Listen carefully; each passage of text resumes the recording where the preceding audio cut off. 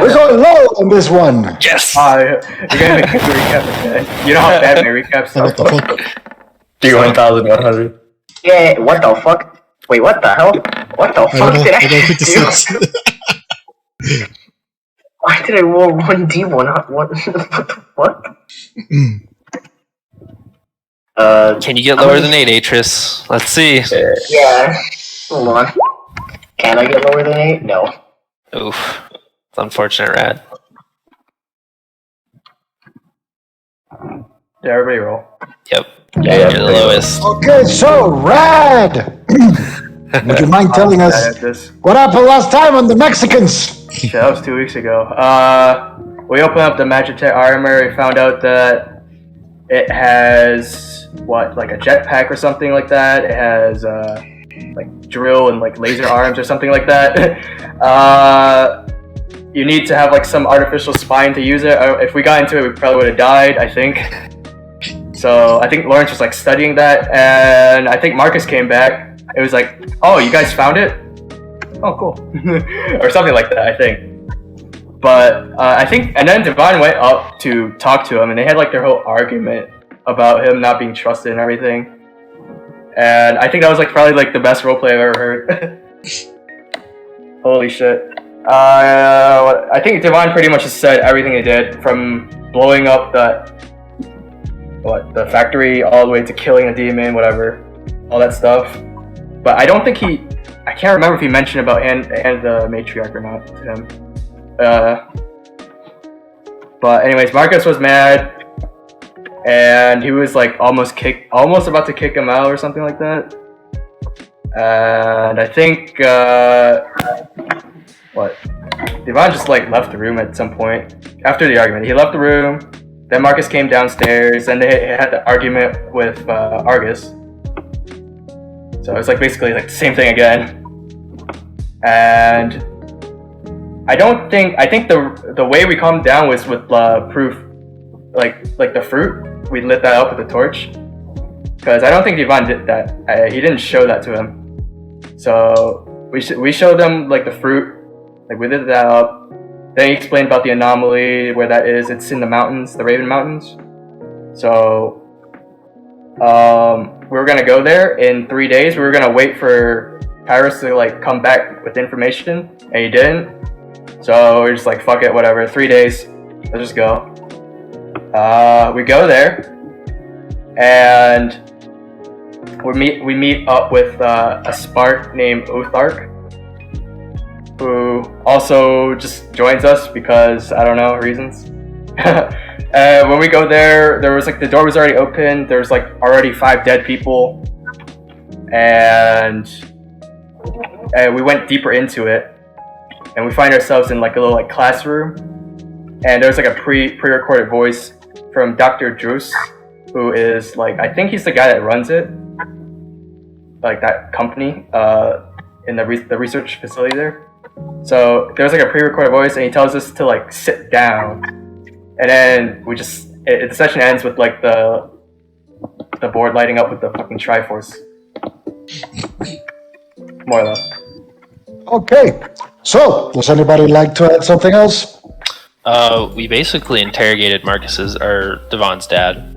Yeah, well, I don't know. You guys like kept arguing back and forward. Yeah, Until what we were doing was we were trying to make sure that Marcus was kind of on our side at the very least. Yeah, because I remember from his perspective, he was like, for all I know, you guys could have killed the 3 sons, because like he doesn't know that. Well, kind of did, but He kind of. we put him out of their. We put the 3 sons out of their misery. And he was like threatening to like. Either he wasn't threatening to put us in jail. He was just saying that he's the reason that we didn't get put into jail. And we were basically trying to convince Marcus that we didn't have. We were trying to do whatever we could, and we're in really deep shit right now, and we're just kind of we're following whatever paths we have to try and get ourselves out of this shit and do what's right. And it took us until we mentioned that we basically all had a mark on our back from the hand of the matriarch to convince him to give us more information, to at least confirm that he's not our enemy. And yeah, also to get information about the anomaly and Yeah, that part. the anomaly, and that's basically where I left. So I don't know the rest. Okay, so you'll find yourself sitting in those weird kind of like school chairs, kind of like looking at the board that just lit up. We've walked into a trap, guys. We walked So- into a trap. Yes. As you are all sitting in that little space, well, that space is sort of like a room, right? And you all sit down, the chairs kind of like clamp to the floor. Do not yourselves restrained. You kind of like look around a little bit. You do hear again, like the speakers kind of like light up again, like flare up. Testing. Yes. Gentlemen, thank you for joining in this selection process. Indeed, this is a few simple tests to determine your basic level of intelligence. Do please write the answers to your to the questions you will be proposed on your desks. And you see that as he says that, as the voice says that, these are kind of like school chairs that have that thing where you can put shit to write on, you know? Yeah. And that thing just basically lights up a little bit, revealing what looks to be a surface. You do not need to use any utensils, just use your fingers, that's enough, thank you. Just make it legible, appreciate it. Yes, so for the first test, as you're seeing in the board, it's a certain figure. This is a test designed to see if you can count. So please do tell us how many triangles do you see. Write the answer on your queries. As for you guys, you cannot. Basically, what you need to do is you need to write the answer on the chat. Yes. I love it. Alright. Oh shit! I'm already wrong. Fuck. Yeah, I know the answer to this one. I changed So- my answer. Why did I follow Super Dino? Echo, why 5? Yeah, it's like, I think 5 or more.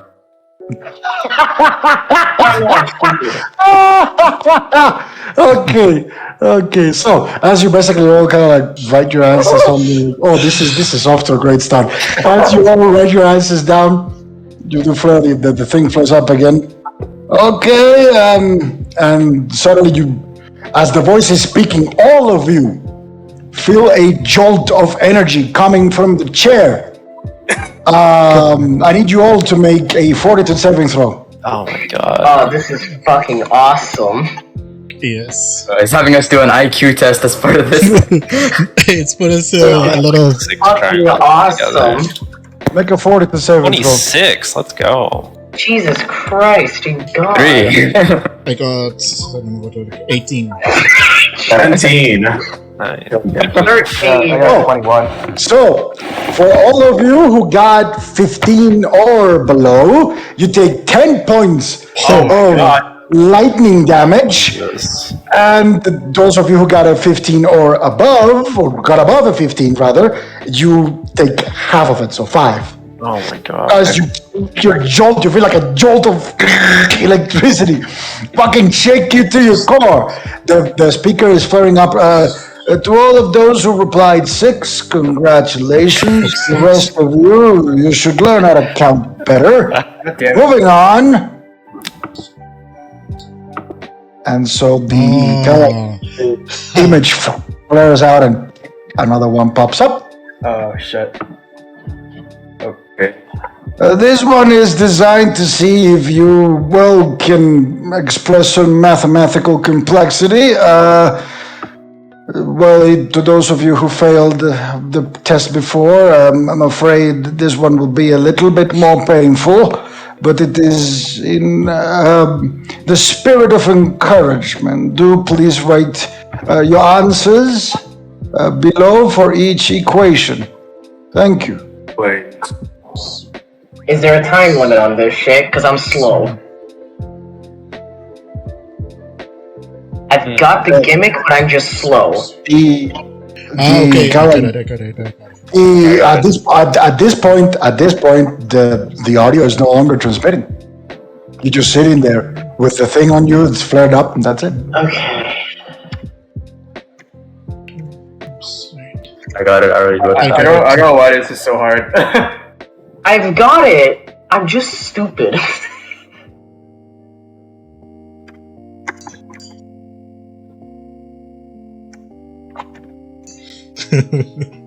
I didn't know we were gonna use mathematics right now.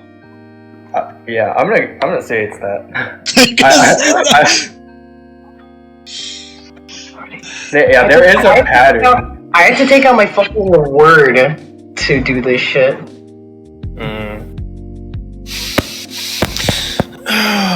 Ay. This is off to a brilliant fucking start. I didn't know we were gonna use mathematics right now. Can I rage to resist lightning? Is that a thing? Are we able to do that? You know, I mean, Okay. again, you're sitting in a room. I'm just gonna try to rage for one round to resist lightning. You're sitting in a room again. Like it's not a matter of. I mean, what is allowed or not allowed? It's up to you guys. Alright, Ronan, if I get it wrong, can I prepare an action to rage to resist lightning, and that's it, and then turn off? Alright then, you know what? Fuck it. Coming. Oh, we got one answer missing. I got it. I'm not gonna use a calculator. I'm not gonna use a calculator. Goddamn You need a calculator for this one? Before you answer, I'm going to use one of my level 0 powers, which is Fortify Lesser. Now let me Google this because for some odd reason I was not smart enough to think ahead of this. I'm gonna use a fucking power, don't Google it in advance. Why do we have to do an IQ test right now? Wait. Dude, that last Okay, one. I got it. I freaking got it finally. I stared at that triangle so long trying to figure out what the fuck did I do wrong. Okay, wait. Wait. Plus 4. So plus. 5. Mm-hmm. I'm going to burn 7 power points. 11. Okay, How much does that add? Okay, so as I'm going the to- last of you as the last of you finishes writing down the thing, the speakers flare up. To all of you who wrote 40, congratulations, you can add up. As for the rest, and at that point, Ethan and Argus make a 40 saving throw. Alright. Before this damage goes off, can I cast my fucking... Like again, that all happens in a moment. It's Okay. not that. Alright. Okay, You sure? Why did you have to answer? I'm not hurt. Let's go. so. Okay, so for Wait. you who got above an 18, you take. Oh, sorry, the DC was 18. So if you get below an 18, you take this time around 11 points of lightning damage as the chair electrifies itself. And if you got above an 18, you take half. That is 6. We're running down, running up. Down. 5. Okay. You take 5. Alrighty. Oh my I'm god. gonna wait until the lightning. Right, He can't hear us. Now right? some of you who are sitting, you see 2 of your companions light up again. This one a little bit more intense. Fuck. Oh I no. don't like this guy. Why Fuck do this you guy. why do you have to test our intelligence like this? You Kind of fucking like sitting there, looking around. The screen changes. Oh. Wait. Oh. All I of hate you this. who are still alive, congratulations. Do not worry about the corpses. The janitorial team will clean up after this. Please do, however, this last test is designed to see if you can actually think. So yes, do please reply the correct answer on your the thing. So the number of the answer? Goes up. Yeah, sir. What the fuck Wait, is what? this? Wait, what? I'm with Rad. I feel What is this? stupid. stupid. I feel stupid over here. Okay, well, fuck this. I'm gonna cast Fortify Lesser. Alright, wait. He can't hear us, right? Wait, why don't we just, like, think about this over? We can communicate. It's like we're taking a test, but we can cheat, right? Let's just talk this out. No, if we can cast... What did you guys put down for your answers? Okay, hold on. Answers. Let me cast my shit, because I'm about to give everyone a buff here if we fuck it up. Alright, I'm gonna cast Fortified Lesser at 7 power points, which gives us a... 45 lesser. It is networks. It is a network spell that lasts 1 minute, so everyone who's in my collective gets it. So not me or Argus, not Lawrence or Argus. No. Wait, so what do we... What's the... It is a 2, 3, 4, 5, plus 5 resistance bonus save. Resistance bonus on saves. 12, then. So 5 more. So you're augmenting it. Yes. You need to say With that. like 7 You need to points. say it. You need to. It's not just I'm gonna burn it. You need to say what you're doing with the power.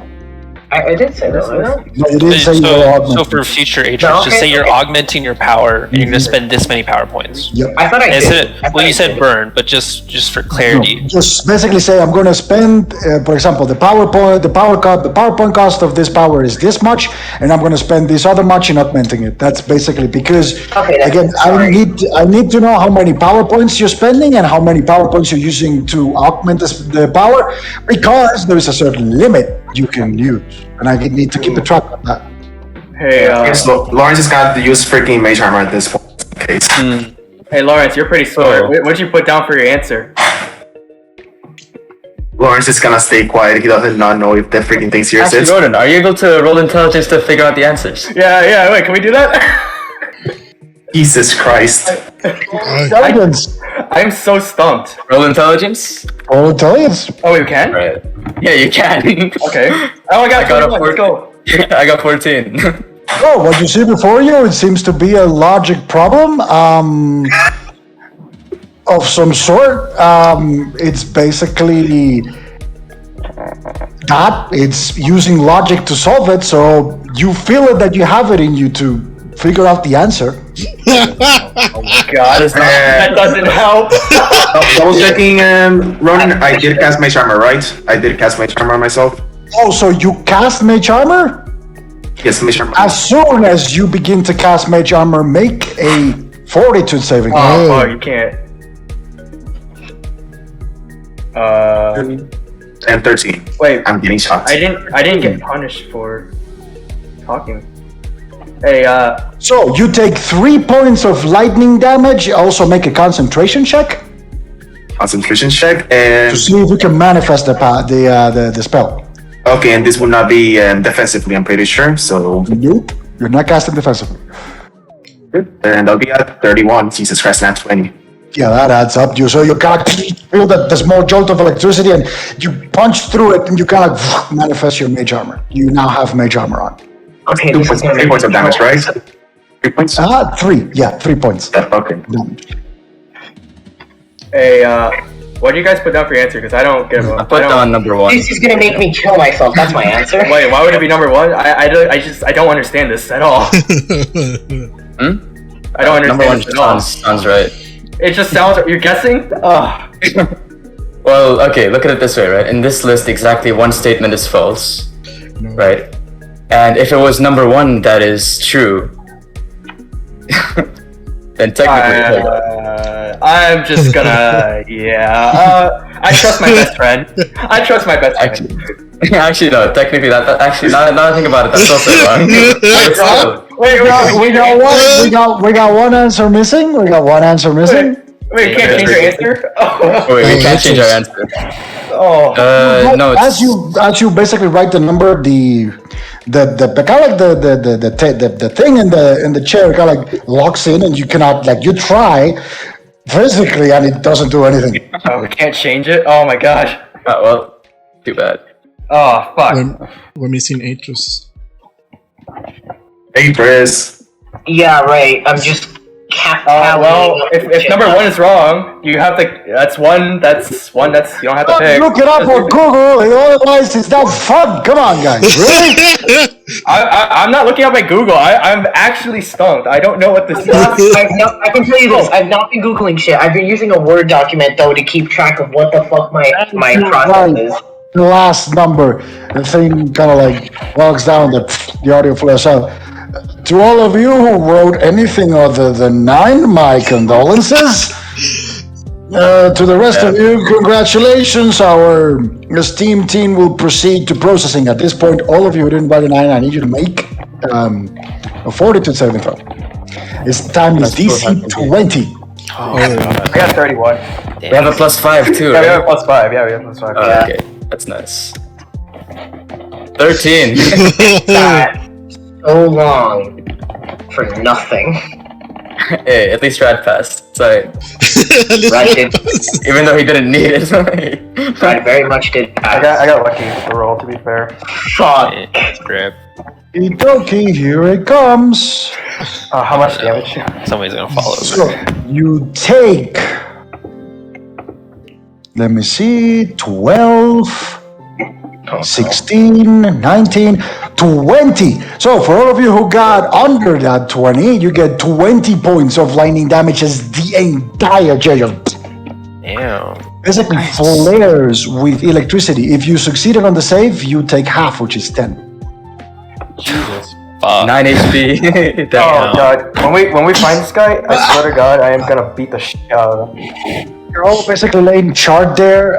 Some of you, like the rest of you, kind of like look around. The chairs unclamp from the floor, and you basically hear that the door on the far side of the room, the opposite end for where you come in, click. Hey, Oh my Uthar. god. Fuck this How place. How are you doing? Jesus I fuck. hate. I'm in pain. Same. I don't know. Oh god. What was the point of this? I don't know, but I fucking hate it. I'm meant to be the Perception one. check, everyone. Make a perception check, everyone. Perception? Education system.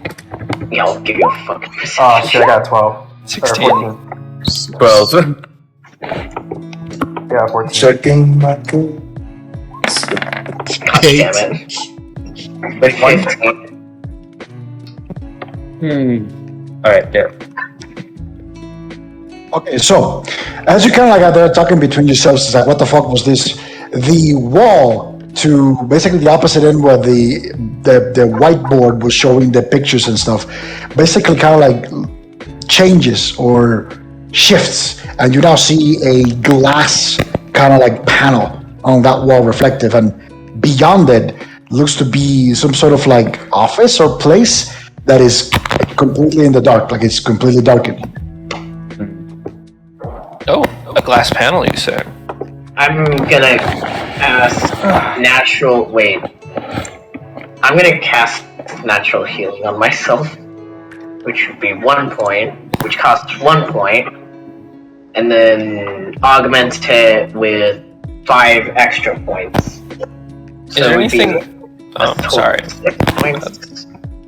It's fine. Is there anything in the room that's movable or that looks movable? Far or like in the current room? In the current room. I mean, the chairs are unclamped. You can move the chairs. I'm gonna take one of the chairs and swing it at the glass. All right, roll an attack. We will use a club modifier, so it will be a D8. Wait, aren't the chairs like clamped though?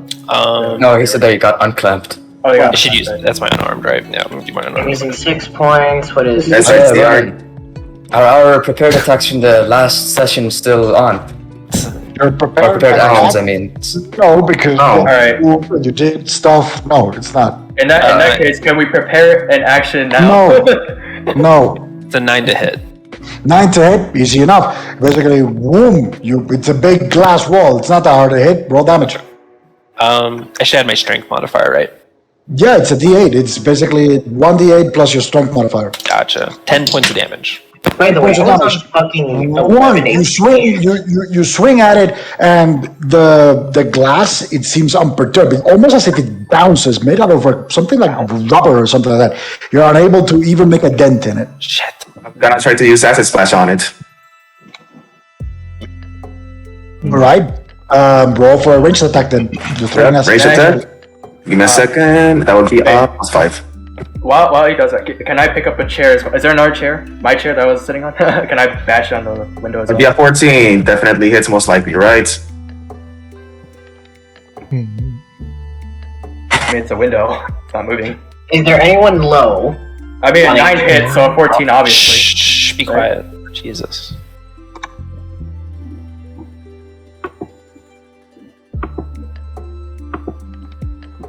Doesn't hit some roll damage.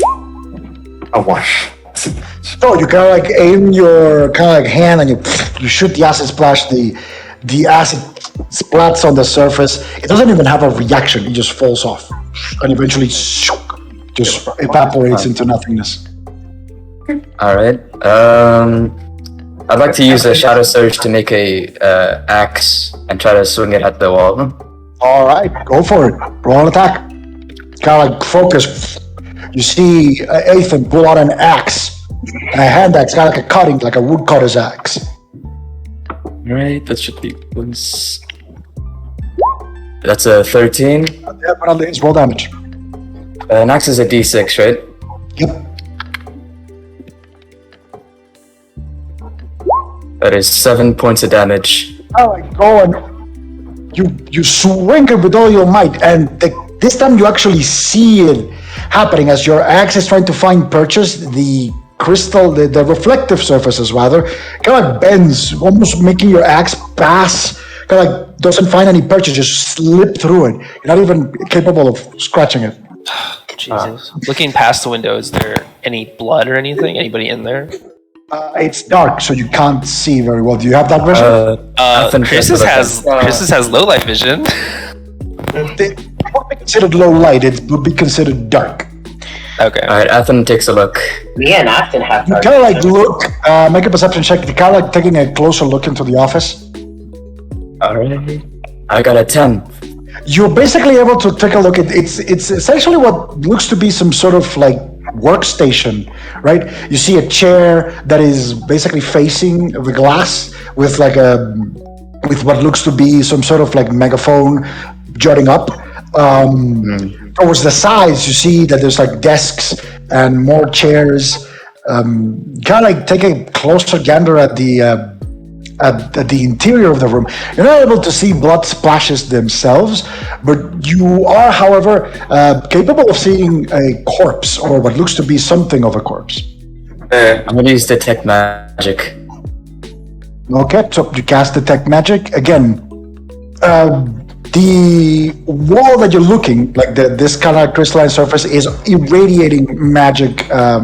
Basically a magic aura. Inside the office, you do see the familiar accoutrements that you're used to in terms of magic detection on a Magitech facility, or something that is powered by Ceruleum and Magitech, which is basically the piping and stuff like that, emitting magic from themselves. But other than that, nothing out of the ordinary, other than the fact that the wall itself that you're looking through, or in this case, the reflective surface you're looking through, it's actually emitting magical energy. Ronan was also gonna cast detect magic to look at the wall, and since it's magical, he will have to cast a spell on it. So you basically cast the spell on it. And as I do that, I'm gonna try to hit as I can. At what level you try and cast the spell magic? At what level? Would be level 3. The spell.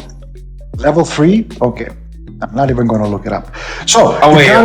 Is it? Oh, my bad. It's my caster level, so that would be 7. Caster level 7? Yeah, I'm not even going to look it up. So you kind of like focus, try to dispel the magic. You cast the spell, it just flutters out. Oh, that didn't work. Shit. Well, That's and by caster and by level I meant your spell level. What level are you casting the spell magic? Oh, level What 3. spell slot are you using? Level 3. Yeah, I'm not gonna look it up. Not even gonna look it up. Level 7. I'm like, wait, what the fuck? There's a corpse inside there. If you guys are it's interested fine. in that kind of Let's shit. just move. We gotta, It doesn't matter. We can't break through it. All right. The door across the room unlocked, right? It's Argus is gonna walk Is over. the door to it. unlocked? Hey, Uthar. Yeah, both doors are unlocked. Yes. Okay.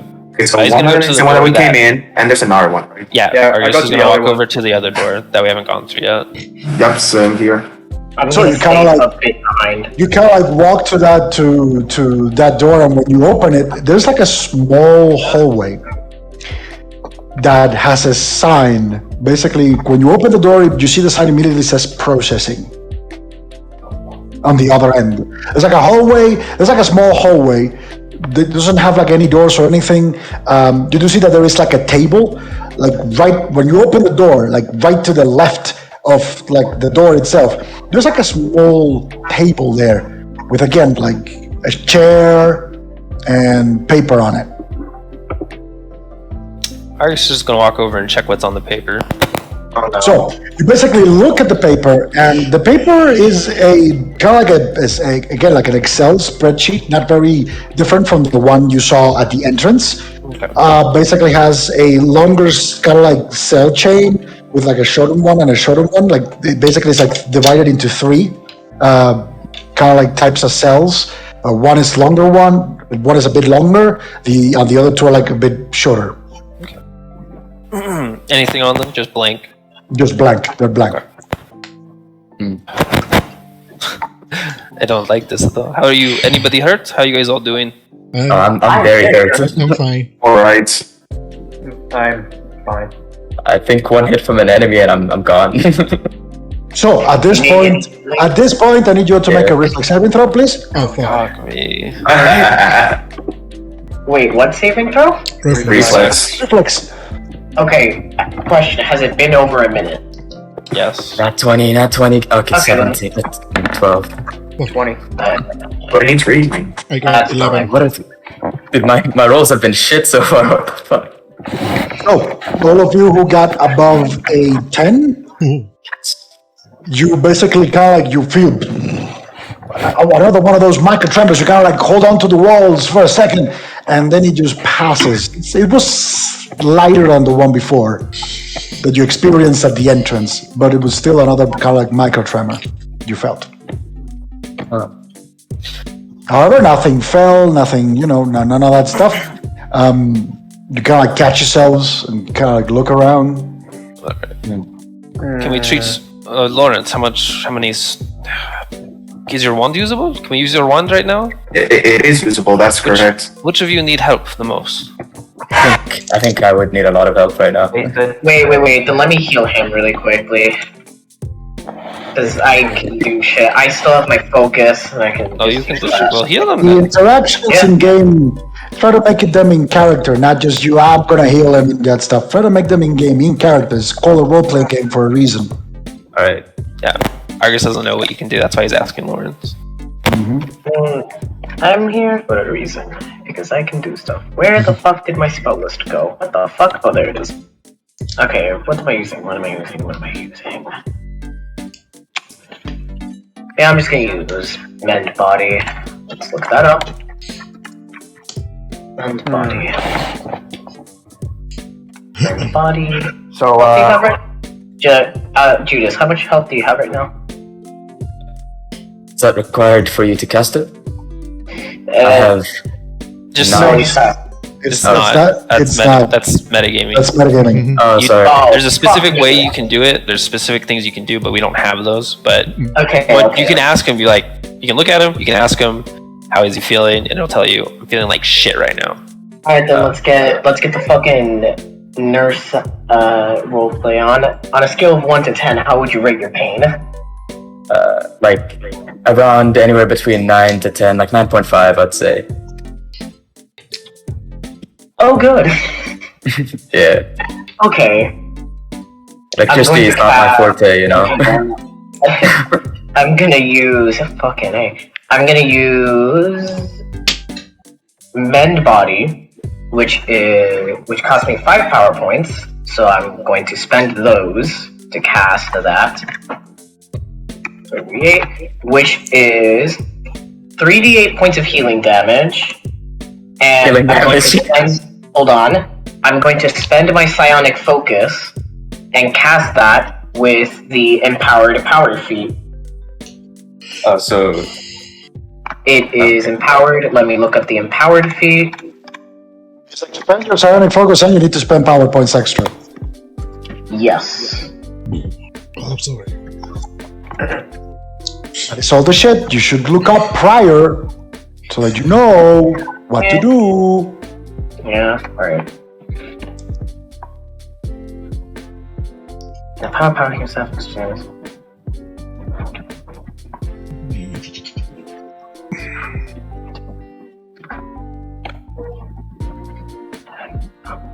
The PowerPoint is powered by 2. So it goes to 7, but you heal twice as much of what you get. So that cost me a total of 7 points. Man, that actually worked out well. What level are you? I am 7. Okay. So yeah, roll your 3d8, multiply that by 2. You're the one who needs to roll, you're the one doing the healing. Oh yeah, right. Alright, here we fucking go. Come on, please be all eights, all eights. Oh, close enough. You get 16 points of healing, which in your case is divided by half, which is 8. Wait, Atris, you did this wrong. So you wanted to expend your focus to do this. So all of those are 2d6s now. So every 1d8 is a 2d6. And then here's half again as many hit points, affects half again as Okay, so the 3d8 goes to 2d6. Right. No. It goes to 66 because every 1d8 is a 2d6, so it's 66, and then Empower should make that 96 because it increases all numerical values by half. Okay. No, because it's not augmenting it, he's empowering it, not augmenting it and empowering it. He's just empowering it. Oh, he said he was going to expend his psionic focus too. Yeah, but that doesn't augment the power. It doesn't augment. Yeah, that's an augment. What? No, it's not. No, the psionic I focus augment gives this the power spell- by expending your psionic focus. Yeah, that's just a feat. It's a feat. Empowered power. No, that's part of the men body spell. It's a No, it's not. No, it's not. It's a prerequisite. I'm looking at the D20 page right now. It's right there on the augment page. It says expend your psionic focus. Each 1d8 points of damage heals instead 2d6. He's expending his psionic focus. Use the meta psionic feat of empowering. No. Because that doesn't require you. You don't need to expend your. Oh, my bad. Okay, you're right. I'm sorry. I misread. I'm sorry about that. Okay, you did it right. My bad. Yeah. Okay. That'd be I'm gonna keep that other one in mind. 66. No, it's still 3d8 because he expended Still psionic 3d8. focus for. Yeah, that's my bad. I'm sorry. Basically, to use the augment, to basically it's confusing. The augmentation and meta psionic feats can make it confusing. So, basically, what he did was he expended his psionic focus to use the empower power meta psionic feat. Right. That means that he cannot basically use it to augment the power. Right. That's a limitation. Otherwise, you can just expand your meta psionic feat, empower, and augment, which is like, okay, a bit too much. It's a bit too much. Gotta get deep focus, Atris. I do have 2 focus. Oh, you do have. Okay. Well, Actually, wait a minute. You're You cannot expend more than one at a time. Okay, thank you. Alright. Again, psionic classes are really powerful, but they have limitations. You recover 8 points of healing, Nathan. Okay, yeah, alright. Nice. I did the best I No, could. wait, no, you actually, no. You should recover a little bit more, right? No, because it's 16. You recover, because this is psionic. You recover the whole 16, yeah. Wait, really? Wait, psionic healing goes. Wait, really? Mm-hmm. It heals me full? It's not like the... Nope. Not positive energy. So it's not positive energy. Holy shit, yeah, it's not positive. I feel like someone's found a new pocket medic. Holy shit. Yeah, it's like actually your body healing. It's what it does is it extracts energy from the astral plane and essentially accelerates your body recuperation. It physically makes your body heal quicker. That's what it does. So what I was thinking is like that. Yeah, it's psionic. So the psionic healing works different than arcane healing. It's you get full. So 16. I have one more question for the empower. Wouldn't it be that the dice is increased instead of the actual roll, or is it the roll that's increased? No, it's that numeric values. power increases It by says, half. it says numeric values, not dice. So oftentimes when it says numeric values, I interpret the numbers to keep it simpler. Okay, thank you. All right. It's fucking confusing, and I've set myself up for this. If we start adding stuff to dice, it's not because now it's pretty simple. Later on, when you guys begin to roll 15 d20s and shit like that, it's gonna make my goddamn game into a fucking Excel spreadsheet of math, and I don't want to do that. Okay, that I makes already sense. have. Gotcha. I already have one from that fucking confusion room back there. All right. Okay, so That's at this point, after your healing, you see Uthar basically spend way too much time trying to kind of like come up what he's going to do. Eventually, Ethan, you're healed a little bit, and the hallways before you, the tremors passed. This kind of like it's this kind of like weird, off-putting place, but it's a hallway. There's a door at the end that says processing. how's the light level? Is it darker? No, it's lit. It's lit. You can see. Yeah. Blood splatters. Pretty clean hallway. Yeah, imagine a clinic, kind of like a hospital hallway, no doors, very creepy. Almost like the entrance to a morgue of sorts, even. Right. Perfectly lit. The walls are white. Nothing remarkable other than the table and the chair. Very plain, in a way, and that's it. There's no disarray on this section. There is no disarray in this part. Shit. Fuck. I do not trust this in any way, shape, or form. This is not the good sign. This is We're too going creepy away for from me. the destruction.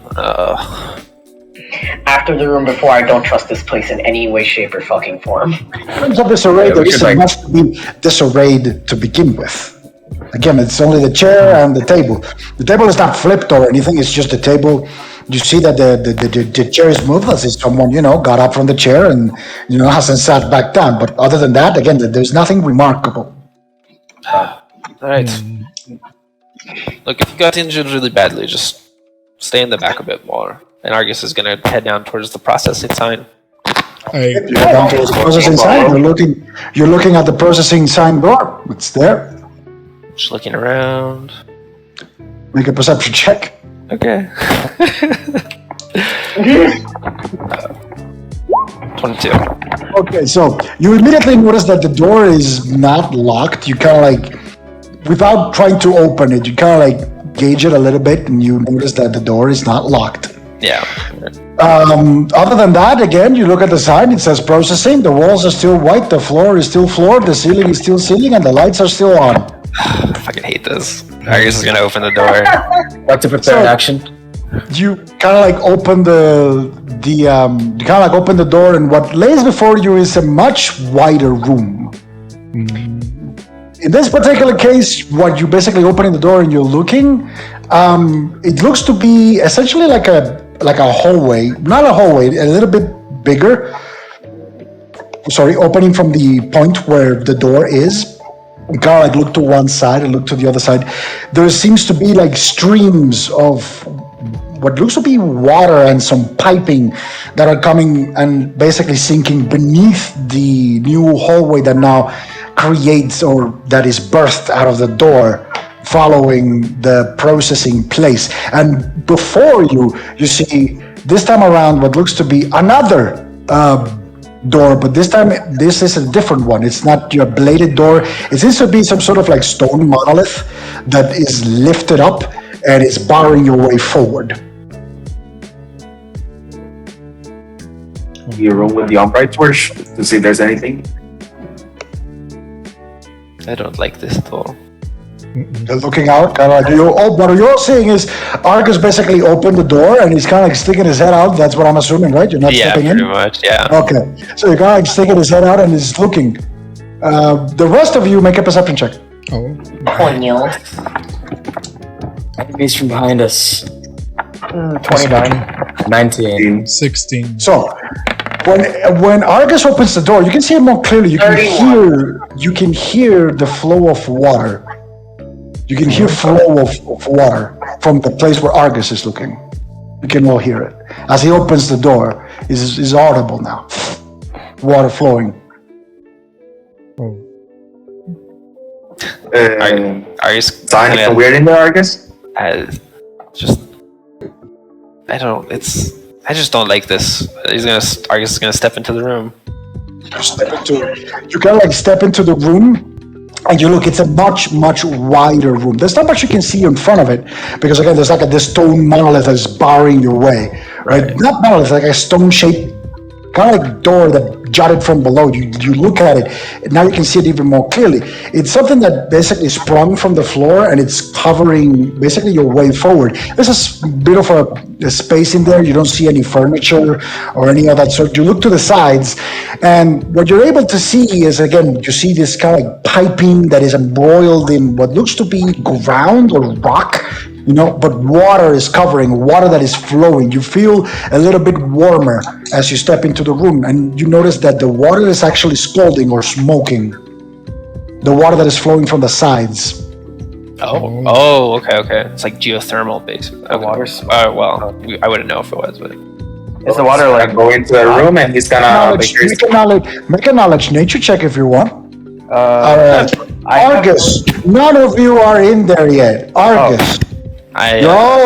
You're all basically looking at yourselves dumb in the hallway. Alright, I have then I'm gonna go in. geography. I thought we were in. That does not apply. You can make knowledge nature. I mean, I'll allow you to make a survival check even. Let me check that one real quick.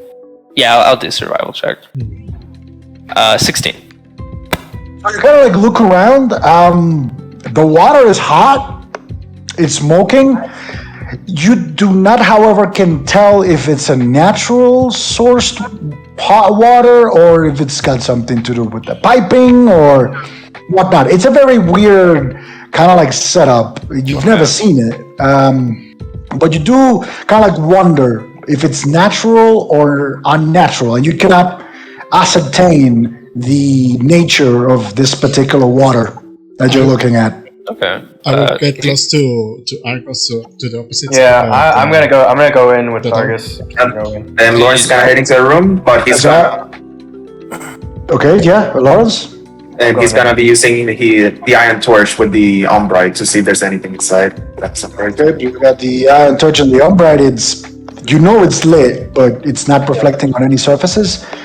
In the case of the rest of you, Damien and Divan, you step into the... you're also doing it, Lawrence? Yeah, Lawrence is also gonna do it. What's going on? We're going in. Yeah. Wait, you're going in? Yeah, I'd like to prepare an action before I go in to... Okay, you prepare an action before you go in, and as you go in, your action prepared is invalidated because you cannot walk with a prepared action all the time. So, this ain't a JRPG. So you walk into the room, all of you kind of collectively at this point, walk into the room and you see what I just described for Argus. There's like a stone kind of like monolith or door-shaped thing that juts from the ground that is barring your way forward. You cannot see forward. You look to the sides, and again, this piping, the hot water, the flow, and the temperature in this room is a little bit warmer than in the room before. Wait, so we can't go any more forward? Argus is going to use his ring to make a hole in the stone monolith. Make a hole. Okay, so you kind of like touch the stone monolith, and you kind of like use shaped stone to open a hole. When you kind of like begin to cast your spell, and the kind of like the hole begins to manifest, you begin to hear first faintly, and then basically alarms begin to flare. Give me a second. Give me a little bit of second in here. Constructs, here we go. Cause you get the dummy dum dum. You did a dummy dum dum. God damn. So, Here's where we die. I need you all to roll initiative. Let me show you what you're seeing. Oh god damn. Double checking, Lawrence. I still have my -2 for dexterity. That is correct, right? So that would be a minus. Okay. Oh god So that damn. would be a +6 instead of +8. I also want to make a token for me, and they didn't do shit, and I don't have anything. Box. 15. Told you to send me one, you didn't. I don't have anything. So at this point, Argus, when you begin to cast the spell, you hear the alarms flaring. Wah, wah. You see the door begin to slide down. Shit. Let me show you what you see. Fuck.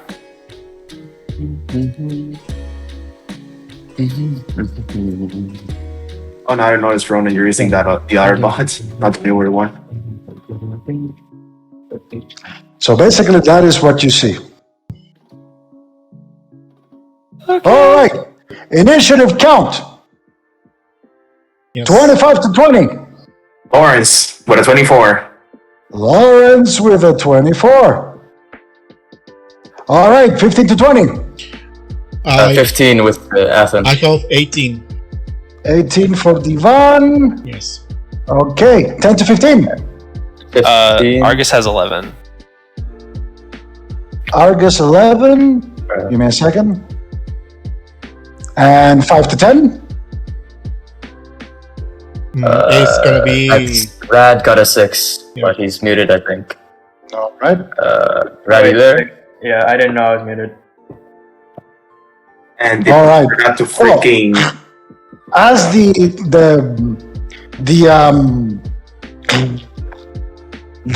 wall kind of like crumbles down, you do hear to the sides of the wall,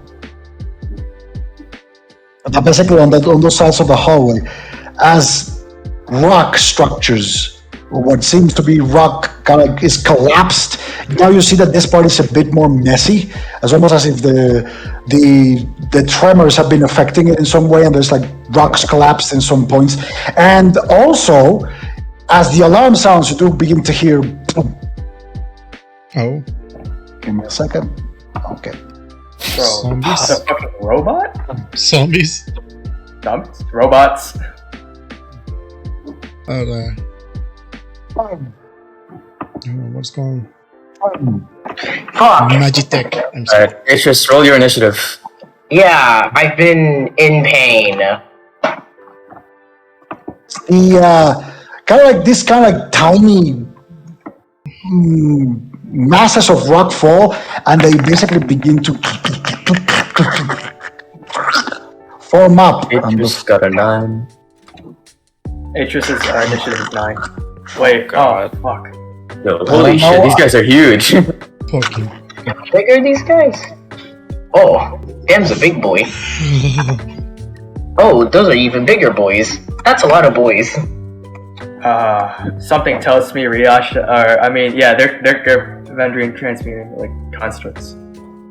Ronan, I'm throwing you a fucking PNG. I literally just stole this. Where is our chat? Wait, Atrius, you don't have a picture? No, I don't. They all kind of like opened up.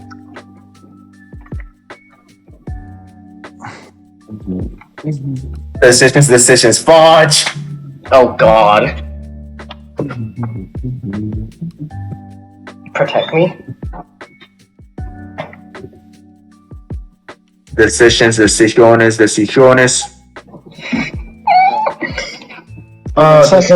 because I mean, someone.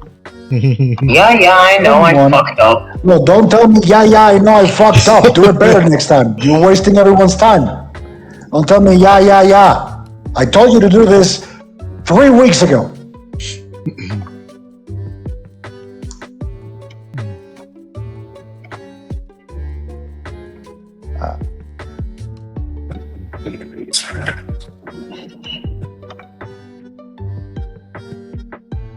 Okay.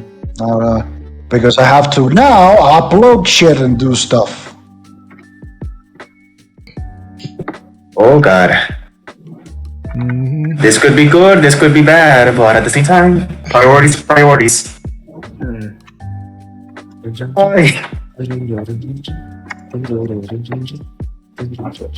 Don't know how much those things sell this. I can. Ooh. I don't know what I want to bet on. Let's focus on I'm that. opening my entire fucking spell sheet in this. Then how many of these I can cast more? If I do that, I would only be able to cast it. Okay. The song is a banger. Jeez. It is. What is that? What is that? It's Final Fantasy Is that 14. you? Dude, I'm literally stealing shit off the internet. Bro, your face is so long. Shh. This is Final Fantasy 14. He's like, fucking hey, this is a bop. Okay. Okay, so let me roll initiative for my goddamn beautiful little thingies. Okay. Okay.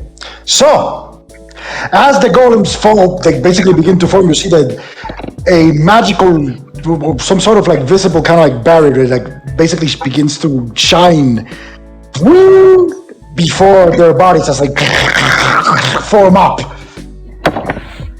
And they all look at you, immediately lock onto you. Start around! Lawrence! Haste on everyone!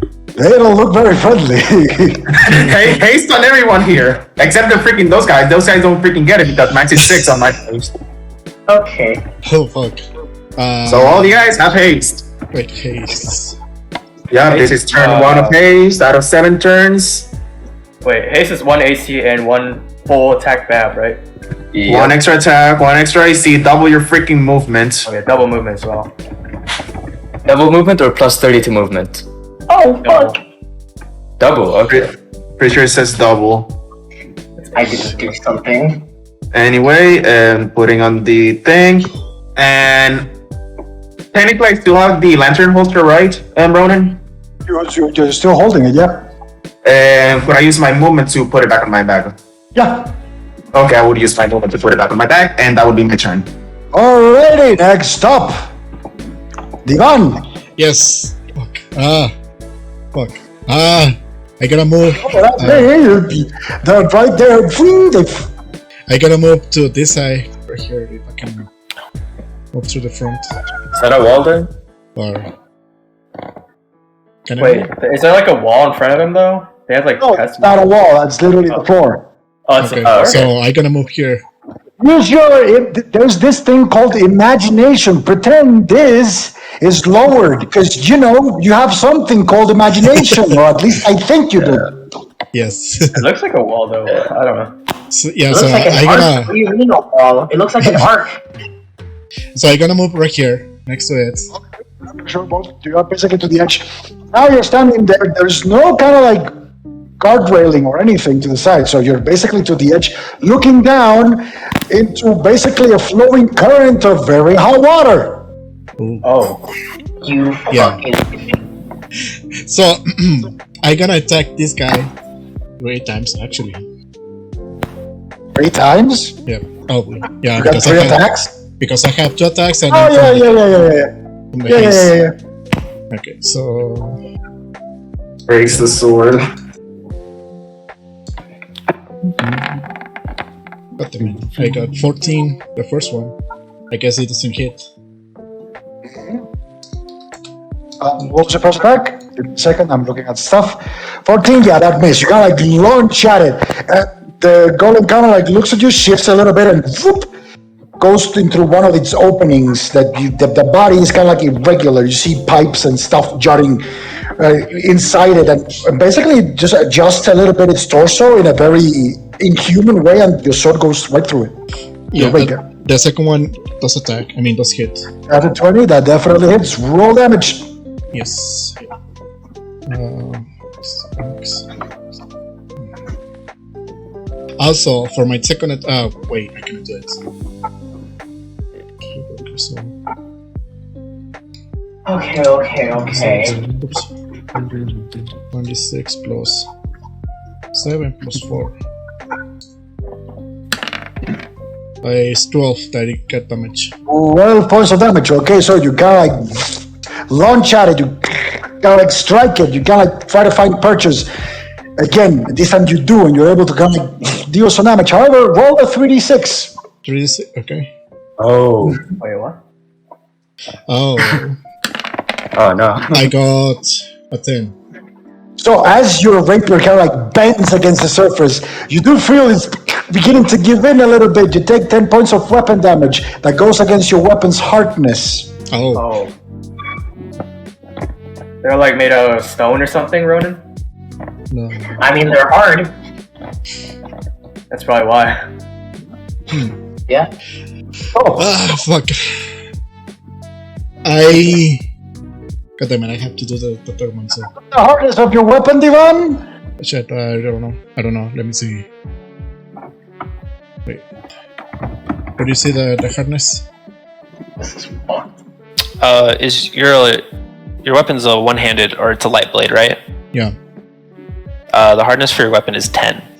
Oh, so it breaks. So as you basically lunge, you feel your rapier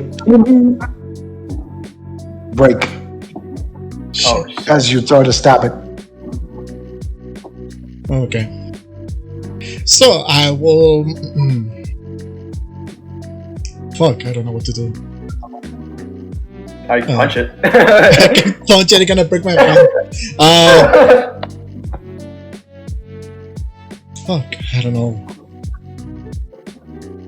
Wait, can I use my third attack to retreat? No, you can use the rest of your movement. Well, yeah, I'm gonna try to. I'm gonna try to move back Where? where I was, right here. Okay, as you move back, this is going to take its attack of opportunity, and as you see, basically from from inside the arm, it basically a blade unfolds itself, almost like a falchion, kind of like, and it's going to hit you. Okay, give me a second over here. Way too many shit open. Okay, that's gonna be. It's gonna be a 12 to hit. It misses. So it swings at you, and you kind of duck as you're moving back. Now you basically have half a rapier. Your rapier now has the broken condition. Shit. Is that your turn? Can I use my rest of my I gonna just toss my rapier and then open up my. That takes a lot longer than what you have left. Like you have a little bit of your movement, and you've already used your attack, so you cannot do it this round. Okay, so then it's gonna be it. Okay, Ethan, you're up. I'm gonna use my movement to make an Elven Curve Blade enchanted with Keen and Icy Burst. Form the Elven Curve Blade.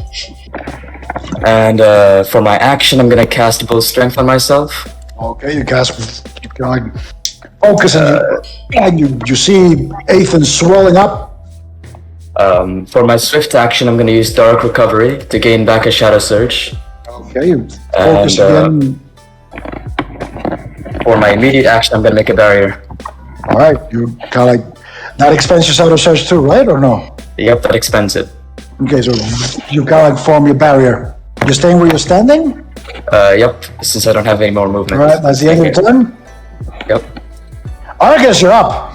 Argus is going to use a swift action to bring out Ryash's Dispeller. Any Avenger or any Umbrite? Nope. Okay. Then oh fuck.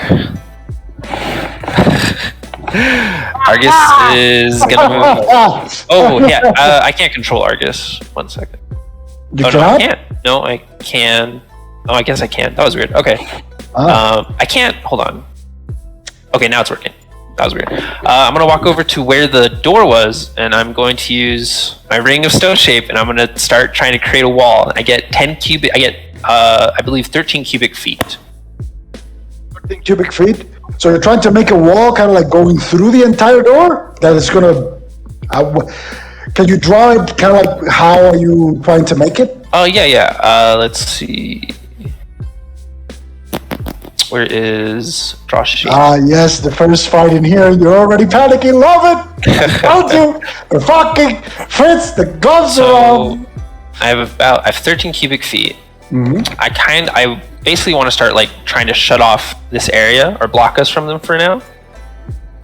Yeah, you could do it. It's gonna leave a couple feet to the side as wedges because it's like a 15 feet wide. But yeah, you can pretty much do it. How much is the height though?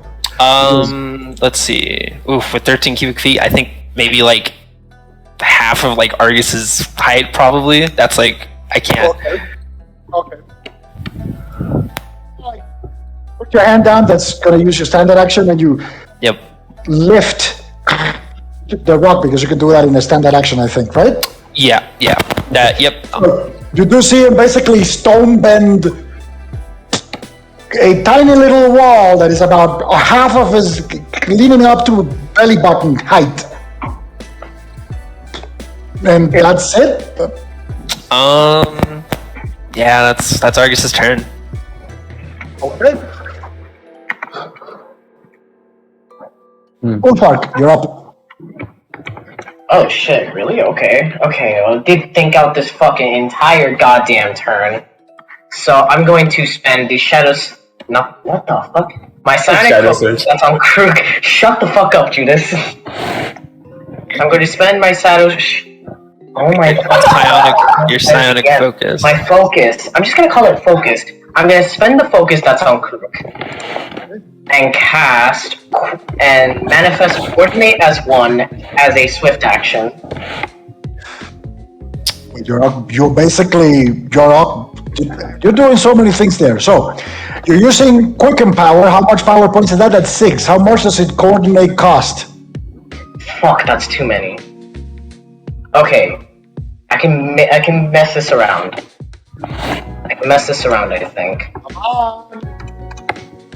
I can just cast coordinate as one as a normal action then. Oh, standard. There you go. Then let's see. Jesus Christ, this is fucked.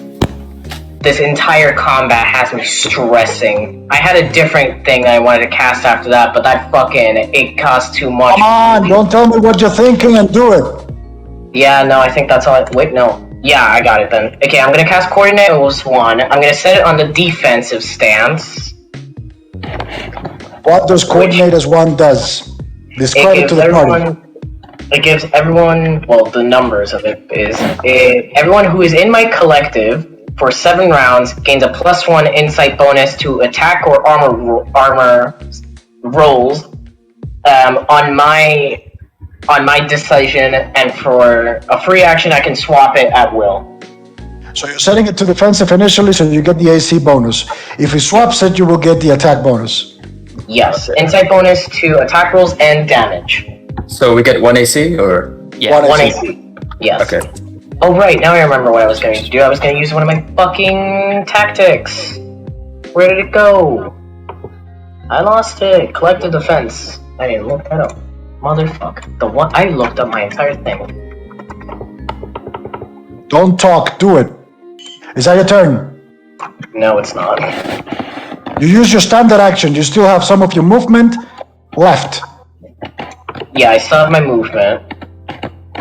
I'm able to use tactics as, what are tactics? Strategies, I mean. Oh, you're telling me to tell you how your character works? You didn't bother to read it? Okay, no. Alright, fine then. I'm going to just use my move action to regain a psionic focus.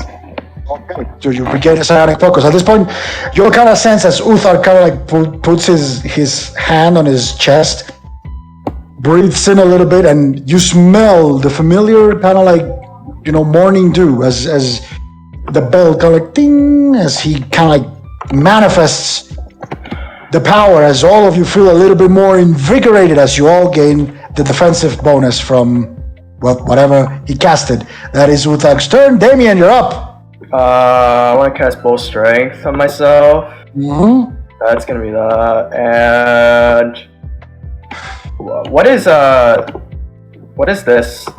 Like this direction here? Hopefully. It's water. Hopefully it's just water? Yep, that's filled with water. Okay. Is it deep? You don't know. Is it a You fall? don't see the bottom, though. You don't see the bottom. Is it like a fall though? Like, is it below me? Yeah, it's basically sinking beneath the the floor where you're the hallway where you're standing at this point. I guess so. I'll move right here actually. I'll 5 feet step there and fuck. That's not 5 feet. That's 10 feet. Yeah, whatever. I'll just move there. I can't really do anything. Anyways, I got full strength, so yeah, that's what I'm gonna do. All right, it is now the golem's turn. Yes, sir. So this one is going to move over here. He's going to step over the wall and land right here. That'll be 5, 10, 15. Yeah, no, that's pretty much, yeah, dropping down is, yep, that's 20. So it kind of drops in there. This one is going to move 5, 10, 15, and 20, dropping right next to you, Damien. But not there, but right there. Right next to you. This one is going to move 5, 10, 15, 20, right there at the beginning of the wall. This one is going to go to the beginning of the wall. This one's going to move 5, 10, 15, and 20 over here. 5, 10, 15, and 20 over here. So these two, one is going to take... Well, yep, Divan, which was the one who attacked him earlier, is gonna just swing at Divan. Oh, fuck. So that's gonna be, shit, another 12. Yeah. It misses. Thank God. Keep rolling low. Wait, give me a second. Give me a second. Yep, luckily for you, it only has one attack. Okay. The other one is going to swing at Damien. That's going to be a 19 to hit. Yeah, it hits. All right, so you Wait, take. 19? Yeah. You. Okay. I don't have a lot. Even with 2 more AC, that's like I only have 16. You will take, my friend. Give me a second. 2d4 plus 6. So that's going to be 13 points of damage as he just again like. From out of it, inside its arm, a falchion forms and just strikes at you. 13? Mm-hmm.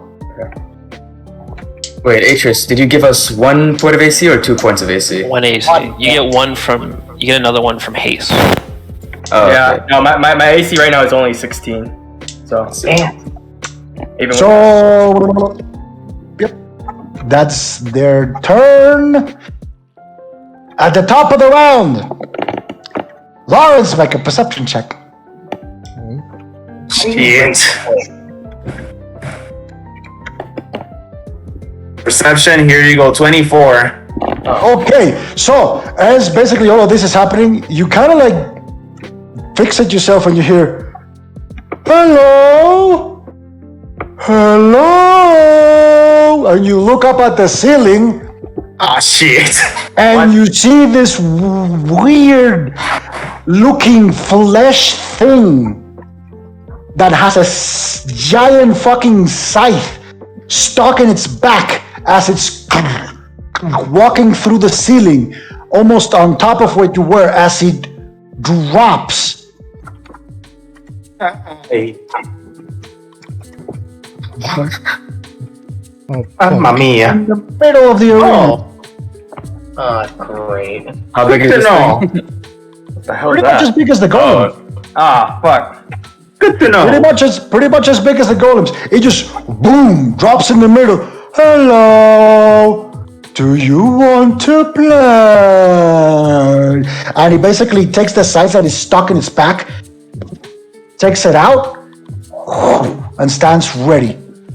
I'm gonna roll initiative for my little flesh golem. Great, it's a Bloodborne boss.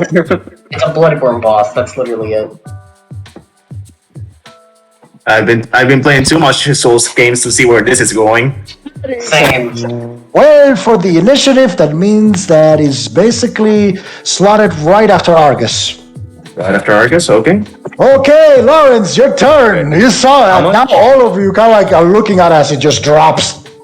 And the fireball, my good sir, is gonna be right here. That's a 20-foot radius. It will hit all of the golem, except, and it's not gonna hit Argus nor Ethan.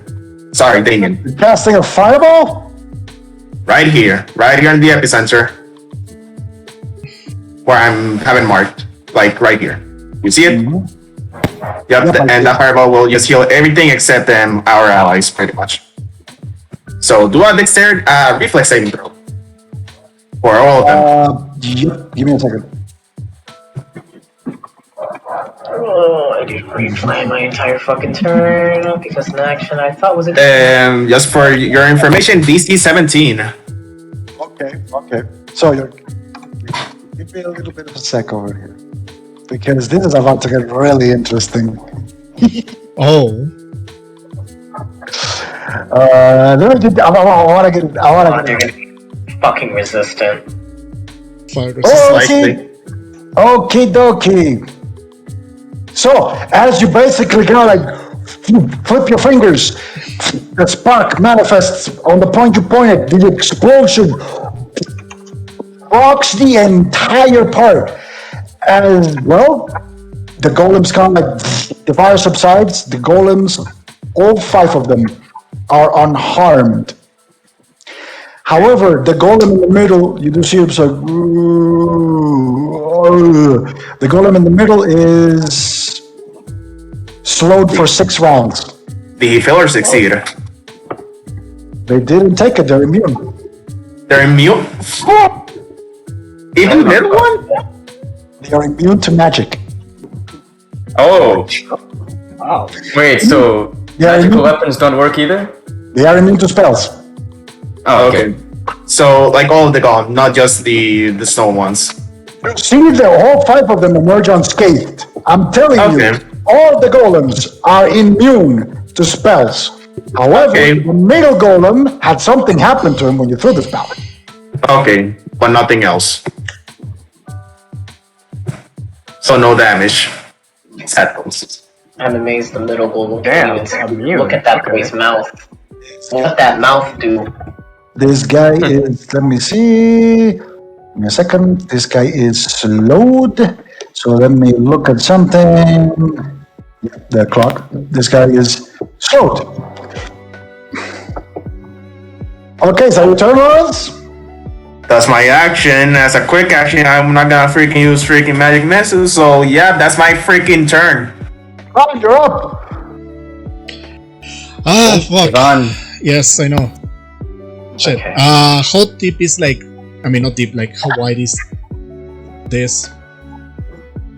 Basically, what you're looking at is a kind of like a pool that basically flows in normally, and then the flow of water that goes beneath it. The gap is 5 feet. That's a gap of 5 feet, but what you're seeing is just a wall. After that, you fall down, and it's water. Ah, okay, so this is a wall. Yep. No. That's not a wall. This is a wall. Oh, this. This is the wall. Oh. This is a wall over here. It's not a wall. It's like basically like separating the flows of water. So this flow flows beneath this one over here. Hmm. Fuck. Shit. I'm going to take out my. Shit. Okay. I'm gonna drop my rapier because it's broken. Actually, I'm gonna take out my crossbow, and can I use my movement to take out my regular what's it called, my regular arrows, because I literally have like the tank one. Okay. So I can swap out the tango one to the arrows. Okay. And I think that's it that I can do. No? You have your crossbow equipped or not? Yeah, I have it. I literally have it on me. Then basically what you do is you drop it, you kind of like swap, and you put an arrow. I'd say that's your move action because you have it on you. Yeah. Yep, you still have your actions. Okay, so I'm going to actually attack this guy again, trying to attack him. -2 penalty because you are basically attacking at point blank. So with Yeah. the range weapon, you take a -2 penalty for roll an attack. -2. -2. Mhm. Okay. D20 plus 11. Unless you have the point. I think it's called point blank shot feat. I don't actually. Okay, then you take a -2. Just repeating. Repeating that crossbow. Oh, fucking kidding me. Oh god. Okie dokie. Now the panic begins to really set in. So, you kind of like, I'm gonna make this fun. Roll a d100. Now my freaking crossbow's gonna break. I got exactly 51. So, you kind of like shoot. Your crossbow doesn't jam, but basically the arrow kind of like fires, bounces off the golem and grazes your face, almost hitting you as it stalks itself in the door behind. Weird, like what the fuck? Okay, that was your first arrow. You want to reload? Yes, you want to reload. You reload your quick action to reload. Okay. Yeah. Okay, so it's gonna be d20 plus 6 minus 2. Oh, finally! 24. That's actually a crit, and that definitely hits. Roll damage. Nice. Max roll. Bless you. Went from nat 1 to nat 20. That's huge. 1d8 plus 1, I think it was. Yes, plus 1. But goddammit, not resistant, immune to He's magic. going Punch me. 6 points of damage. 6 points of damage. Oh yeah, 6. 6 points of damage. So the arrow doesn't actually lodge itself when you fire it. It kind of like shatters when it kind of like impacts the body. It just shatters it. But it dealt damage. It dealt damage. 6 points of damage. It dealt 6 points of damage. It is 6 points of damage. I mean, it's something. It dealt damage. So basically, you cannot reload it any longer because you used your quick action to reload it. So that's the end of your turn. Yeah. Okay, Ethan, you're up. Alright. So this one was the... Okay, hold on. Let me see. First one. Is there a place where I can stand over here? Nope, over there, no. That's water. Okay. Yeah, we're really in a cramped area. Yep. And there's a wall over here, so I can't stand here either, right? There is a wall. I mean, you can climb it if you want to, but there's a golem right before it. Alright, then I'm gonna move 5 feet in front of me over here. Okay. And I'm gonna attack the same golem that Devon was attacking. All right, go for it. Let's see. I get a +1 to my attack from haste, right? So... Yes. Oh, yeah.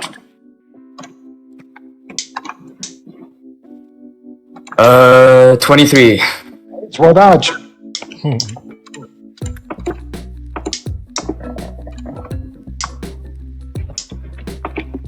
And right now we're on defense, so it's more AC, not damage.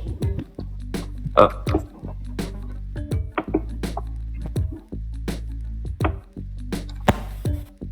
That's a 15.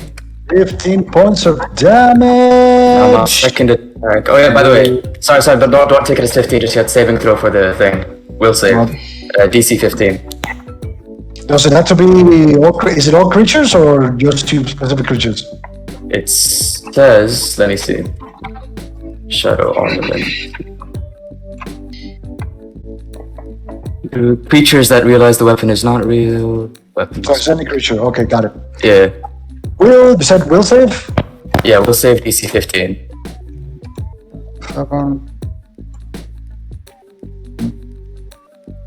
Okay. Will save DC 15? Yep. That's a 9! Thank God. Alright. Now so that's 15 points of damage. Now my second attack. 15 points of damage, okay. Please be a crit. 18, does that hit? That definitely hits. I'm not even gonna make you roll damage. How do you want to do it? Oh, okay. I just wanted to, like, I don't know. Or something. I'm not that draconian. Alright, I want to cut its leg off. Wait, it died? Also, for the first one, roll a 3d6. I forgot. So before you even roll the second one, Oh, roll yeah. a 3d6 with the first one. Alright, 3Ds. It died? What the fuck? I guess they don't have that much HP. 8. Oh, thank God. So your weapon takes 8 points of damage. Your shadow weapon takes 8 points of damage. Alright, So keep and that down. it's What's the hardness out of of your 10, right? weapon? What's your hardness of your earthen curve blade? a two-handed blade, so it should be 10. Yep, I believe it's 10, yeah. Weapon hardness is 10. Okay, it's 10, right? So it takes 8, so if I take 2 more, it's broken? Yep. Alright. Beautiful. So you kind of like swing once, vroom, it kind of like gets a gash, and you see shadow stuff from your weapon begin to basically splinter away. You kind of like say, "Fuck it," and you swing it again. As basically this time your weapon strikes it parallel to like the ground, vroom, cutting the legs basically clean. Roll another 3d6 as this one basically stumbles to its side and just turns to a bunch of rocks. That's 12, my weapon's gone now. And right? as you swing, you do see that your shadow element blade begins to basically disintegrates itself as it's gone. However, you killed one golem. Yes. Yeah, I think that should be the end of my turn. That's the end of Killed the one, turn. boys. There's only 5 more. All right, Argus, you're up. We're running out of weapons. Okay. Well, I'm gonna use a swift action to switch back to Chris's. And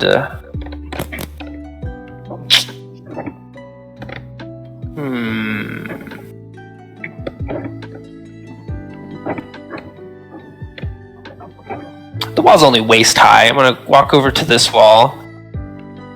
Oh, well. Can I get up like right next to the wall? Would I still be able to reach the golem on the other side? You need to step 5 feet forward. Okay. Like right here? Yep, you basically kind of like are clambering in between the tiny space you left from like the wall length and the wall, so you don't have to climb it, but you kind of snuck in there. Okay. I feel like I could get like a pretty good swing in with Chris's, right? Yeah, you can thrust, absolutely. Okay. I already spent that swift action.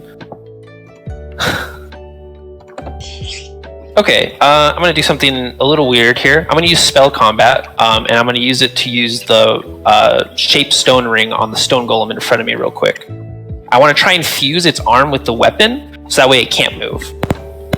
So you want to fuse its arm with the weapon. The weapon is made out of steel, though. I mean, I want to fuse like the joints in its arm, so it can't like swing the arm. Is what I meant. Sorry.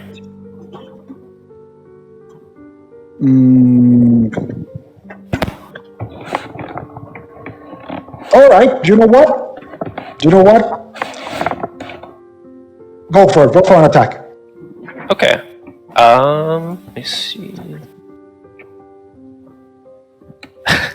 I can deliver this through Chris's? Oh, do it. All right. Oh, I like the idea. All right. I wonder if Chris is brave. I like what your brain. I like what your brain is doing. Thank you. It's an 11 to hit. That misses. Oh man, that's a good idea. but Not. the charge of the spell isn't discharged yet, right? No, it's not, because you basically miss. Boom! You gotta go to punch it, and you cannot miscalculate again. It's like tight. You're trying to reach it, but you can't. Okay. I'm gonna try and do the same thing again. All right, go My for it, next buddy. Go for it. attack. Let's see. That's a 23 to hit. Definitely hits when you deliver the spell. However, what's your spellcaster level? 7, right? 7, yes. As you basically try to basically shape the stone golem, I need you to roll 7d6. Okay. Oh god. 76. oh fuck. Oh, Is that- with the is that so wait, damage? so this is from the ring. Would it be different because somebody made that spell?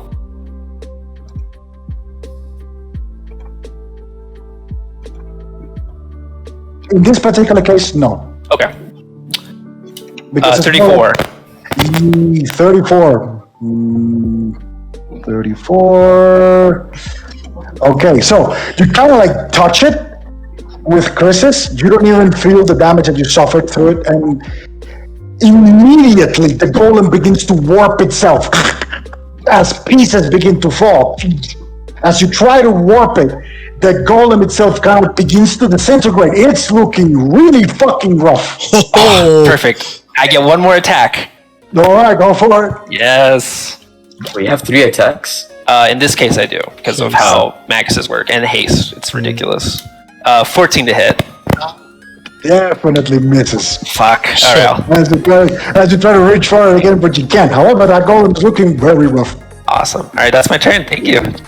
Alright, that's your turn. Ulfark, you're up. Okay. As a swift action, I'm going to use one of my strategies, which is collective defense, which raises everyone's AC by an extra 2 points. Oh, Insight bonus. This is an insight bonus. Okay, so to be clear, for everybody, just so you know, that's just it's a +1 basically, because the last one was already an insight bonus, so it's just another 1 on top. so It's just another one. Yeah. So since the last bonus he gave us was already a +1 insight bonus, right? This one is a +2, so instead you just it's just another. You said just take Wait, the +2 so- instead of Yeah, the you 1. just take the +2 instead of the +1, basically. wait, Yeah. so my AC is 20 right now. Yeah. So just help. You cannot stack them. You take the higher one. Yeah. The compensation first. So it's gonna be Okay. 19. That's pretty strong. Okay. This lasts for 1 round. Okay. And then, as my standard action, I'm gonna cast Mend Body on. Wait. Who do I think's pretty? I'm gonna cast it on Divan. What? I'm gonna cast Natural Healing on you. Wait, not Natural Healing, Mend Body, which is 5 power points. So let me spend those. 3, 28. Okay. Now let me roll for your healing.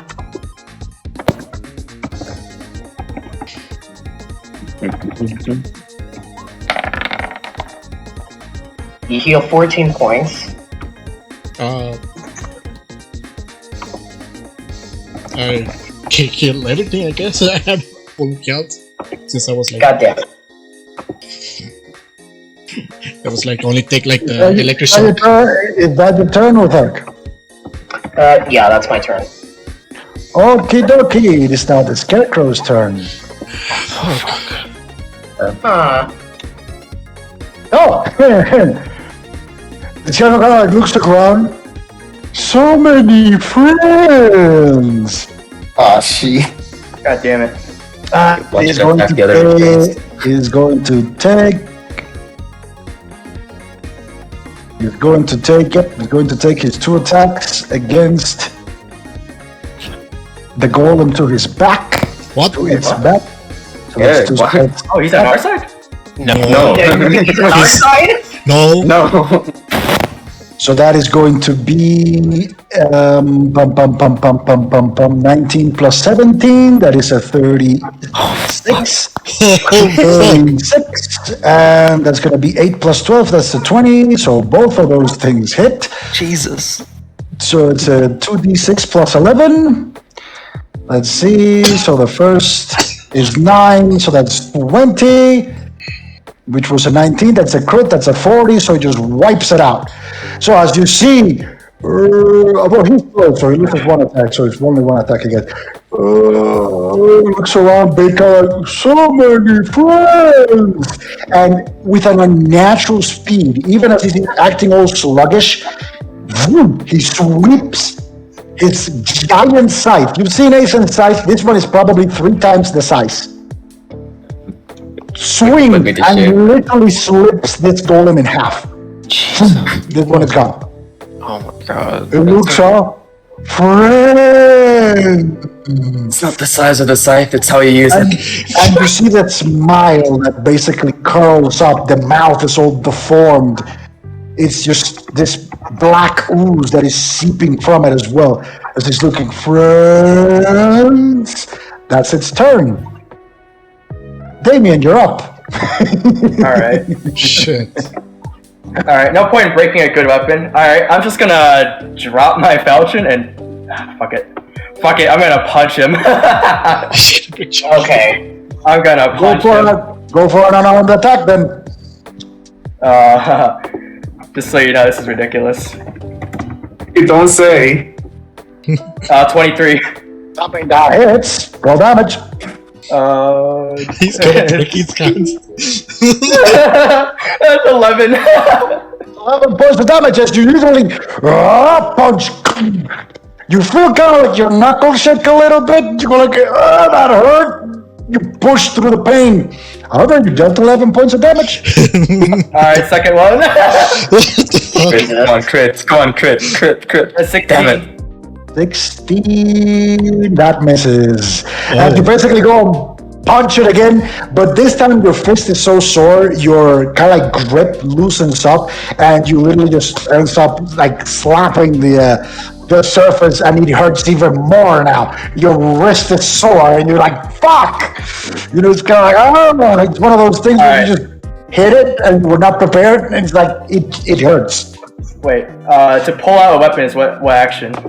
No, depends. If it's equipped, it's a movement action. If it's not equipped, it's just standard action to pull it out of the bag. Okay, never mind. Wait, equipped? If it's equipped, like you have it on your body. Oh. Not on a bag. Wait, what action is it? I do have it equipped. It's a move action to pull it out. Alright, I'm not moving then. Alright, I'm gonna pull out my dagger and use that for my third attack then. Go for it. You gotta pull your dagger. This time you decide to, give it a bit of a better shot. Bring the dagger instead of, try to fisting a golem to death. You're not raging, by the way, or are you raging? Oh, sorry, I forgot. I did forget to say that. It's a 1 anyways. I did say, rage. Roll a 3d6. Rage with boiler, by the way. I did, Ronan, those numbers I wrote prior were if I was raging, so I forgot. I understood that. Next time, call it out. So, you basically just go and swing it, you're gonna stab it. You gotta like go for the thigh, right? As your dagger literally wants to pierce it, it immediately breaks. As you gotta like try to stab it, it just breaks. Your dagger is now broken. Fuck, alright, punching them is not a good idea. Is that your turn, Damien? I can't move anymore, yeah, that's it. I can't move. It is now the golem's turn. So, these three... No, this one is going to attack Argus. This little boy over here, because Argus fucked them up good. So, Argus, that is going to be an 18 to hit. I believe, yeah, that hits. Okie dokie. So it's going to be 5 plus 6. And yep, that's going to be 11 points of piercing damage as through basically the crack that exists there.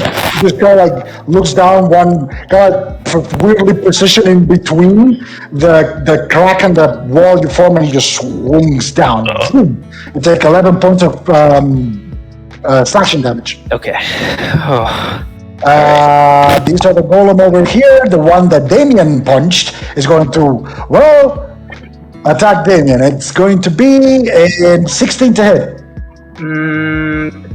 Yes, that just about hits, but roll a blur, D100. The D100 for blur is a 25, right? Yeah, that's an 89. Okay, hits. So it's 2d4 plus 6. So it's gonna be 1 and Jesus, we've had 2 1s. What the fuck? 8 points of slashing damage as again. Yeah. The thing brings its blade down and swings at you. You take 8 points of slashing damage. The other 2 are gonna go for this one is going to step here. This one is gonna shift its torso first, then its legs from the wall, and it's gonna step right here, and they're both going to attack the scarecrow. So it's going to be a natural 19, so that's a crit, and the other one misses, but the crit actually hits, so it's going to be It's going to be 3. It's going to be 2. It's going to be 5 plus 6, 11 times 2, 22 points of damage to the Scarecrow. No. As it swings, as you see, basically the two golems turning, basically the two that were at the back, like, turn towards the Scarecrow. And one of them swings, the Scarecrow like laughs, and just stops it with its hand. Like with one of its hands. Now you see that it has literally, it basically got 2 hands and 2 more hands jutting from those 2 hands. And so it's essentially swinging the scythe 2-handed, but with a single hand. I don't know if I'm explaining myself. So you're saying it's a Dark Souls boss, right? It got that. It's like, and with the other one, he uses the 2 hands that are from a single arm jutting out to stop the blade. However, when he looks at the other one, he's like, friend, boom, the other one just swings and just slashes it. It takes 22 points of damage. Oh, shit. That is going to be the golem's turn. Lawrence, you're up. How does the floor, actually, quick question here. So is the water flowing underneath like this part over here? Underneath. How's the floor looking after that fireball? Just looking like regular floor. Okay. There's like a bit of charring in it, like almost like ash, but no, you Okay, just so got you haven't broken the floor. I'm not that much of a dick. Oh. Yeah, if we broke that floor, it'd be nice. I know what Future's trying to do. I just don't think he can do it. Just might as well try directly at the freaking floor fireball, because literally there's nothing else I can do. There's something else, but anyway. Fireball right at the floor, right over here, right. So, Right, light it up. The fireball explodes. Okay, let me roll because you're hitting something. You keep hitting the Scarecrow. You're not hitting Argus, right? No. No. What do you mean? He shot it here, right? Yeah. That's hit Argus. Yeah, that hits Argus. Hits me. Yeah, it also hits you. Where you throw your fireball? Here. Right at the floor here. Here? Oh, That's 0 okay, there. feet. Okay, never mind. The 0 feet there. That still hits Argus. Still hits Argus, Hits but not Argus? Damien. Yeah, it hits Sorry. Argus. It's 20 feet. Wait. Yeah. 20 foot I mean, radius. I already called it, but I would have done it Position it here. in a way that you don't hit your friends. Just call the place. You can Yeah. locate it. Yeah, so pretty much like not freaking hitting my friends, so that would probably be a speed place over here then. All right, so basically you place it over there. The colored flame goes out. It explodes. This time you aim exactly at the floor. So instead of detonating the spark high, you detonate it really low, close to the ground. There's like a crater after the explosion that kind of like opens up in that area. It's not entirely broken, but there's a small crater. A couple more fireballs might do the job. Couple more? It's a good thing you're Couple more. Future, you have a pocket medic. It's engineering check, Lawrence. Knowledge engineering, you got it.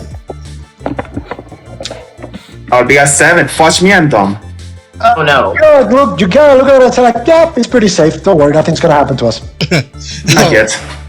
I can explode that. The integrity is going to maintain itself. Nothing's gonna happen to us. We're fine. Yeah, we're fine. Totally fine. Totally fucking fine. You're not gonna die or anything or fall on scalding water or no. It's fine. It's Totally fine. All right, that's your turn, Lawrence. Yeah, that's my turn. Ivan, you're up. Yeah, That's happen when that floor goes out. I know. I'm actually. How tall is the monolith? Not there. That's just ground. Huh? No. That's the wall Argus created. Oh, There's a that. stone wall that Argus created. Yeah. It's not a stone wall. It's more like a stone, like a stone stump, similar to what you would do to keep a toddler from going into a place. It's like a hedge. Yeah, like a hedge, pretty much. So it's like 5 feet high or something? Oh, no, Pretty it's much. not 5 feet. It's like 3 feet. It's like belly button high, and I was being generous with that height. Yeah. I was being generous with the height. 3 feet high. Bruh. Shit. Fuck. I'm gonna do. Shit. I'm gonna reload my crossbow actually first of all things. Oh god, here we go. You reload your crossbow. Swift action. I'm going to attack this guy in front of me. Alright, we'll go for it. That's looking real fucked.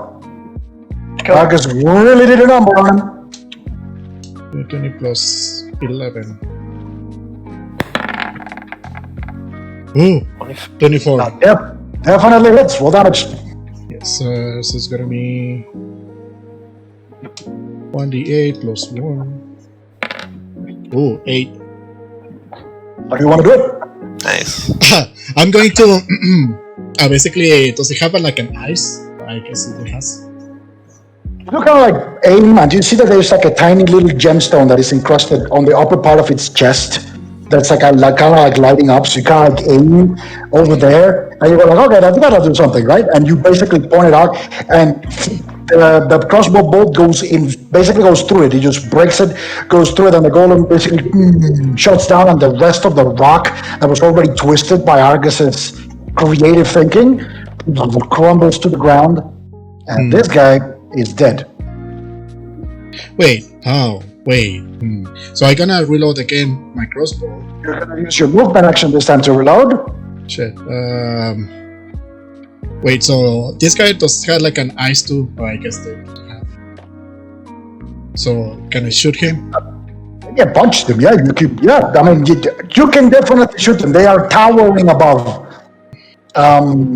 all of you. They're not your size at all. I'm thinking the image is reflective of the fact these things are not small. Yeah. So I'm going to try to attack the eyes of these guys too. Or like they have like an eye, so like. All right, roll for attack. Wait. So what is the second attack? Plus 6, I think. Where's my? Yeah, 6.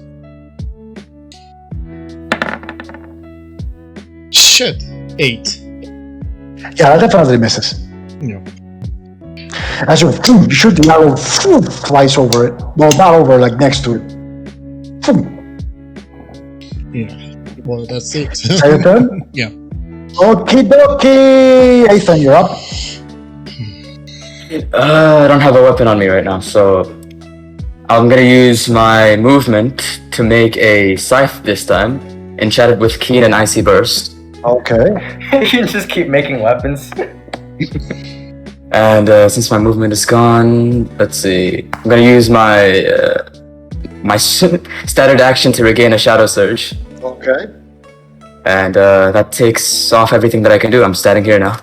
Okie dokie, that's your turn. Mhm. Argus, you're up. All right.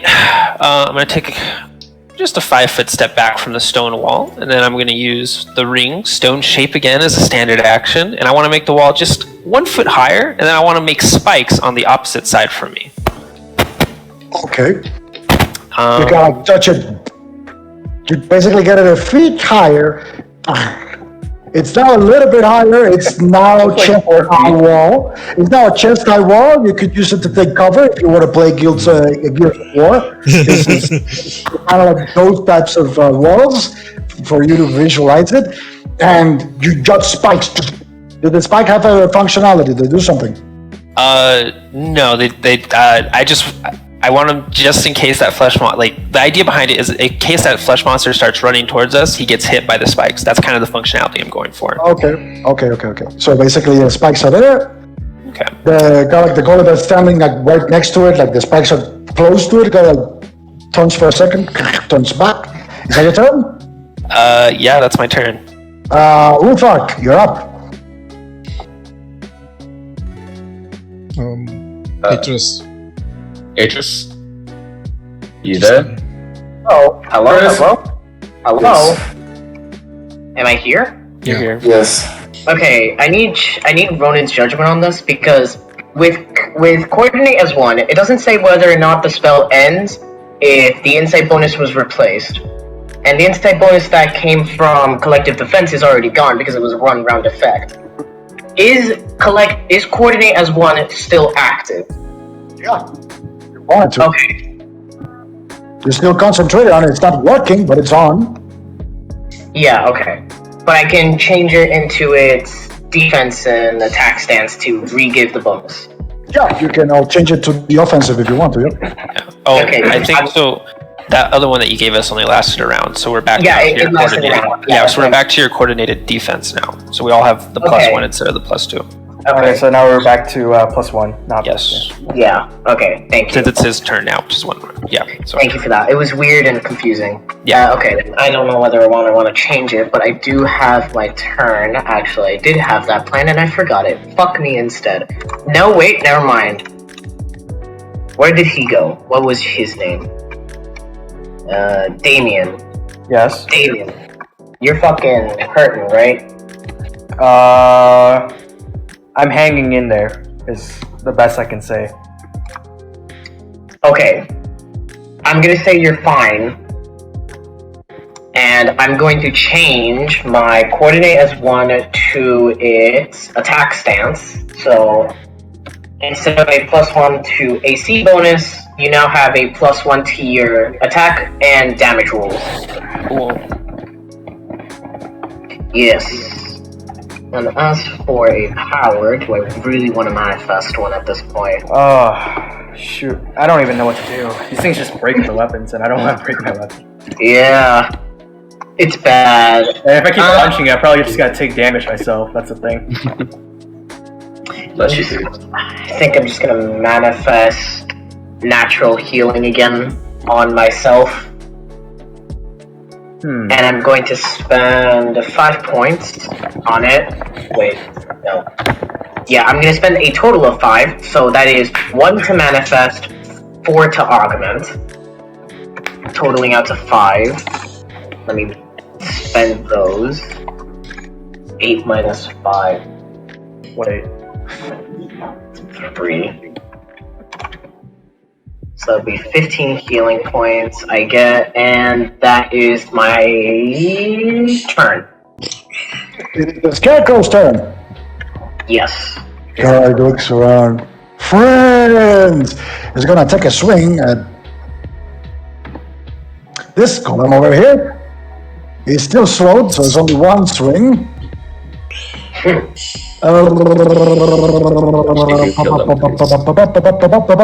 it's still a +17. This motherfucker. Jesus. That's gonna be a 25 to hit. That definitely hits. Not a crit, sadly.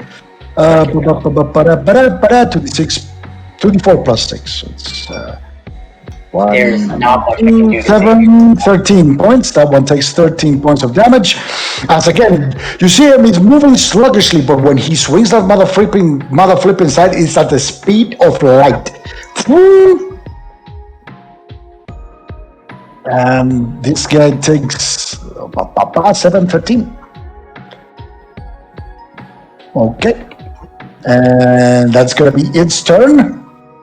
Damien, you're up. Ronan, with it broken... Actually, this is a drop, right? Yep. What's, like, how much... You don't know. You don't see the bottom. It's water that's flowing. What you're seeing is water flowing. Just so you guys know, you can still use your weapons that are broken. They just have they have restrictions to them. What type? So if you look up the broken condition, it's a -2 to hit. You can only crit on nat 20s, and you only do 2 times the damage. Only 2 Oh. times. Yeah. So there's a lot of things that go wrong with it, but you can still use them. Alright.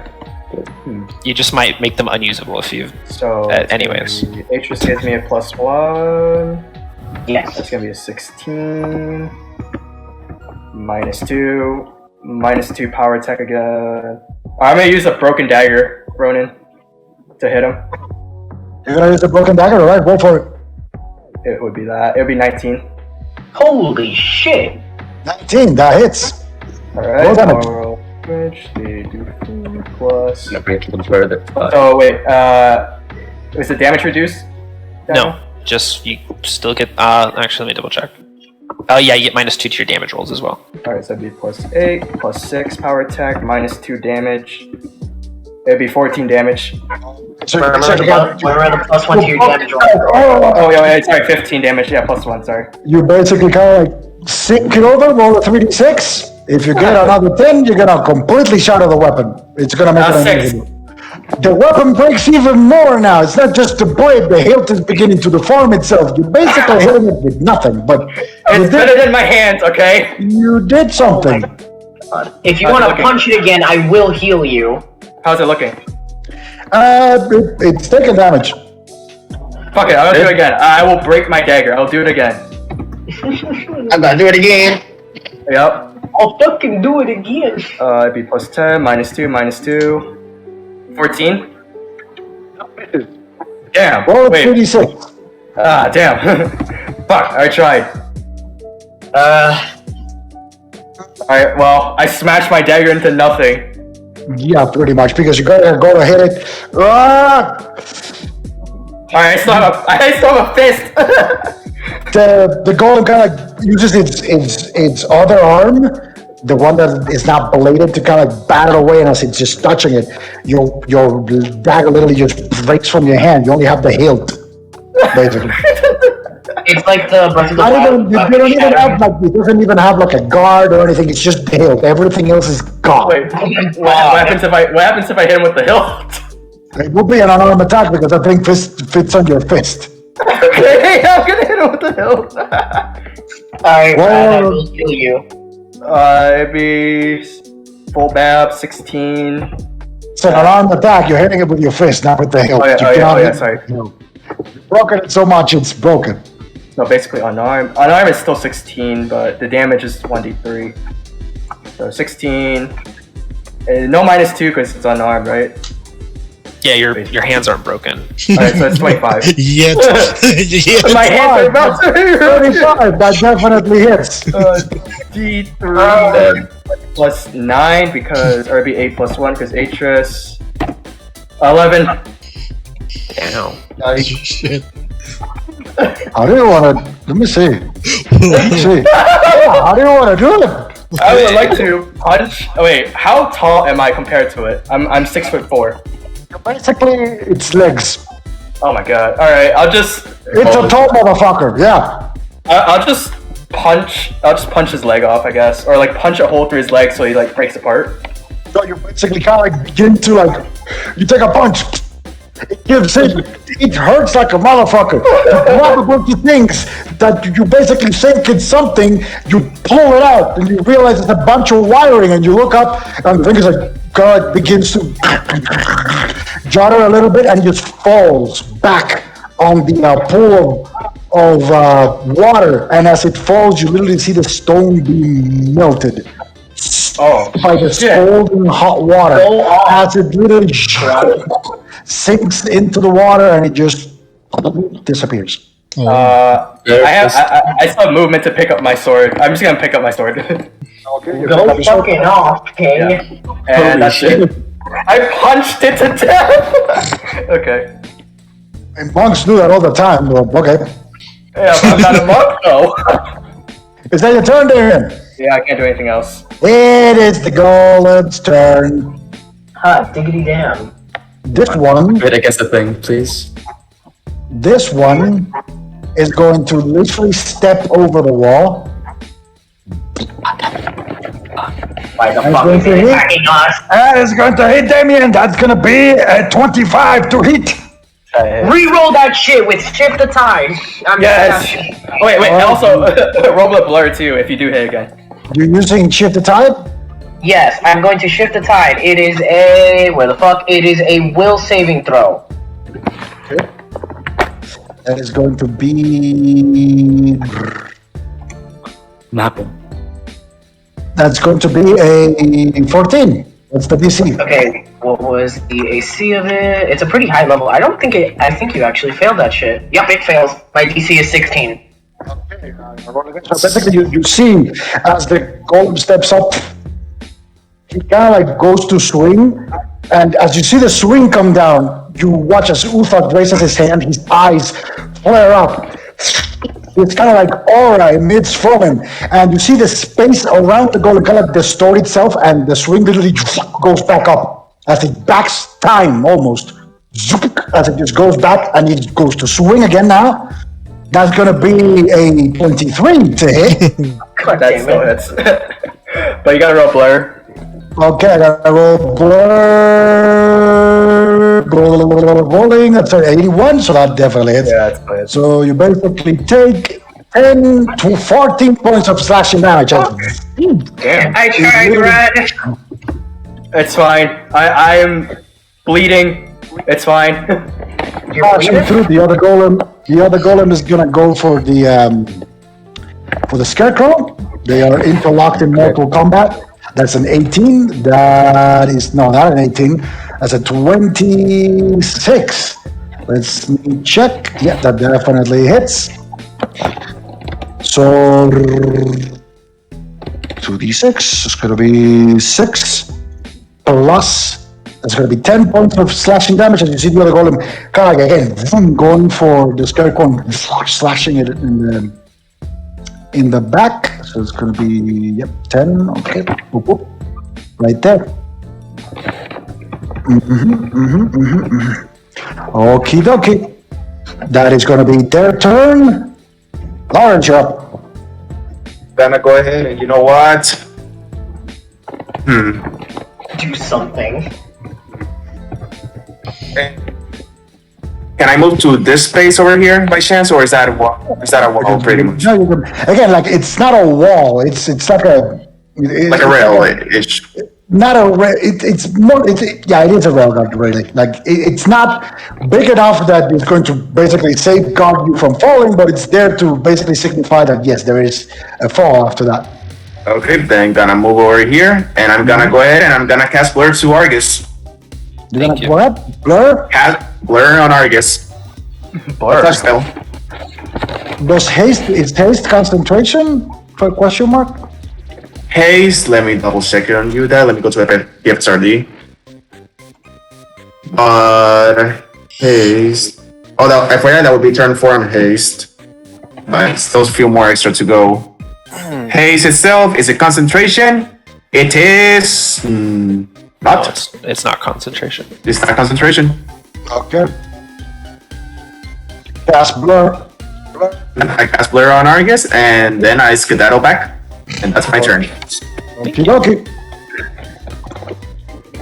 Okay. Divan, you're up.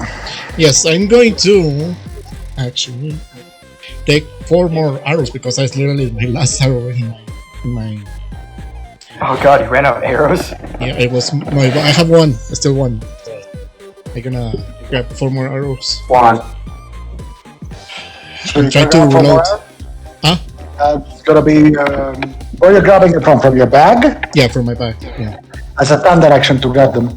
yeah. You're reaching into your bag and grabbing them from your bag.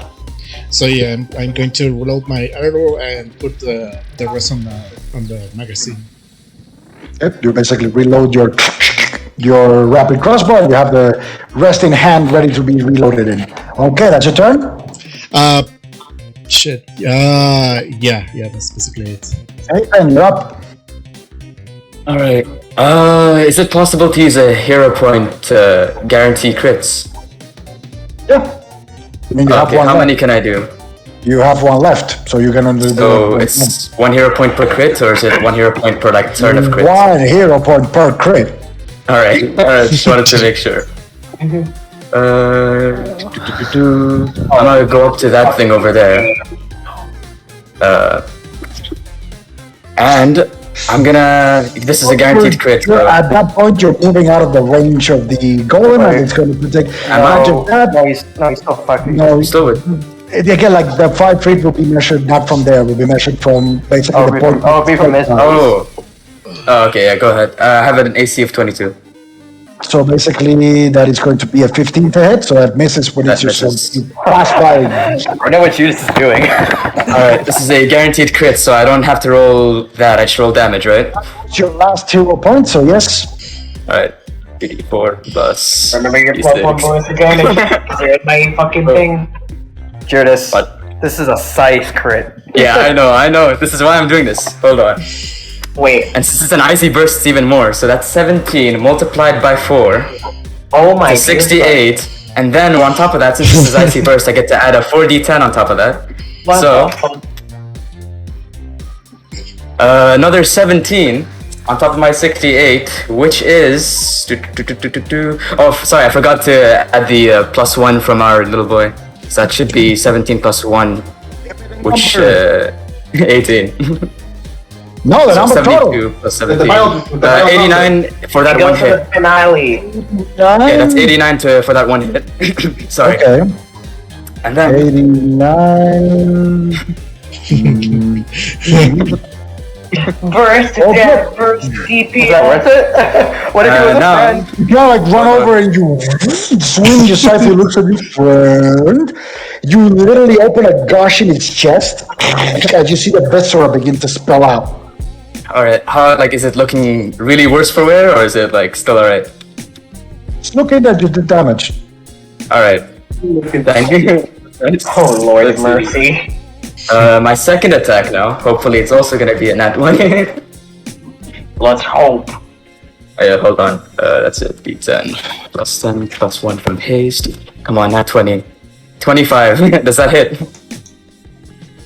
That hits. My god. Yeah, he's trying to black switch scythe is better.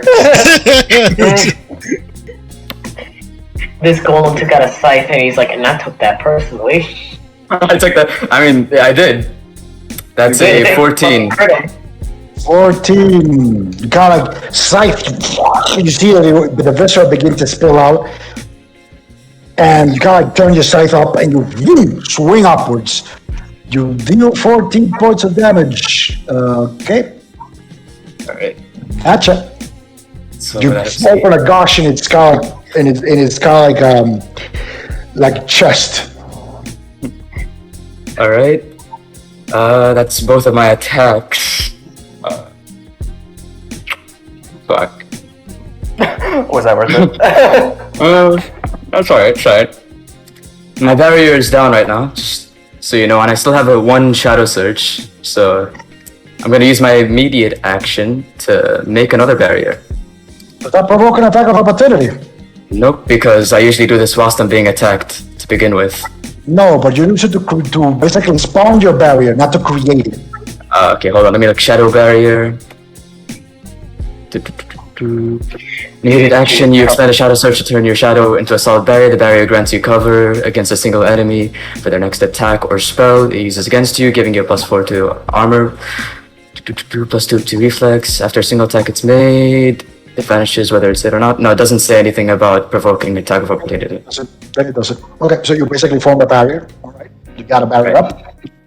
Nice. your turn? That's the end of my turn. Alright, you're up. Okay, I'm gonna step over here and I'm gonna do the same thing I did to the other golem with stone shape and spell combat. I'm gonna punch the shit out of this dude. Yeah, I'm just like Argus. I'll you with you. With yeah, The piston, the piston. T20, and we're the combat thing right now, so we get +1, right? Yep. Okay, got it. Thank you. That's a 16 to hit. Misses. Fuck. And you kind of like go to deliver the spell. You kind of like aim for one of the legs. It just moves it like away. Oh wait, no, I can't Alright. do that because One more. I've already used shift attack. Or well, I guess I get 3 attacks. Okay, go again. Try again. 12 to hit. Fuck. Misses. Damn it! One more time. Come on. A 12 again. No. Try and basically grab it, and it's just like turning, moving its legs, kind of like doing very precise movements to avoid you as you're kind of trying to grasp it, but you can't. God damn it! I can't shift the tide this That's turn. my turn. It's your turn, Argus. That's my turn. Wolfhard, you're up. Okay. Fucking A, a lot of people moved. Okay, first, I'm going to cast... Where did it go? Transfer Wounds on... Where is Rad? There is Rad. Where's my Transfer Wounds so I can get the specific on it? 3d6, I take that damage, they heal it, okay. Is that something Alright. that you want me to punch it? Yes. Oh my god. I'm going to have you punch it. Judas is in fucking no man's land, and I don't Actually, know how much. that helps me. That's And I also need to start healing people without using my powers. So I'm gonna heal you for 3d6. Did I say? Yeah, 3d6. I'm gonna take that damage. What are you doing? Don't say I'm gonna heal I said I was gonna use transfer wounds. I said this. Ah. Transfer wounds is 3d6, so you heal 8 points of HP. Rad. 8 points? Yes. You take 8 points of damage as basically you feel Uthakar touch you and you kind of look at him and he's like begins to like wince as you feel some of your wounds begin to close. It begin to open on Uthark's body as he's kind of like taking some of your wounds. Okay. Okay, is that your turn, Uthark? No, because I'm deciding because this motherfucker ran up to the goddamn golem. And I'm thinking, do I switch back to defense? Judas, are you confident that this motherfucker can't hit you the next turn? Boys. He was saying something about a plus 17 to hit, so no, not really. Jesus is Fuck it, I'm gonna change to defense. I'm gonna change to defensive stance. Alright, that means I get 15 now.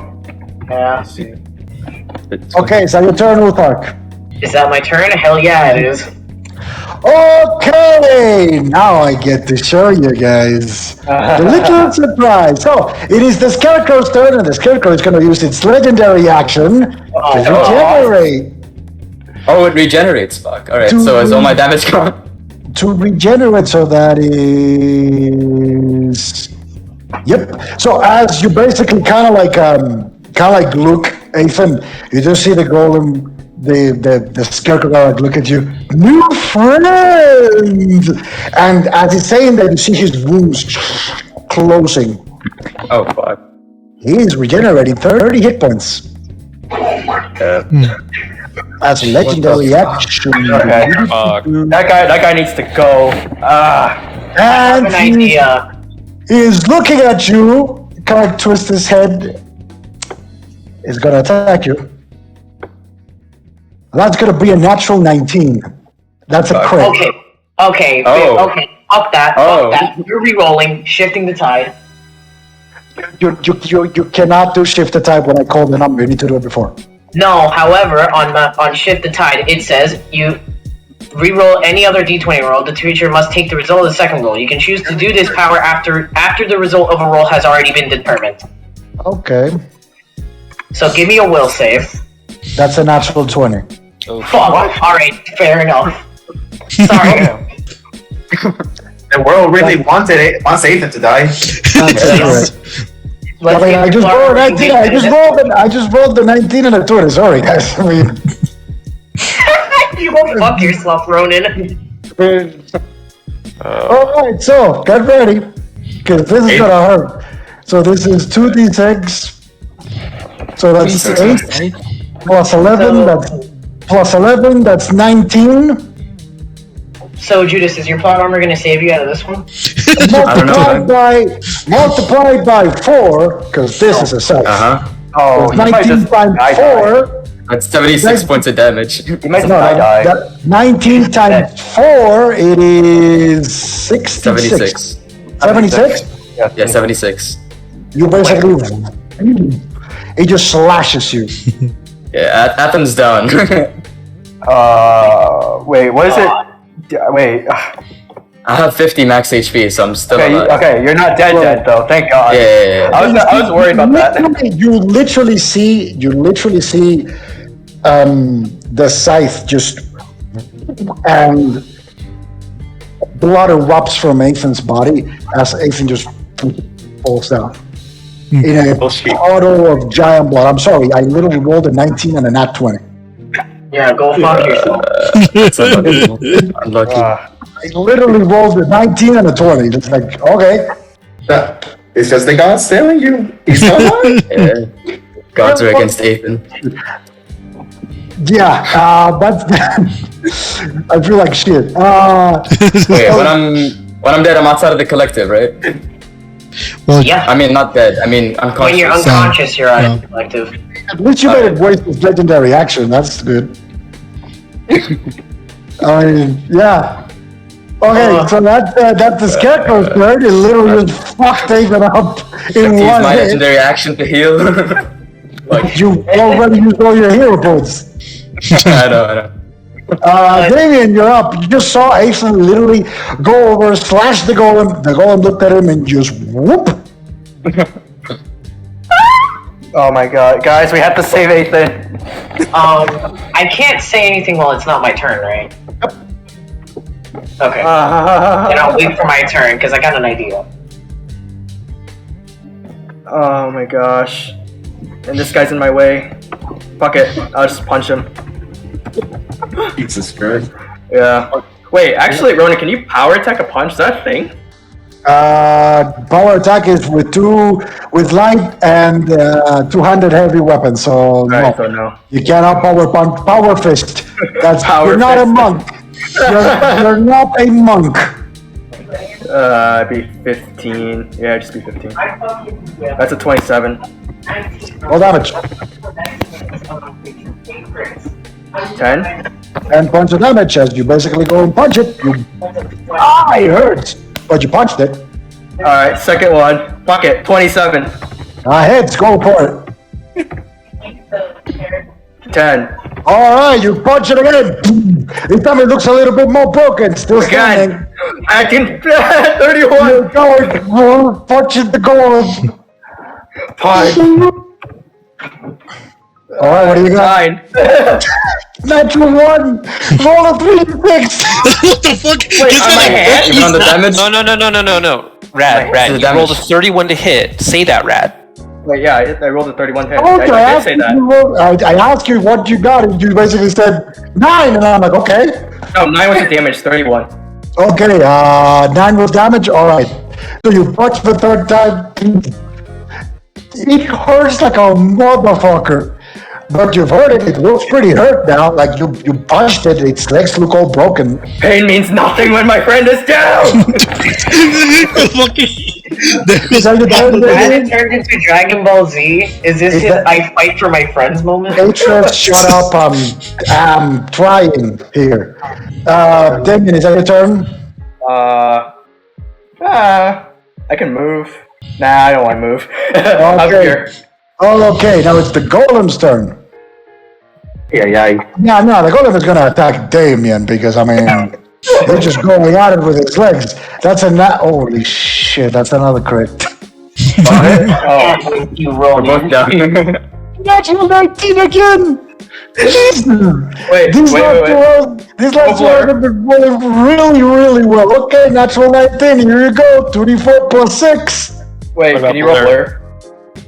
Oh, yeah, blur, right, I forgot about that. Oh, that's a 14! Actually, rolled a 14 on blur. Blur saved me. I rolled a 14 on blur, so it basically goes to sweep down. You see it strike the edge of the floor right next to you. You feel the strength of this attack. It literally creates a dent on the ground. As it, boom. However, he happened to strike one of your blurry images that you're basically blurring in that space, and not you. And you kind of go like, "Whew, that shit was gonna kill me." Type of like reaction when you saw that. Oh my god, that saved me. The other golem, yeah, I rolled a 14 on the 100. Okay, the other golem is gonna attack. That's gonna be a 7 plus. It's gonna be a 15. That's gonna miss. So it basically goes for striking the scarecrow, and the scarecrow docks. Even though it's moving sluggishly, you still sense that it's really fast, and you thank your graces that it's for some reason moving sluggish. Otherwise, it would have been hell. So that is the golem's turn. Lawrence, you're up. I'm gonna cast invisibility on myself. First of all. Okay. Okay, you cast invisibility on yourself. You go invisible. Gonna go ahead and I'm gonna move all the way over here towards Ethan. I'm gonna use the quick action of the wand to heal Ethan. Activate your magic arm. You hear the sound of mechanism Dang. shifting. So Vent opens up. You touch him and you heal him for how much? Well, heal. that would be 1d8 plus 7. 1. As you get close, you do see that. Yeah, he's looking pretty fucking rough. He was sliced all the way from his chin all the way down to his groin. He has a yeah. giant gush of blood. It's just laying on the ground right there. Oh, that's gonna be 13. So you basically kind of like close his wounds. You do see that it's still leaving a scar, but that big wound on his chest that was making him bleed out is closed now. Ethan, you kind of jump back to existence. You kind of come back, and when you basically are kind of you want to talk, roll a d100 for me, because you took a shitload of damage, and that shit's gonna have some. Some Nine. Yeah, you basically want to talk and the wind is flowing through your windpipe, but you cannot kind of like talk. It sounds like sounds of like your breath escaping your mouth without forming any words. Your vocal cords are damaged. Oh. Aw. God. You took a ginormous amount of damage. It was a miracle you didn't die, but still, you kind of like feel like something is going wrong, and again, you're looking at the thing, and it's looking down at you, friend. All right, Lawrence, that's your turn. And by chance, when I move do I notice if by chance any of these constructs or the friend freaking see like notice him, Lawrence, or not? They didn't move, no. No, they didn't. I mean, they didn't do anything that would suggest that they know you're there. Okay, they didn't do anything that would suggest they would know that I would be there. Then in that case, I'm gonna go ahead and I'm just gonna move all the way back. Right, you move all the way back. Again, you stay there. Nothing happens. Am I back in the collective, or? I'm not that much of a dick. You are invisible. Yep. I mean, if I wanted to, anyway. Don't joke. He has invisibility. I'm just joking. They don't. Divan, you're up. Yes, I'm going to, now that I have my weapon again, I'm going to attack this guy, but to the, on the ice, basically.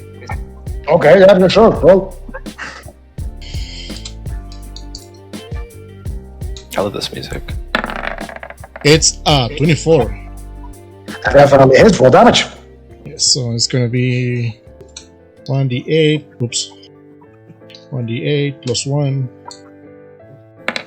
I got 7. 7. Ooh. Yeah, how do you want to do it? Oh, so Exactly what you did. That's exactly what you did. yeah, basically I'm gonna poke it out of his eyes or his gems, whatever. Again, like it has like a gem in the upper part of its chest. That's not an eye. It's like a gem. You shoot the other one, it turned off, and basically go like, oh well. I mean, that seems to be it. And you shoot again, and you hit it again, and it literally just goes boom, boom. It just crumbles and collapses, and it's dead. Okay, so since I still have my second, I'm gonna my swift action. I'm gonna reload my crossbow. I'm going to basically go up to the what's gonna be like 5 feet. It's basically it's not like a 5 feet. Yeah, it's like a 5 feet high wall, chest high wall. Okay, so I'm literally So just it's gonna. like it's more like 4 feet, not 5. 4 feet. So it's Okay. it's a chest high wall. Okay, so I'm going to basically just stand on top of this thing. You're gonna climb on top of the wall, all right? Yeah. So I'm gonna move it here. Oops. And then I'm gonna use my second attack to shoot. Do I look like Scarecrow. the scarecrow? Does it look like I have like an eyes, or how it looks? Or how he sees? I mean, What do you mean? How does it look? how he sees with an eyes? He has like an eyes. Yeah, it has a head. Okay, I'm gonna try to hit on the eyes actually. Okay, yeah, sure. We'll go for it. That's funny. Fucking 12. Yeah, that misses. As you shoot the crossbow, the arrow just passes away from the scarecrow. He doesn't even pay mind to you. He's just looking at his new friend. Is that your turn? Oh no. I'm going to basically go back into the behind the wall. Okay, you basically get off of it, all right? Yeah. Get down. Yeah. All right, it's your turn. Ethan, you're up. All right. I'm gonna a 5-foot step back to here, and I'm gonna cast Vanish on myself. Alright, you cast Vanish on yourself. You're invisible, you're a friend! Thank God. Thank God. Friend? It's friendly. Sorry, by the way, what was it? Am I still in the collective or am I out when I'm unconscious? Yeah. I mean, do I come back when I come back? Let me read that again. What if I know that? Because that I don't know, actually. That's some shit. Alright, let's see. Since I'm still within my turn, I use the movement to that, standard action to the. It doesn't say anything if a member gets up again. So. As far as I've read so far. I'm gonna rule it that you come back into the collective, otherwise it would be annoying to make it cast again, not just the fact that it just takes a fucking century to do anything. Yeah. Alright, let's see. Alright, that should be the end of my turn. That's my You turn. don't have movement anymore?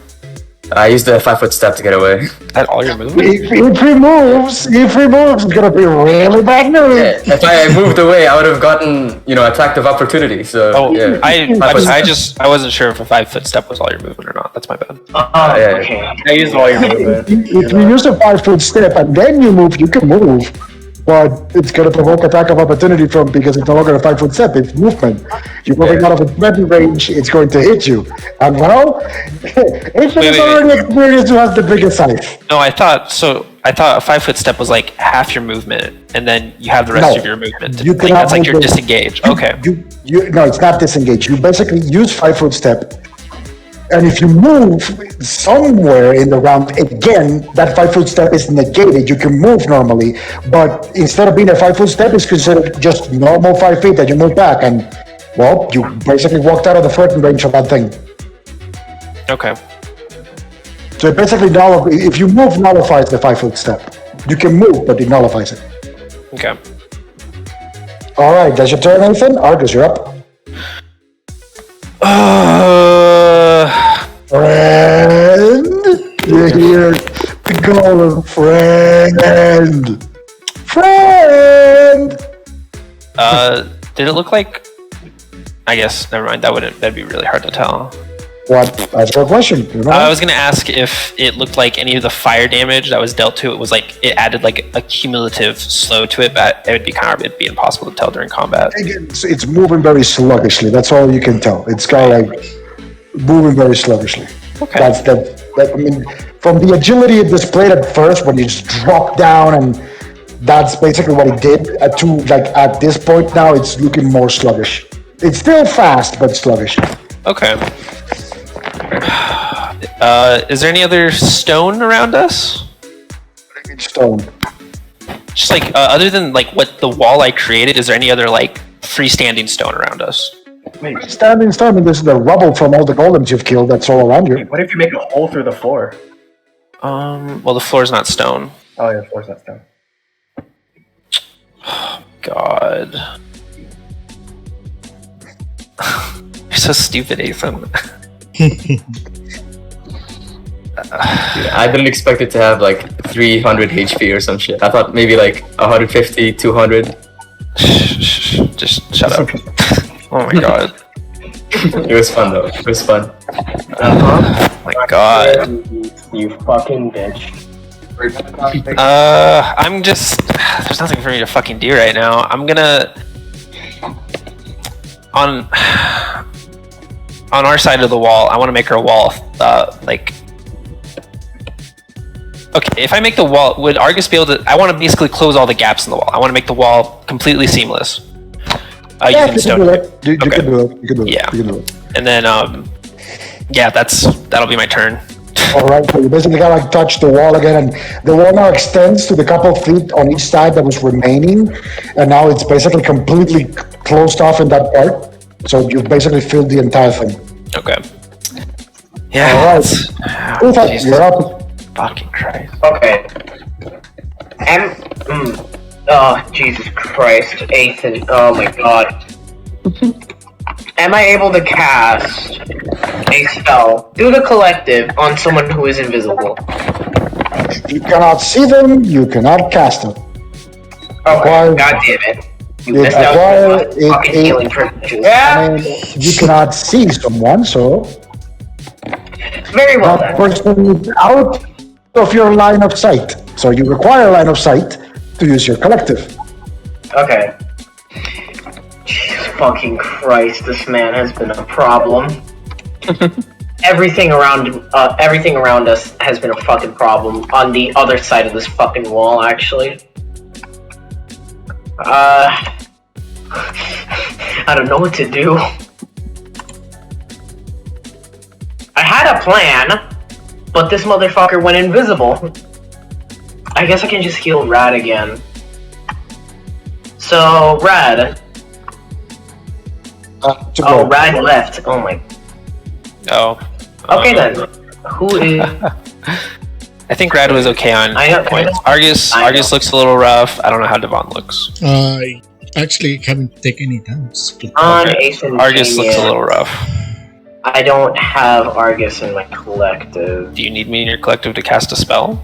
Or Not necessarily. Actually, wait, you're right there, aren't you? Yeah, you Yeah, fucking I'm are. right. Okay, how far can this go? It has a range of fucking. So I can't cast it on anything that without. Okay, fuck everything. My plans, dude. I don't know. what are you gonna do, Atris? I want to do something. That's what I want to fucking do. I want to feel useful. Who's in my collective? Come on, or I'll put a fucking clock on your head. Yeah. Fuck it. Devon's getting healing. Man, Wait, no, fine. not. Fucking Rad. If Rad was here, fine. Fuck it. I don't know. I don't got shit. Atris, what did I just tell you? I just gave you. I just told you. Damien looks fine. He's a little hurt, but he's not dying. Devon is 100% fine. He just said Argus looks a little rough. All my shit is I don't have to go just yet. Okay. Okay then. I need to fucking heal you. Wait, what happened? Just me wanting to heal you because I knew you took damage. Oh, okay. So I'm gonna fucking cast Mend Body on you. On who? And I'm going to expend my Psionic Focus to use the augment of 2d6. Who are you casting on? I'm gonna cast it on Rad, which is... I fucking have him down here. Damien. So, let me roll this. It would 3d8 turns into 66, correct? Yes. Yes.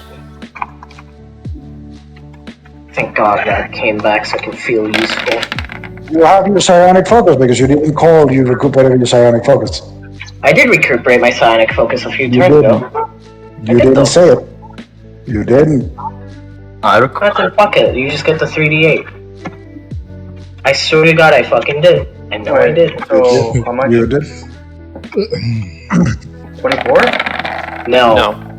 You get 8. Oh, 8. Okay. And I will fucking recharge my Psionic Focus. Ah, now I know. Use your move action to recuperate your psionic focus. There you go. I swear to fucking God I did that once. No, you didn't. Way earlier into combat. Okie dokie. That your turn? Yeah. It is the Scarecrow's turn. Basically, he looks around looking for his new friend. Friend! Oh, it looks a little bit bummed out.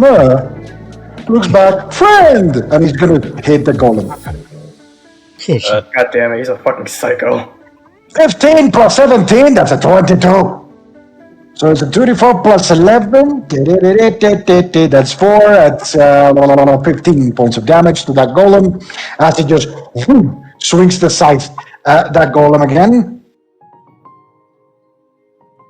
Sorry, no, that's not it. Okay, 15 points of damage. As he swings that sword to the damage, that's going to be its turn. Damien, you're up. I'm gonna wait. If I cast Enlarge Person, would it make me the same size as the golem or no? Oh, you will be larger, but not as large as the golem. A little bit smaller. Basically, a head smaller than the. And golem. fuck, I didn't mention my plan. Ah, fuck it. I don't want to just charge in though. I'll cast Enlarge Person on myself. 2 more strength. Jake, you can cast a large person, and you kind of. Oh wait, I have 10 reach. I have You 10 got- reach. Yeah. You kind of tower above the wall, and the golem looks at you. Scarecrow. Friend! Is that your turn? Can I? No, I'll. You can move. You can use your movement. Alright, I'll stand in front of everyone else. I mean, there's a wall in front of you. Yeah, so you're wait, standing on. if I stand on the wall, will it break it? I mean, you basically clamber on top of a wall. It's made out of stone, so no. Yet, you don't know what's going to happen later. Or what could happen later. I don't know if I should stand on it. Okay. Okay, fuck it, I'll stand on it. Fuck it. Oh, you All fool. right. You're standing on top of it. Yeah. That's my movement. That's my action. Yeah, I can't really do anything. Okay, yeah. That's All it. right. It's the other golem's turn. And he's going to basically just keep swinging at the Scarecrow. So that's a 12 plus 8. That just hits. So it's going to be 7 plus 6. That's going to be a 13. 13 extra damage to this thing. Okay. Beep, beep, beep. There we go. All right, so you basically see the golem swing at the Scarecrow, creating a gash in its back again. It's like, friend! That's the golem's turn. Top of the round. Lawrence, you're up. But before that, everyone make a reflex saving throw. Oh fuck! You kidding me? Great. Alright. Remember, you get a +1 bonus from haste. Oh, +1. Okay. Yes. Okay, it cancels out because I'm in life. I get minus I got 11. 20. Reflex. 28. For me, it cancels out, Ronan. Bro, what time that you had 20 happen when I was attacking? For fuck's sake. Wait, so reflex, that would be with a +1, right? Yeah, with Okay. haste. Paste. +3 at the end. 6. Oh, I'm gonna wait. Okay, all of you who got above a 15, you kind of catch yourself as another kind of round of tremors begin to roll. The ones that did not roll above a 15, this one's a little bit harder. You're knocked prone. I need you all to roll a D100. All of us? Yep. Future, how much do you 97. like feet? Oh, actually, wait. Rolls. 35. I'm not. Fuck it. I'm just rolling D100 because I can't keep burning my points like this. Fuck. So, Maybe I should burn my have points. your HS, Yeah, I'm not. have your, shut up. You know, if you're gonna think something, think it. Don't say it out loud because I'm trying to describe something and you're constantly interrupting me. So, all of you who got above a 50, basically see as kind of rocks begin to fall from the ceiling, but they fall to your side. All of you who got beneath a 50, you take 5 points of bludgeoning damage and basically rocks fall on top of you. Like a couple of them are big enough to kind of like cause damage and hurt. However, one of those rocks also happens to fall on top of our dear friend, the Sentinel. That's over there, and he also takes 5 points of damage. As a rock comes out from his back. Nope, no Scarecrow. The Sentinel, the robot. Yeah, no, I get that. Scarecrow. God damn it. Okay, Lawrence, now you're up. Okay. Do I have a line of sight of the Scarecrow or not? Oh, they're pretty big. They're towering above the chest-high wall. Again, it's a chest-high wall, not a wall. No. Okay. Well, Imagine Gears of War. That's basically what you're playing right now. Okay. I'm gonna use. Is that my movement or my full movement to like get up, to get outside the prone? Stop your movement. Have my movement? Okay, that's half of my movement. It's up 30 left.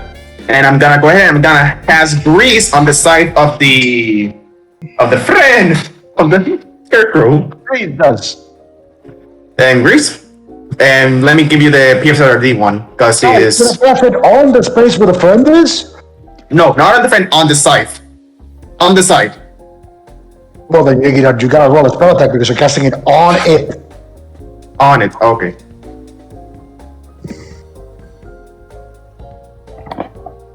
was gonna say I sort of regret the decision, but you know what? Might as well fudge.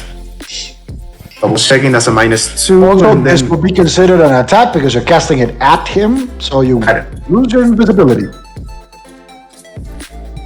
double check that, but I'm pretty sure you're right because it would be affecting him. Yes, that was actually correct. Okay, D20, and instead of a +5, that would be a +3. But spell attack, Actually, you not have, +4. you have a modifier for your spell attack, so that I have makes basically 20%. That's a 9, that misses. So you kind of Okay. So you gotta try and cast grease on the bottom, basically on the scythe or on the body of Yeah. the scarecrow, and your spell literally just cannot find hold. However, you come out of your invisibility, and he looks at you that are their friends, as he now realizes there are more friends on the other side of the wall. Mhm. Is that your turn, Lawrence? That is my turn, yes. Divan, you're up. Okay, I'm going to use 1 energy point to just get up, so I don't use my movement. So I'm standing now. And I'm also going to attack this guy. I'm going to reload. Okay, you're gonna attack this guy. Roll for an attack. I'm going to try again to. Is he facing me or he's facing this guy? He basically is turning back and forth. Like he turned, hit it, and since Damien began to basically. Well, Damien decided to stand on the wall. He's now looking at his big new friend, and Lawrence came out of his invisibility and shot a spell at him. He's Ronan? looking at his small new friend. I checked and it's a reflex save. So my bad. Okay, we'll keep it in mind for next time. Okay. Okay, so I'm going to attack and try to attack the eyes again on this guy. Okay, yeah, roll for an attack.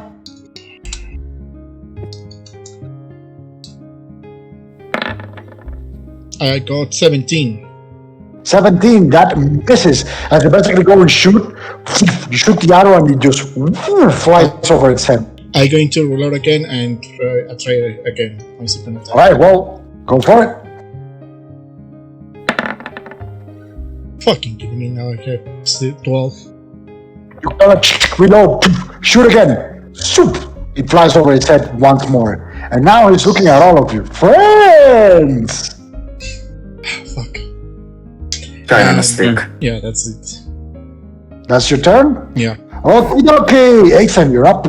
Alright, Ronan, is there like a wall, like in this area over here? It's not a wall per se. It's more like a The railing stump. thing.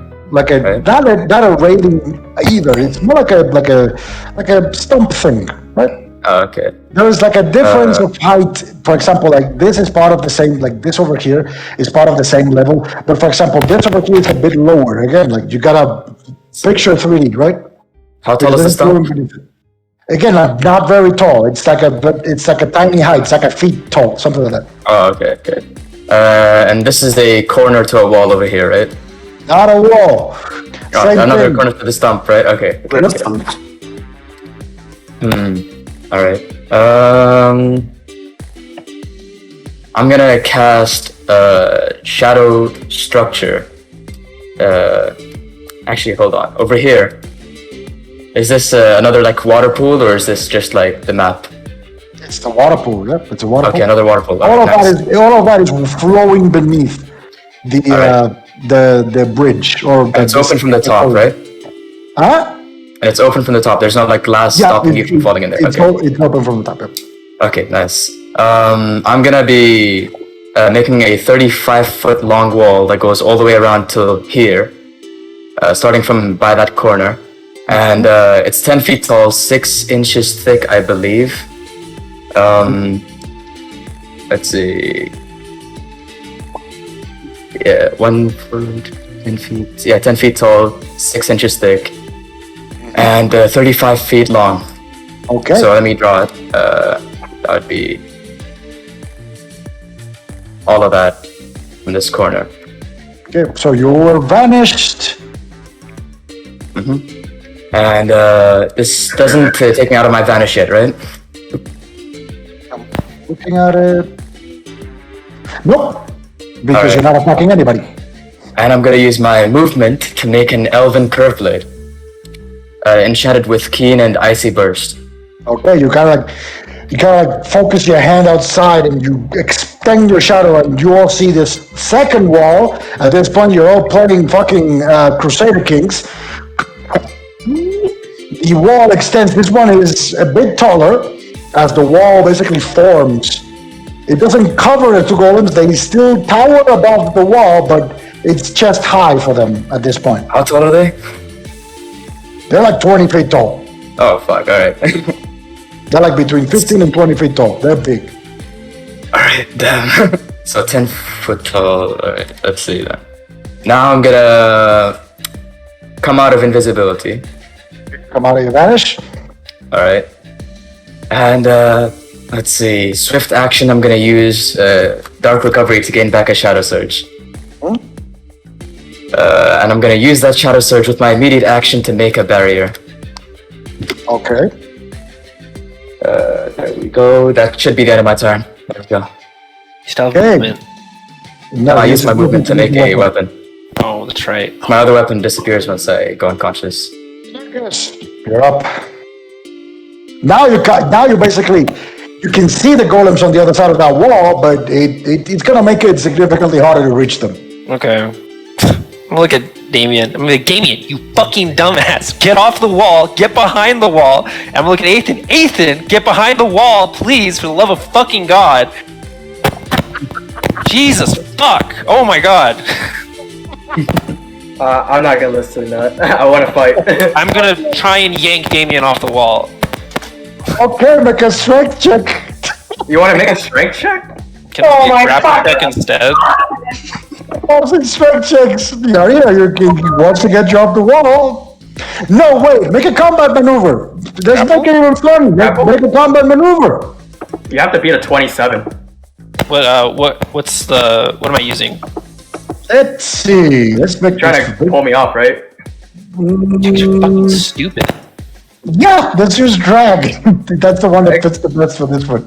Okay. I mean, yeah, drag. We could use reposition as well if you wanted to. Yeah, it's all the same. Yeah, it's all the same. I got a 15.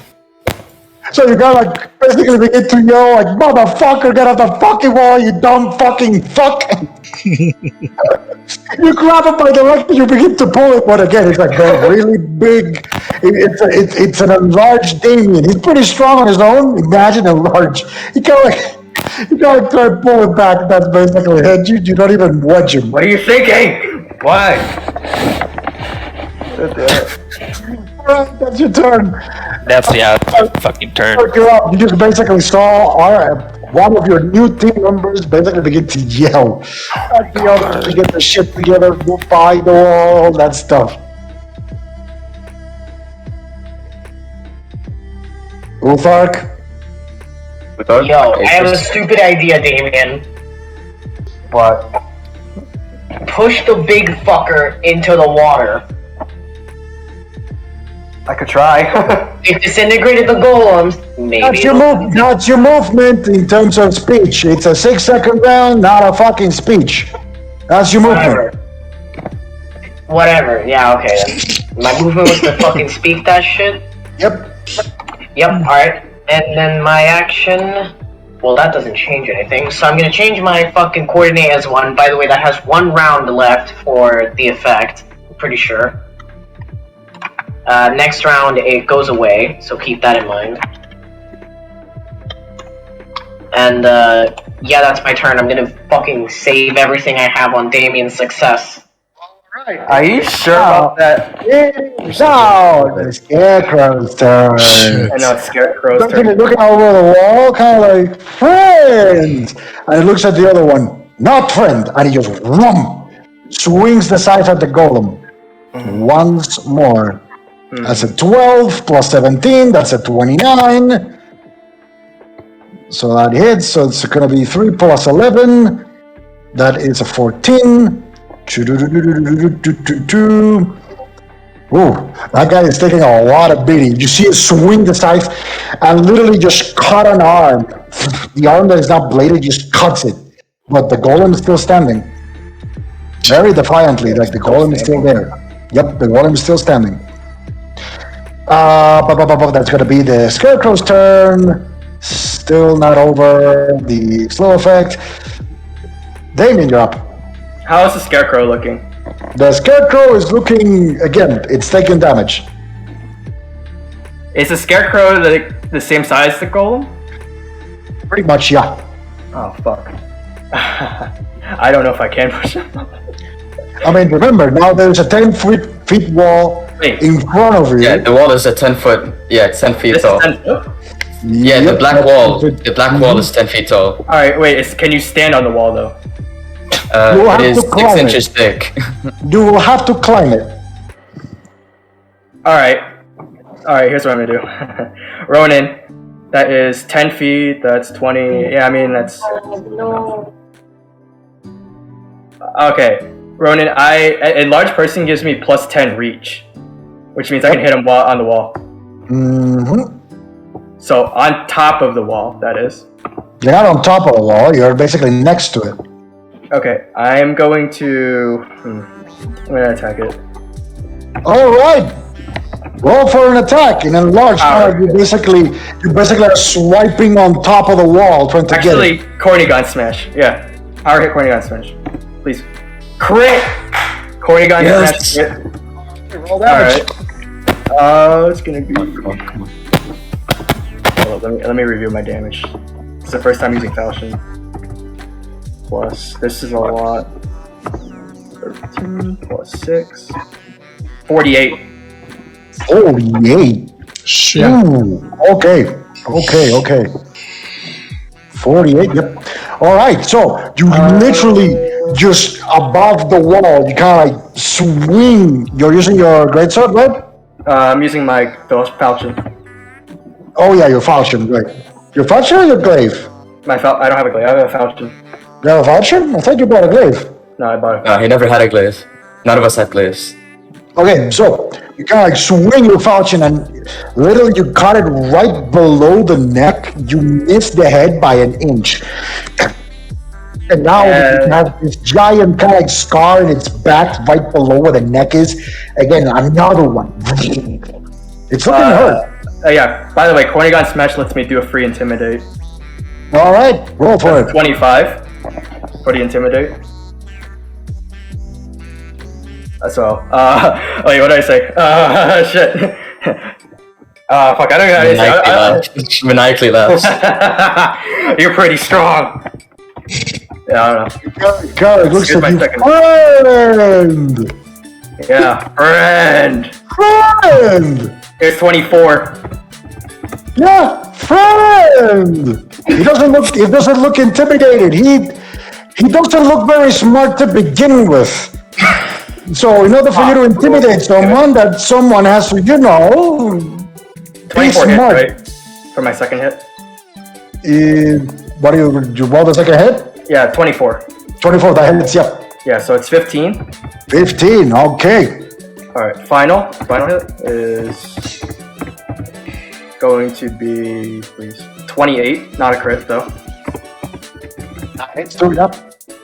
And Come on. 22.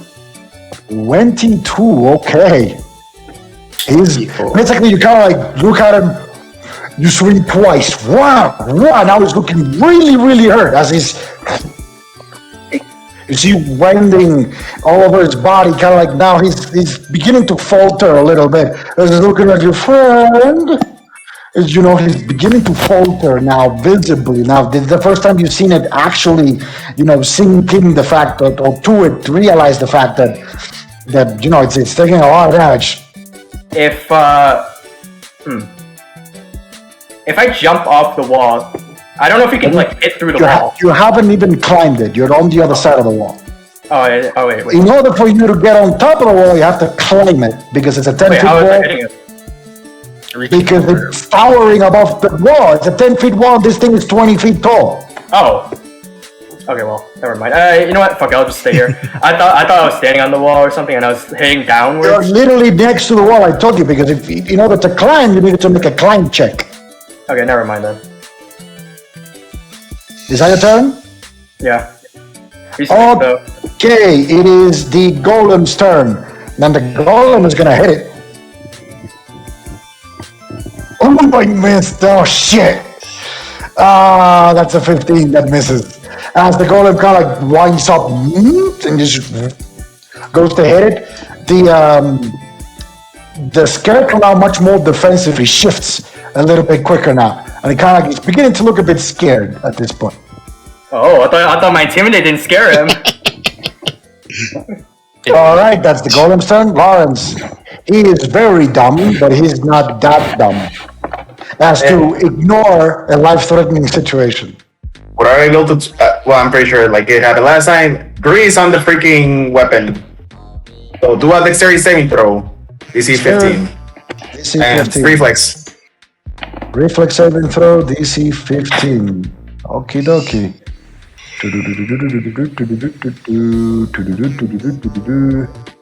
You said it was 15? 15. That's a 12. That fails.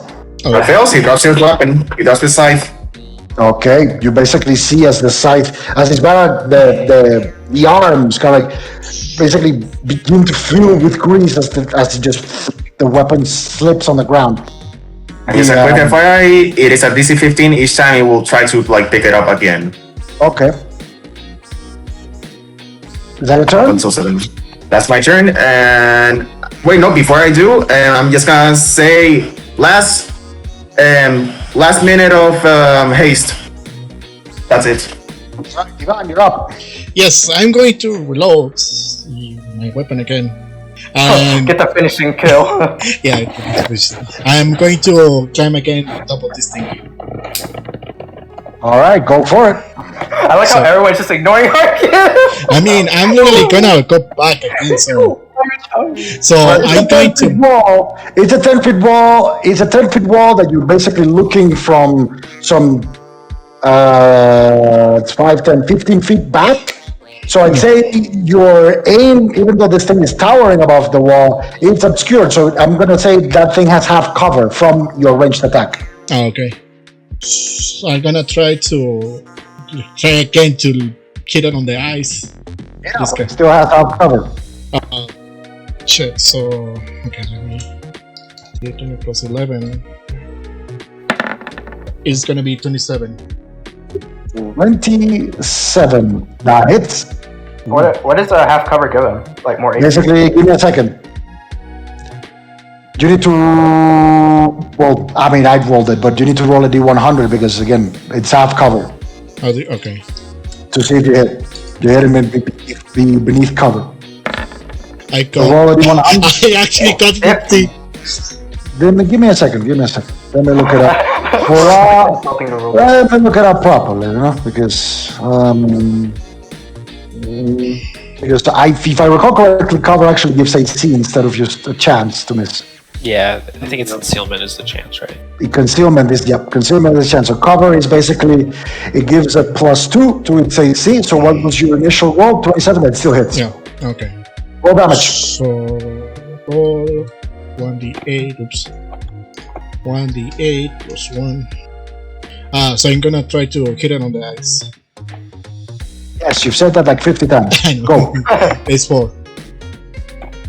4 points of damage. That's exactly what you needed. It was at 196. It had 200 health. This thing is a meat bag. How do you want to do it? Basically, like the other guys try to freaking hit it on the eyes, like make it blind. So. I don't know.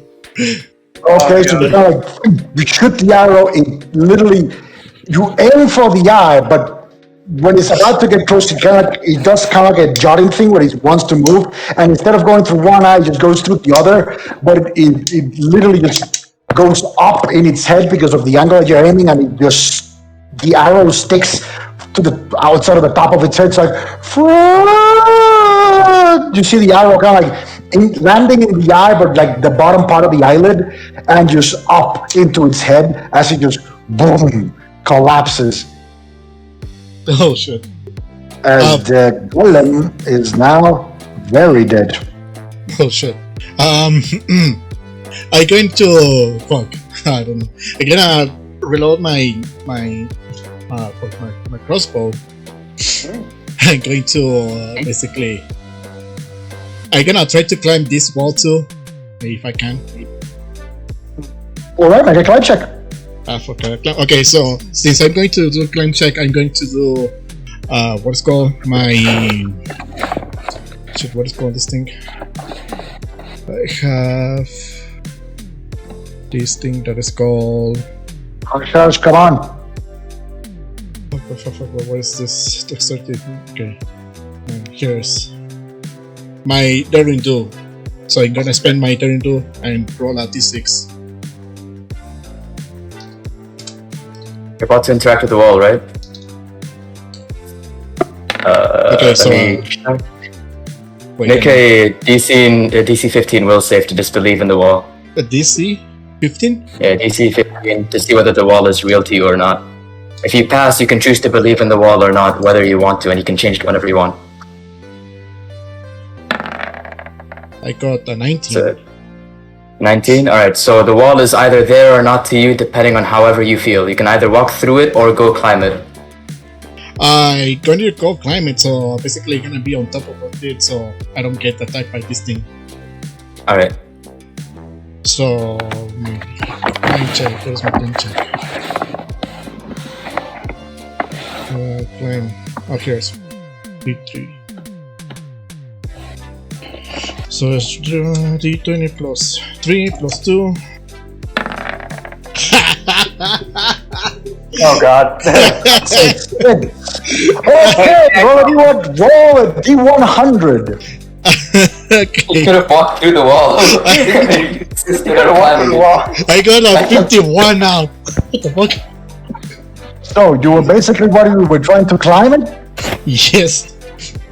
So you kind of like begin to climb the wall, and at some point you think, wait, this isn't real. And literally as you think it isn't real, the wall kind of becomes immaterial, and you just whoop, fall back down, and the wall becomes solid again. It's real again. You couldn't climb it. You're back down, and you lose your movement.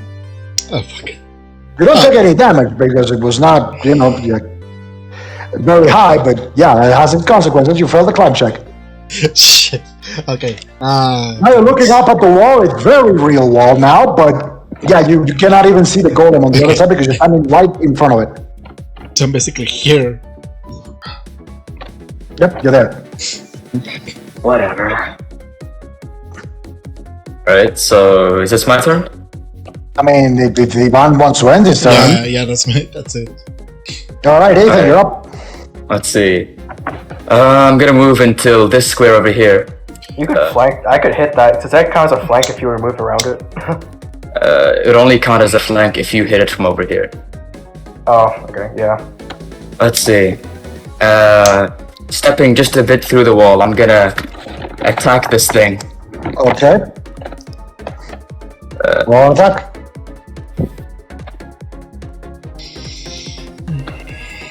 16, does that hit? 16, that misses. As you basically step through the wall, you swing the kind of like construct turns itself in a way that you cannot hit it. It's basically out of the reach of your weapon. Let's see, alright. My next attack. That's a crit. That definitely hits. Alright. Wait, it's 1 plus 7 plus 6. And then since it's an icy burst on top of that, so this is 24 plus d10. No. How do you want to do it? This thing was in its last legs. It literally had. I still want to roll the damage. Alright, that is a 28 points of damage, and I want to chop its legs off again. I like that. Okay, so you basically this time you step out fully instead of half-assing it, and now you make sure it's right within your reach, and you swing your sights again, and you clean it through. Your airborne campaign. Roll a 3d6. Alright. That is 14. It's broken. So you basically swing, you got his legs, and as you finish the swing, your blade literally disintegrates. However, this golem literally collapses into, or crumbles into, rather, Damn. dust. And at this point, That was tense. Fuck, I lost a freaking. I lost my dagger. Give me a Lost nothing second. other than almost losing my life. To be fair though, that hero point crit, that hurt it a lot. Okay, was like- at this point you are out of initiative order. The corpse and the rubble around you. Can we take a break? Yeah, sure, we can take a 10-minute break. Thank you. God That was damn. 105 points of damage Let me in a change. single turn. That actually did a lot. A lot. Yeah. Use the hero point though. That was like half of its HP in one turn. Yeah. Yeah. Fucking. Atris, the only reason why I didn't push it off, I was like, I don't know if I can push these things off. They're like, Yeah, no, that's fine. And then I noticed the wall was there, and I was like, wait a minute. See, what I was planning to do was like basically stand on this side of the wall over here and like just hit it every now and then through the thing. But then I realized when Ronan said that this thing's 20 feet tall, it can look down on you from there. I'm like, oh fuck, never mind, this won't work. But it died next turn anyway, so it's fine. That's when the I don't know why a lapse adjustment. I wanted to climb the wall, hit downwards 10 feet, and like jump off. The moment that you would have chosen to interact with the wall, I would have told you that, yeah, DC Yeah. 15. But I didn't. So FYI, as soon as we start again, give me your weapons. I am mending, my boys. It starts to mend. Well, you can mend now. Dude, I need mending. I need physical, like, medical mending. Oh yeah, his voice box is broken now. Yeah, exactly. Athen wouldn't be able to talk anymore. I can heal you still. God damn. Atris, And I- holy shit, dude, that was tense. Sometimes I I think I used up all of my weapons today. Like, I used all 3 uses of my enchanted weapons. Now, if I ever make one, I need to use my shadow surges. I turned my dagger into dust. Oh my god. one of the most annoying parts of the fight was whenever I like unmuted myself to want to cast Shift the Tide, but I just got shushed and it kept going. Went through the battle. I thought, wait, what happened if I cast grease and somebody just pushes them to the water? But then I thought, then we lose the reward, like the freaking drops. So it's just like, nah. What is Oh, the yeah, Tide whatever drop. flesh gonna drop? Oh yeah, his scythe. I wonder if Aiden Oh, yeah. But no, it's like meant for a 20-foot tall dude. Yeah, That's like, well, There's you could probably, I don't know, actually, if I memorize how it is, I could make Well, like. he's holding it with multiple hands on the same hand, so maybe you guys can dual wield it. He's using 2 hands on one. One hand. No, well, technically 1 arm, 2 hands. Also, Yeah. the part where Super Donna told me to get up, I was genuinely confused. Was that him or was that his character? What's his character? Yeah, it was Argus. It was Argus. By the way, Judas, before you fucking vanished, I was like, okay, it's fine, he's up, I can just heal him, and I can use my Psionic Focus to do the D6 multiplier, and he's gone. See, the main reason I vanished, right? The main reason I vanished was mainly because if I did stay there, right? He's gonna hit And, you. exactly, he would have walked up to me. He's like, "Oh, friend, you're back," and just fucking smacks me, and I'm dead. I only have like 6 HP. They would have No, I definitely done that. why. I understand why. They would have Goddamn. definitely done that. What the hell was that? This reminds me of like Margit from like Elden Ring. It's just like you're casually walking, and then a fucking boss just comes out of nowhere. Like what? Just as a quick FYI, It's a encounter, and then it's like Margit. I mean, what is that? I mean, I guess it's up to you guys to investigate what is that if you want Like, a to. boss just comes out of nowhere.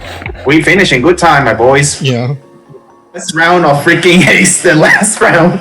Oh yeah. Yeah. By the way, the only reason why I did so much damage is 'cause I had my max buff on. I had like enlarge and like all the damage And buffs. Rad, when you went into enlarged before the wall came out, I was like, oh my god, Rad could fucking push him in there, and I can shift the tide if he fails. By the way, right there at the end, were we on the damage increasing thing, or were we on the other one? That's a defense. You're on the defense. We're on defense. Oh, yeah. Okay. I know. You're It all doesn't matter, back. it ends right there as well. Alright, we're back. Hold on. Roll Before back. we start, you're all so stupid. Oh my god. It's not clearly a fight to drain you of all your shit? we could have just waited. We didn't have to go and risk all this shit, man. My God. I don't know why you guys always fall for the same old fucking trick, but hey, you keep falling for it. I keep doing it. I keep doing it. I keep doing it. I keep scaring you with big things. You always go like, oh, unga bunga. And I'm like, okay, dude, go for it, guys. All right, so at this point, we're back. Yeah. At this point, you basically see the shimmering wall of darkness. Both Damien, Ethan, and Ivan, you do see the rubble of the golems all spread across the place, and you do see the corpse of the golem, the scarecrow. At this point, once the scarecrow falls, you do see it literally shrinks down in size to what looks to be a humanoid person.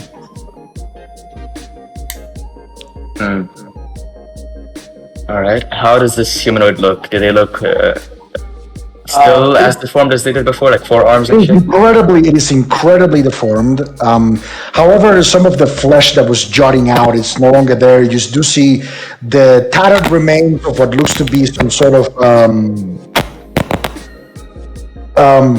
like lab coat.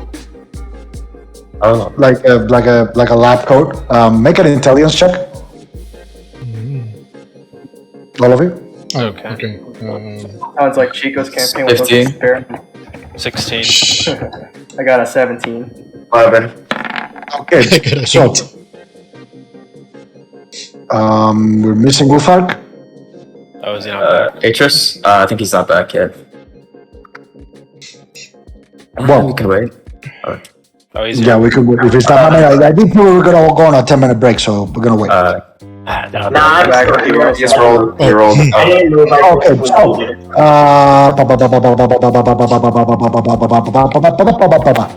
so strangely, Damien, not strangely, Argus, and that's pretty much it.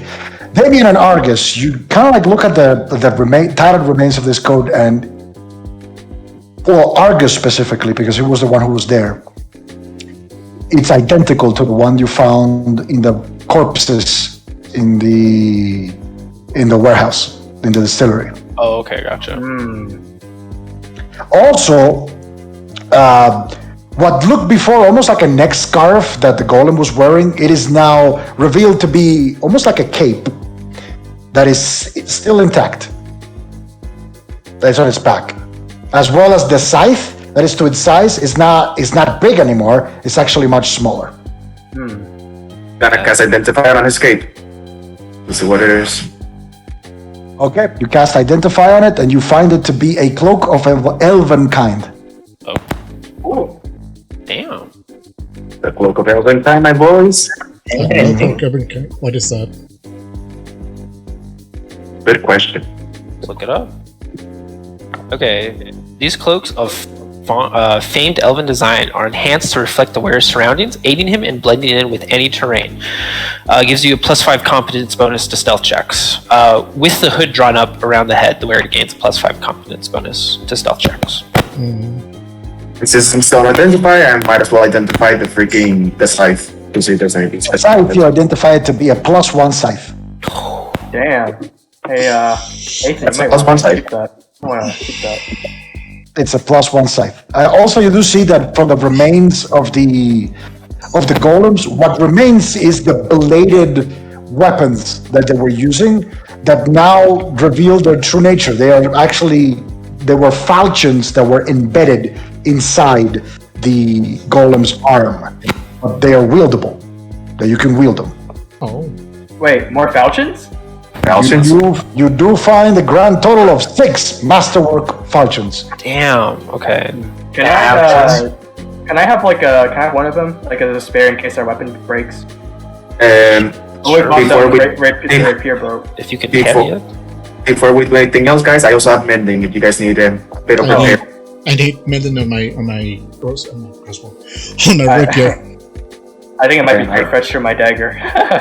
I'll cast mending on Divan's. Okay, you cast mending, you're able to repair. As that happens, all of you make a perception check. Alright. As Lauren is mending the rapier, as you kind of like, looking around. And, 24. okay. 22. 14. Before I run it, I'll be trying to mending it to full. So, do I still have to do like the rolls for it? Yeah, you need to roll for it. Oh, okay. Oh, falchion. That's true. And that's a 2, so he just heals 2 points for now. Usable. Useful. And Alright. pretty much it, that's 10 minutes.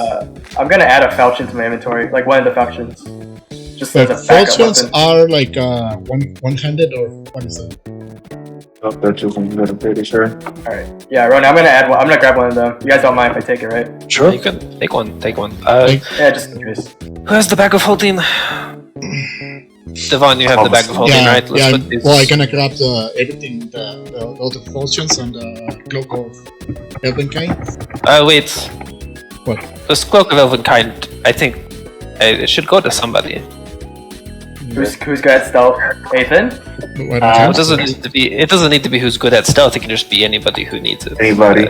Well, I can. August, in your brain, you do kind of hear Chris go like, "Ow, that motherfucking golem was tough." Jesus. Yeah, he was tough, but you're tougher, Chris's.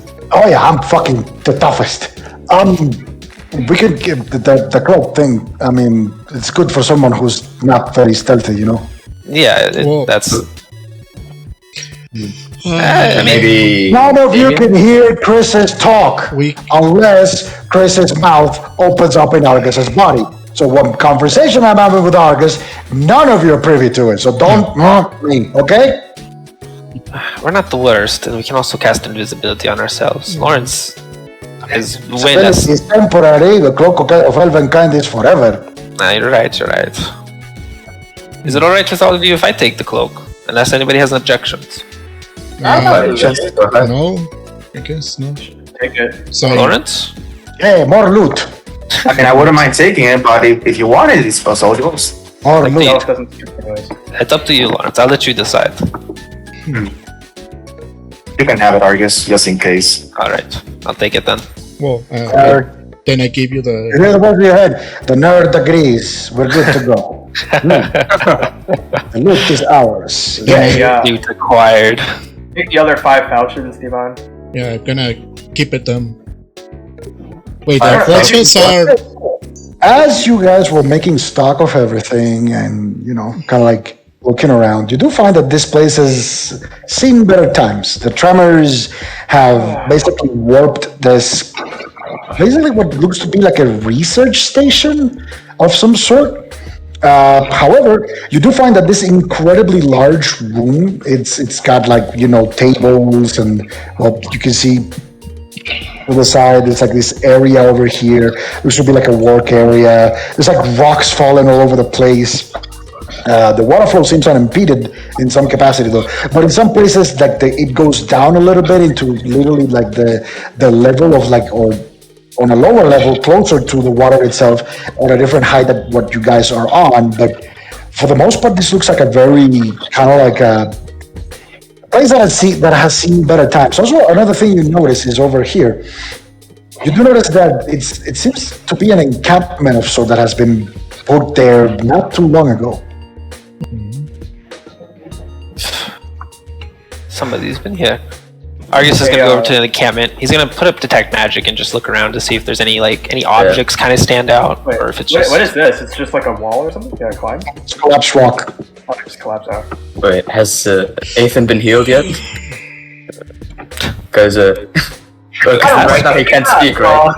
No, because he can't speak. I was just like asking, just. You see Ethan kind of like trying to voice out, but he's. Wait, what's wrong?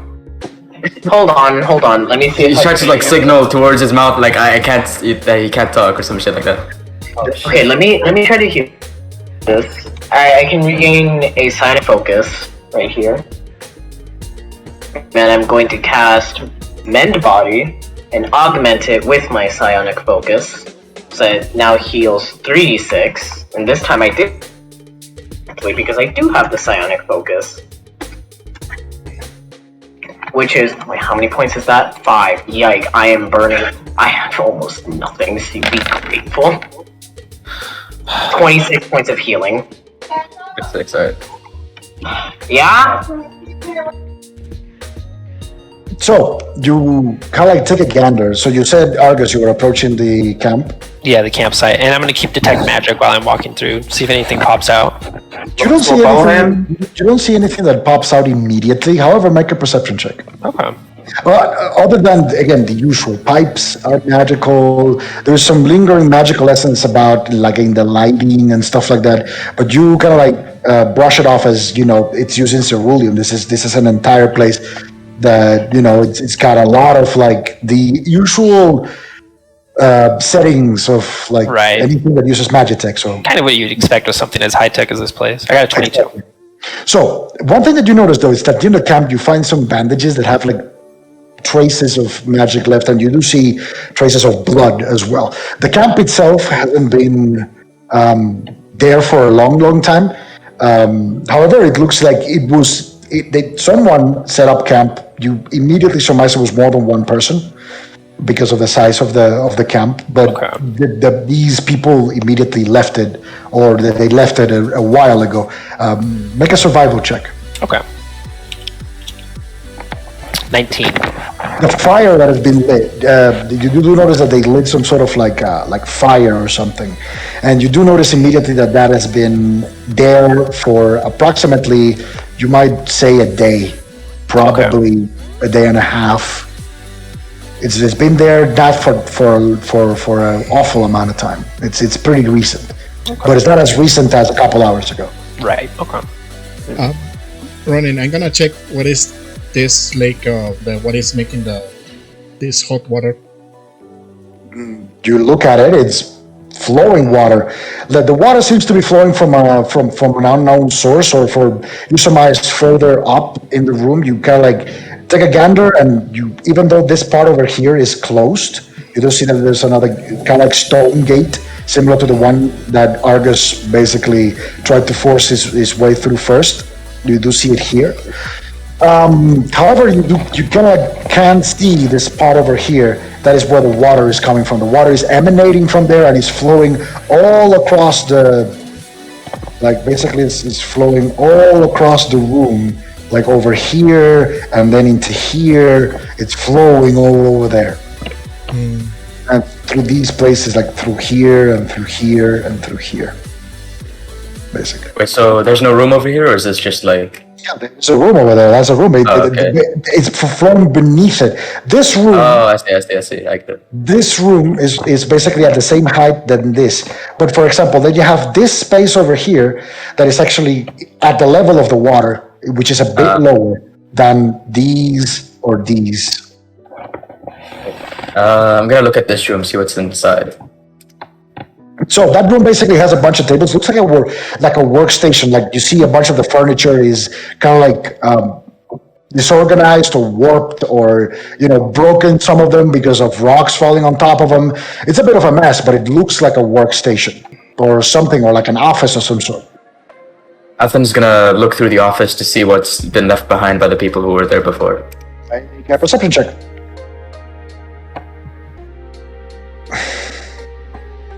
That is 18.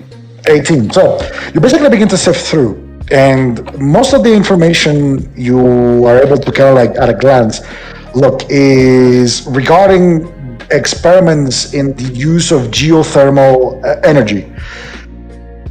You have no idea what geothermal energy is, but you do kind of like arrive to the conclusion that it's something that has to do with the volcano and how to harness the heat of the volcano as energy. Athen keeps like a paper or two, just the important papers that he's found from this place. Let's see.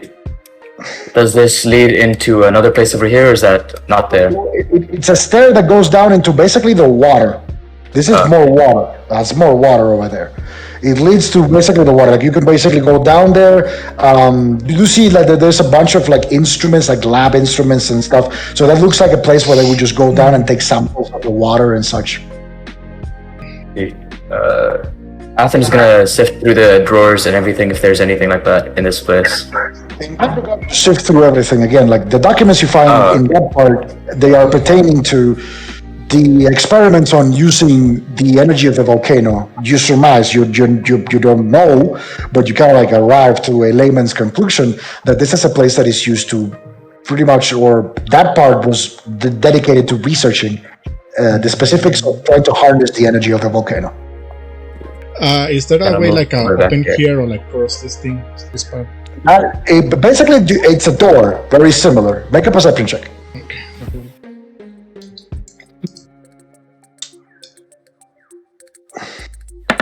I got 22. Okay, so you gotta like take a closer inspection at the door, and unlike Argus before, you do find a switch. I'm gonna press that switch. So you literally press that switch, the door kind of like begins to slide down. And this is what you see. Oh. I still have my crossbow, so I'm gonna reload it and basically gonna walk like freaking try to enter this door, this place. Okay, you walk inside. Yeah. There's no golem in here. You don't sense any alarm flaring out, none of that stuff. However, now that you step in there, make a perception check.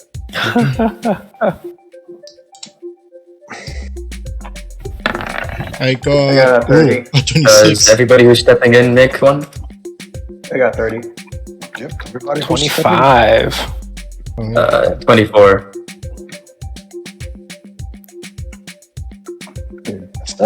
Give me a sec. To see this as well. And this. Okay, so you step into this place and you discover there's another kind of like office thing to your left or to the right? Yeah. To the left is another kind of part that goes into the pool of hot water, which is where the water was emanating at the beginning. And also towards the end, you do see more places where you can go down into the particular pool where the water is basically being bubbled out. You do see that from beneath it, it's emanating. What is to your right is basically a bunch of like seeds and essentially everything that is used in agriculture. You know, seeds, plowing instruments, all of that stuff. That is used to basically plant and harvest and all of that. Did you see it to your right? After all, this is an agricultural research station in name. Yeah. And there's another stone monolith door in front of us. Yep, there's another stone monolith there in front of you. I going to close to Hold on. that thing and try to look Should we at check this room first? Or? Yeah. Quick question here: does Lawrence see like any valuables here in this camp, or nothing at all? Make a perception check. Argus is also going to look for anything magical, valuable. I also need some freaking detect magic as well. Oof, 17. That's 22. Like sift around again, other than the bandages that have like a small trace of magic left in it, there is nothing, no belongings, just the tent and the remains of the fireplace and what looks to be or used to be bed walls or some sort, right? That other than that, you don't encounter anything else.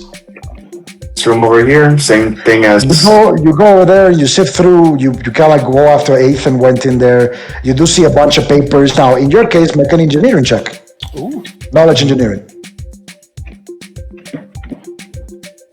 Yeah, 15. Okay, so you kind of begin to sift. Like Ethan made a mess of the papers and stuff, and made it all a mess. But what you do account is the fact that what this is basically a testing station. It's an observation, kind of like a place where they take samples of the water to see the temperature, to see they're measuring. Basically what they're doing is they're mixing the heat of the volcano, they're mixing it with ceruleum, boiling the water to a point incredibly high, but without actually making it into steam. Mixing it with ceruleum actually makes the water have a higher boiling temperature, creates a liquid, not water, creates a liquid that has a much, much higher boiling temperature, and it's very, very energy efficient. That allows you to essentially employ it to feed special turbines that you can later basically employ to generate energy. So it's kind of like a way of carrying that heat of the volcano through the facility into you assume a part of it that is in charge of converting that highly heated fluid into actual energy. And you find out that it's not actually ceruleum that is powering the facility, it's actually this water that is being used experimentally, which combines the heat of the volcano with ceruleum to create a much more efficient method of creating energy because it's less ceruleum intensive. With that, I'm just gonna head back to where the rest of the group is, and Okay. and maybe see through this area as well to see if there's anything. Yeah, you kind of like sift through it. You find seeds, farming instruments. You find samples of soil, different types of soil in like sacks. Oh, Pretty shit. much everything related to harvesting, pretty much. Argus pulls out Ryasha's dispeller. Does he detect any? I'm right. Make a perception check. Okay. Where Chris is. Okay. 15. You pull up Ryasha's dispeller, and in the vicinity of where you are, you don't detect any umbra. However, when you look back at the corpse of the golem, you do. Oh, okay, gotcha. And Lawrence gonna pull up his cyan torch and see electron. It's not a ping, but it's more like the presence of it. It's very similar to what you detected initially with the Ioun torch. It's very faint, but it's there. Not like a Vengerian transmitter. It's just gotcha. I gotta go. Yeah. Okay. And I'm gonna go then also like check with the torch like the rooms before like You basically go checking around the room. You don't find that anything lights up other than the scarecrow. It lights up. the scarecrow lights up. The corpse of the scarecrow lights up, yep. Okay. And both guys, the scarecrows. I'm going to try to look for a switch or to open this door. Make a perception check.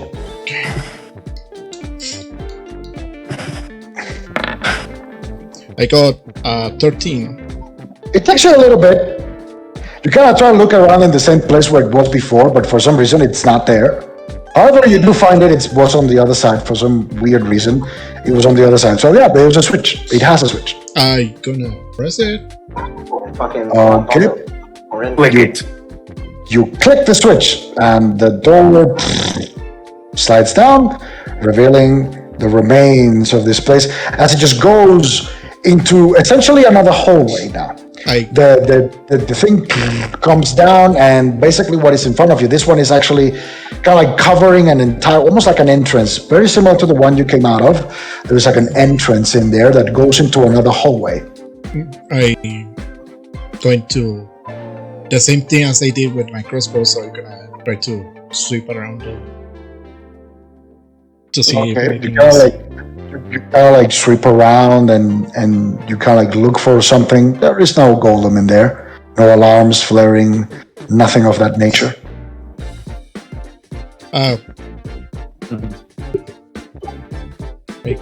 Okay, so However, you do find that this particular hallway has 3 doors.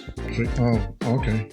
The one you came in, well, 4 doors rather. The one you came in, one to one side, one to the other side, and one at the end.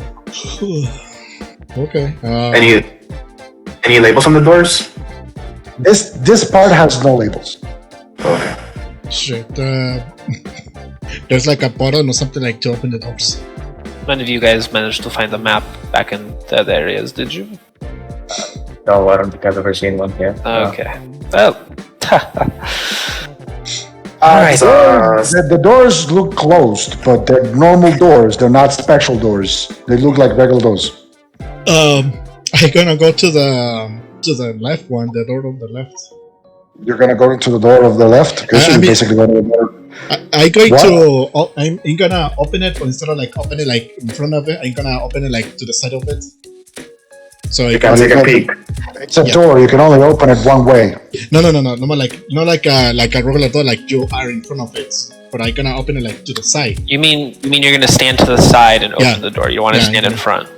I'm gonna Weight stand of to the the side. door. Basically, you're gonna stand to the side and open the door. So basically, open the door. You stand to the side and you push it because the blade of the door does not open into the hallway. It opens into whatever this place is.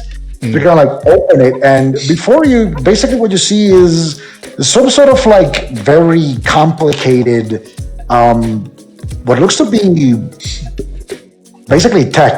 You have no idea what that is. You're looking from the hallway into this room and you don't even make up what it is. There's a bunch of papers on the floor. There are stacks of paper on like basically what looks to be like boxes that are kind of like put against the wall and sort. There's like lamps and there's like a giant, what looks to be like a giant structure towards that end of the room, but you cannot look at it if you don't step into the room because again, it's like you're looking at it from an odd angle. I'm gonna try to get into the room very carefully. Wait, hold on, don't go Yeah, just Devon. yet, Devon. Jesus, Okay. Argus is gonna cast detect magic. He's gonna look into the room. You do sense that there is a strong source of magical energy inside that room, Okay. but around the door and stuff like that, there isn't. Any umbrite? Okay. With the action dispel, you don't detect any umbrite. Okay, so And Lawrence is also gonna detect magic, and he's gonna feel that freaking like a really powerful magic. Would he figure out if it's like any mechanicals, like any machine itself, or?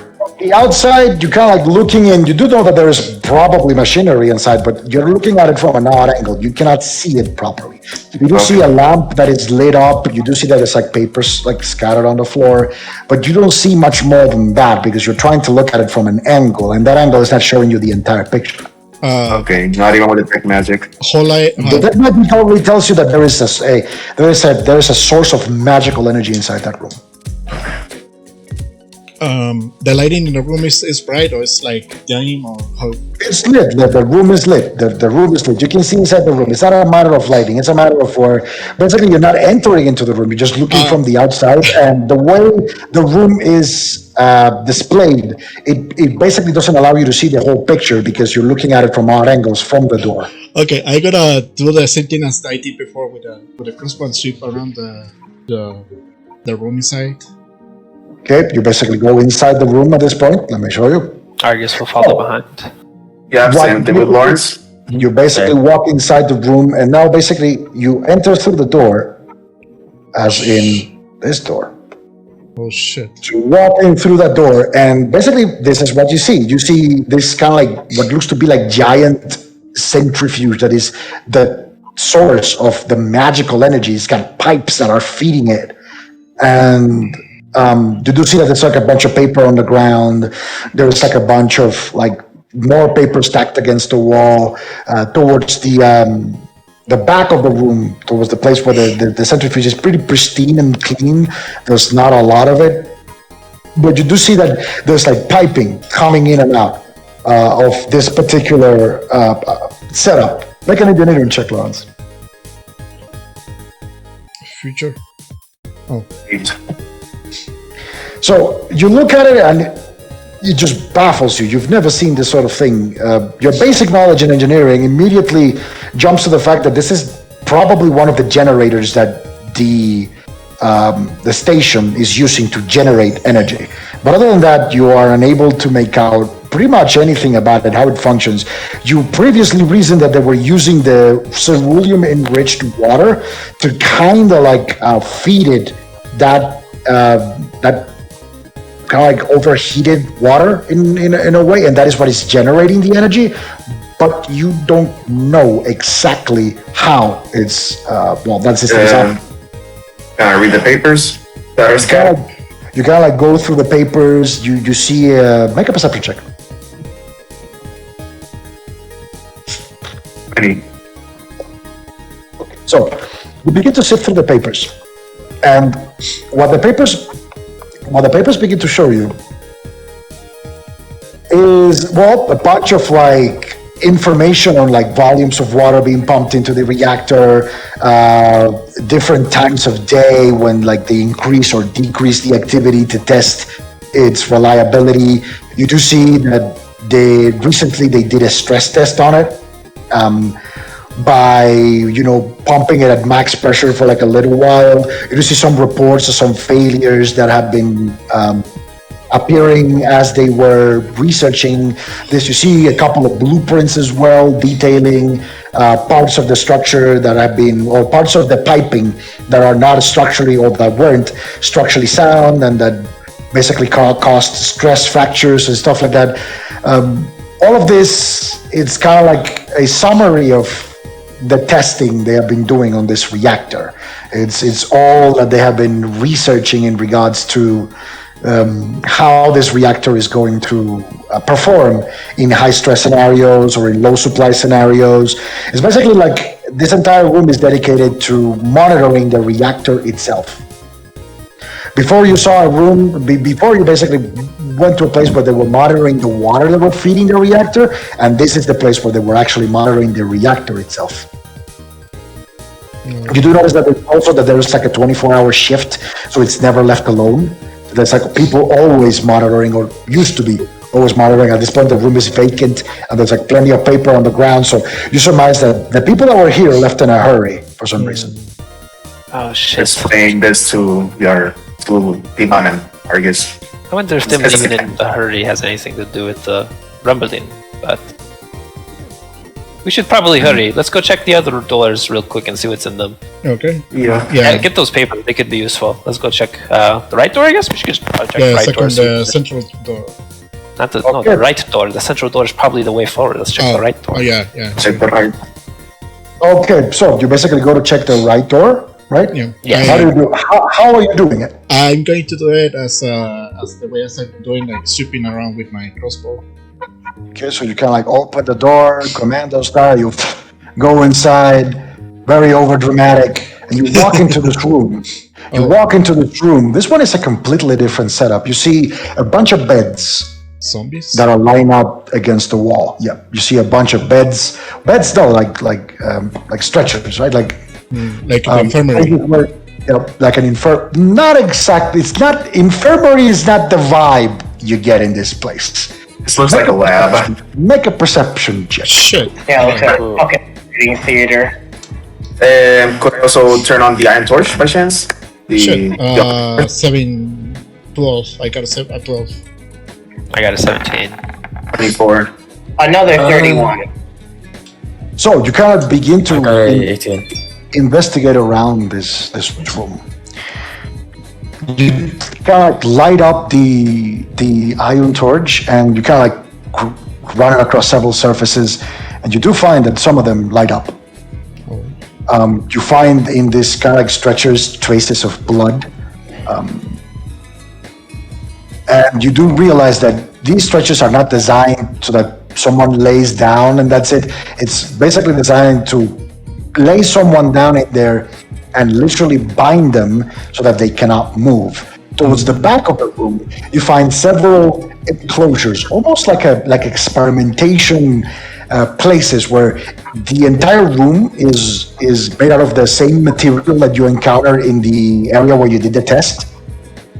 However, it has like a single door and it's looking into these enclosures. You see that these enclosures are very, very primitive. They have like a drainage, and they have like what looks to be a bed, but a lot of them have like scratches on the walls, blood on the floor.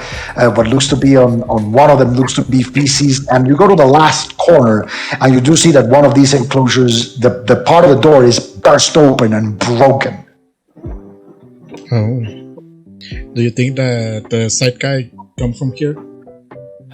Riash's Dispeller. Yeah. Any Umbright in that close to You town? pull out Riash's Dispeller and you get a headache when you pull it out. Because it's not that there is Umbright in one specific place. You begin to sense Umbright pretty much everywhere.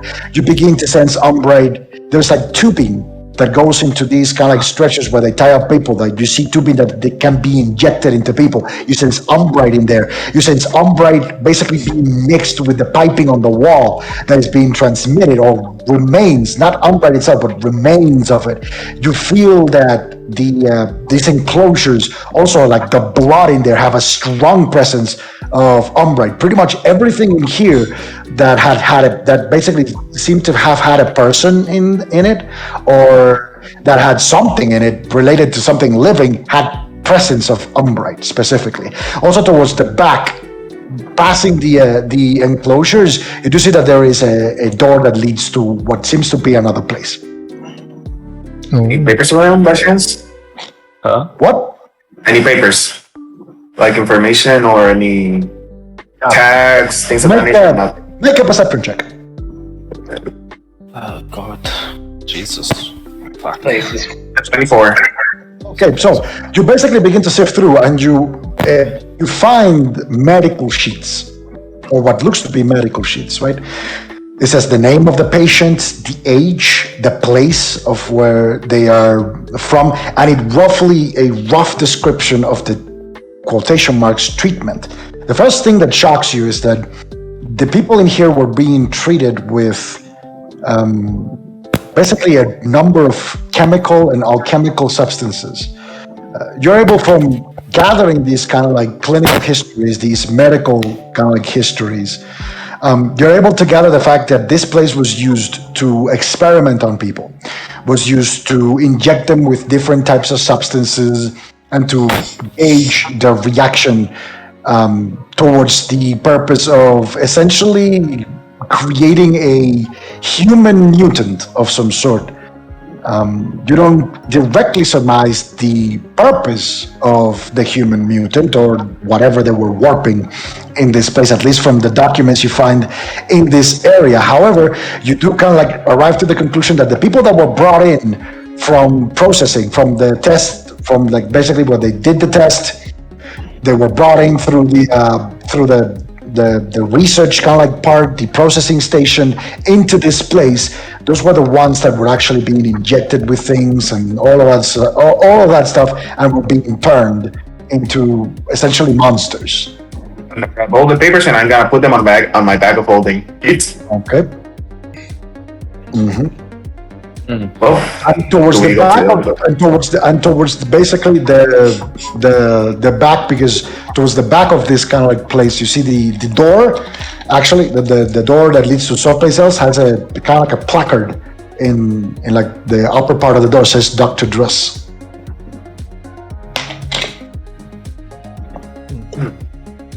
Oh, is this the door that wasn't opened on the other side of the room? This is the door wasn't open on the other side of the room. Argus, he's looking. Does he sense any umbrite on the other side, or is it? Yeah. You've got like focus, rest, dispeller, and again, it's all over, including in that room.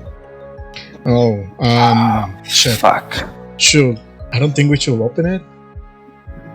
Argus is gonna like press his ear against the door. Does he hear anything? Make a perception check. All right. something to see if there's anything. 28. You gotta press your ear against it, you hear nothing. Fuck. And the detect magic on nothing as well. You use detect magic, again, other than the habitual accoutrements of Magitech, even in that room, you don't detect anything. Nothing's off, Argus. Let's try. I don't hear anything. I don't know what I feel about it. Sure. There's umbrite in there though. I sense a lot of umbrite in there. Does the umbrite feel coalesced, or is it like spread out? You don't feel it much in the vein you've been feeling umbrite so far. You haven't felt the ping of the Vendrian transmitter, which is like a very kind of like tellable ping that you can feel.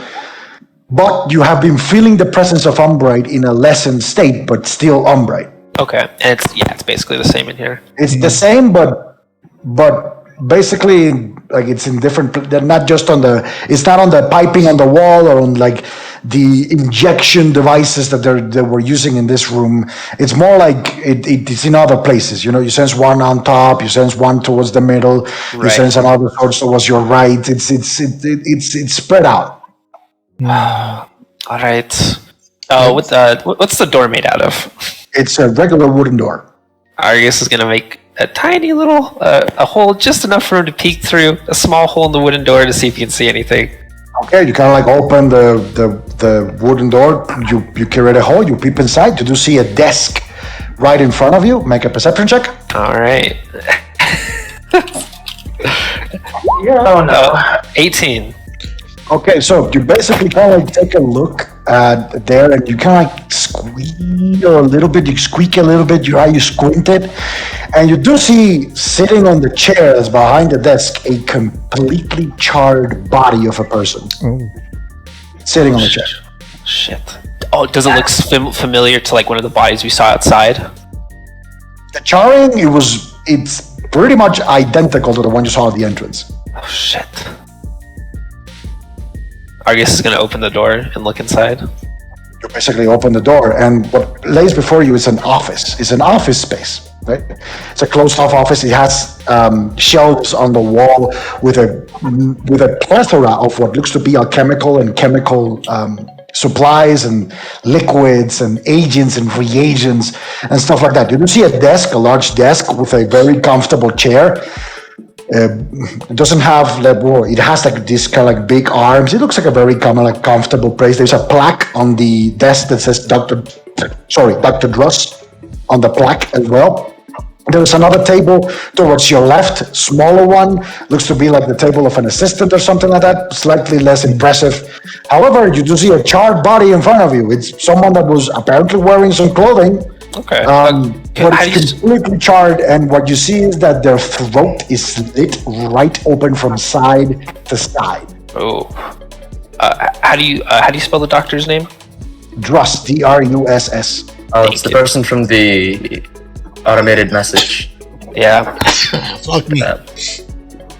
So I'm guessing he's the one that ran these experiments. Quickly, help me look around and see if we can find anything interesting. Looking through the desk, looking for any documents, anything that might have information on like ledgers, where the Umbrite might come.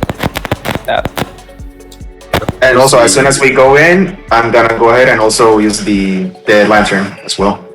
Okay, so let's go. Let Super Dino, you're like. Yeah, you're Mike Dino. Your static is nuts. All right, so let's go. Let's. Yeah, you're much better now. Okay, so let's go. Let's go like Jack the Ripper, right? Part by part. Need you all to make a perception check. Okay. 13. Okay. 2. 17. Shit. 10. Okay. 12. Okay, so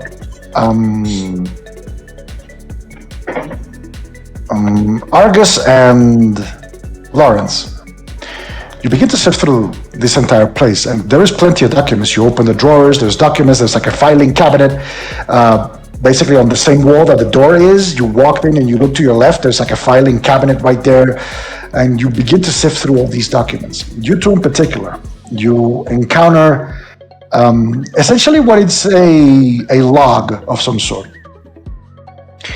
And the log is basically dated, and you can see it dates back almost 2 years in terms of what they've been doing here. Shit.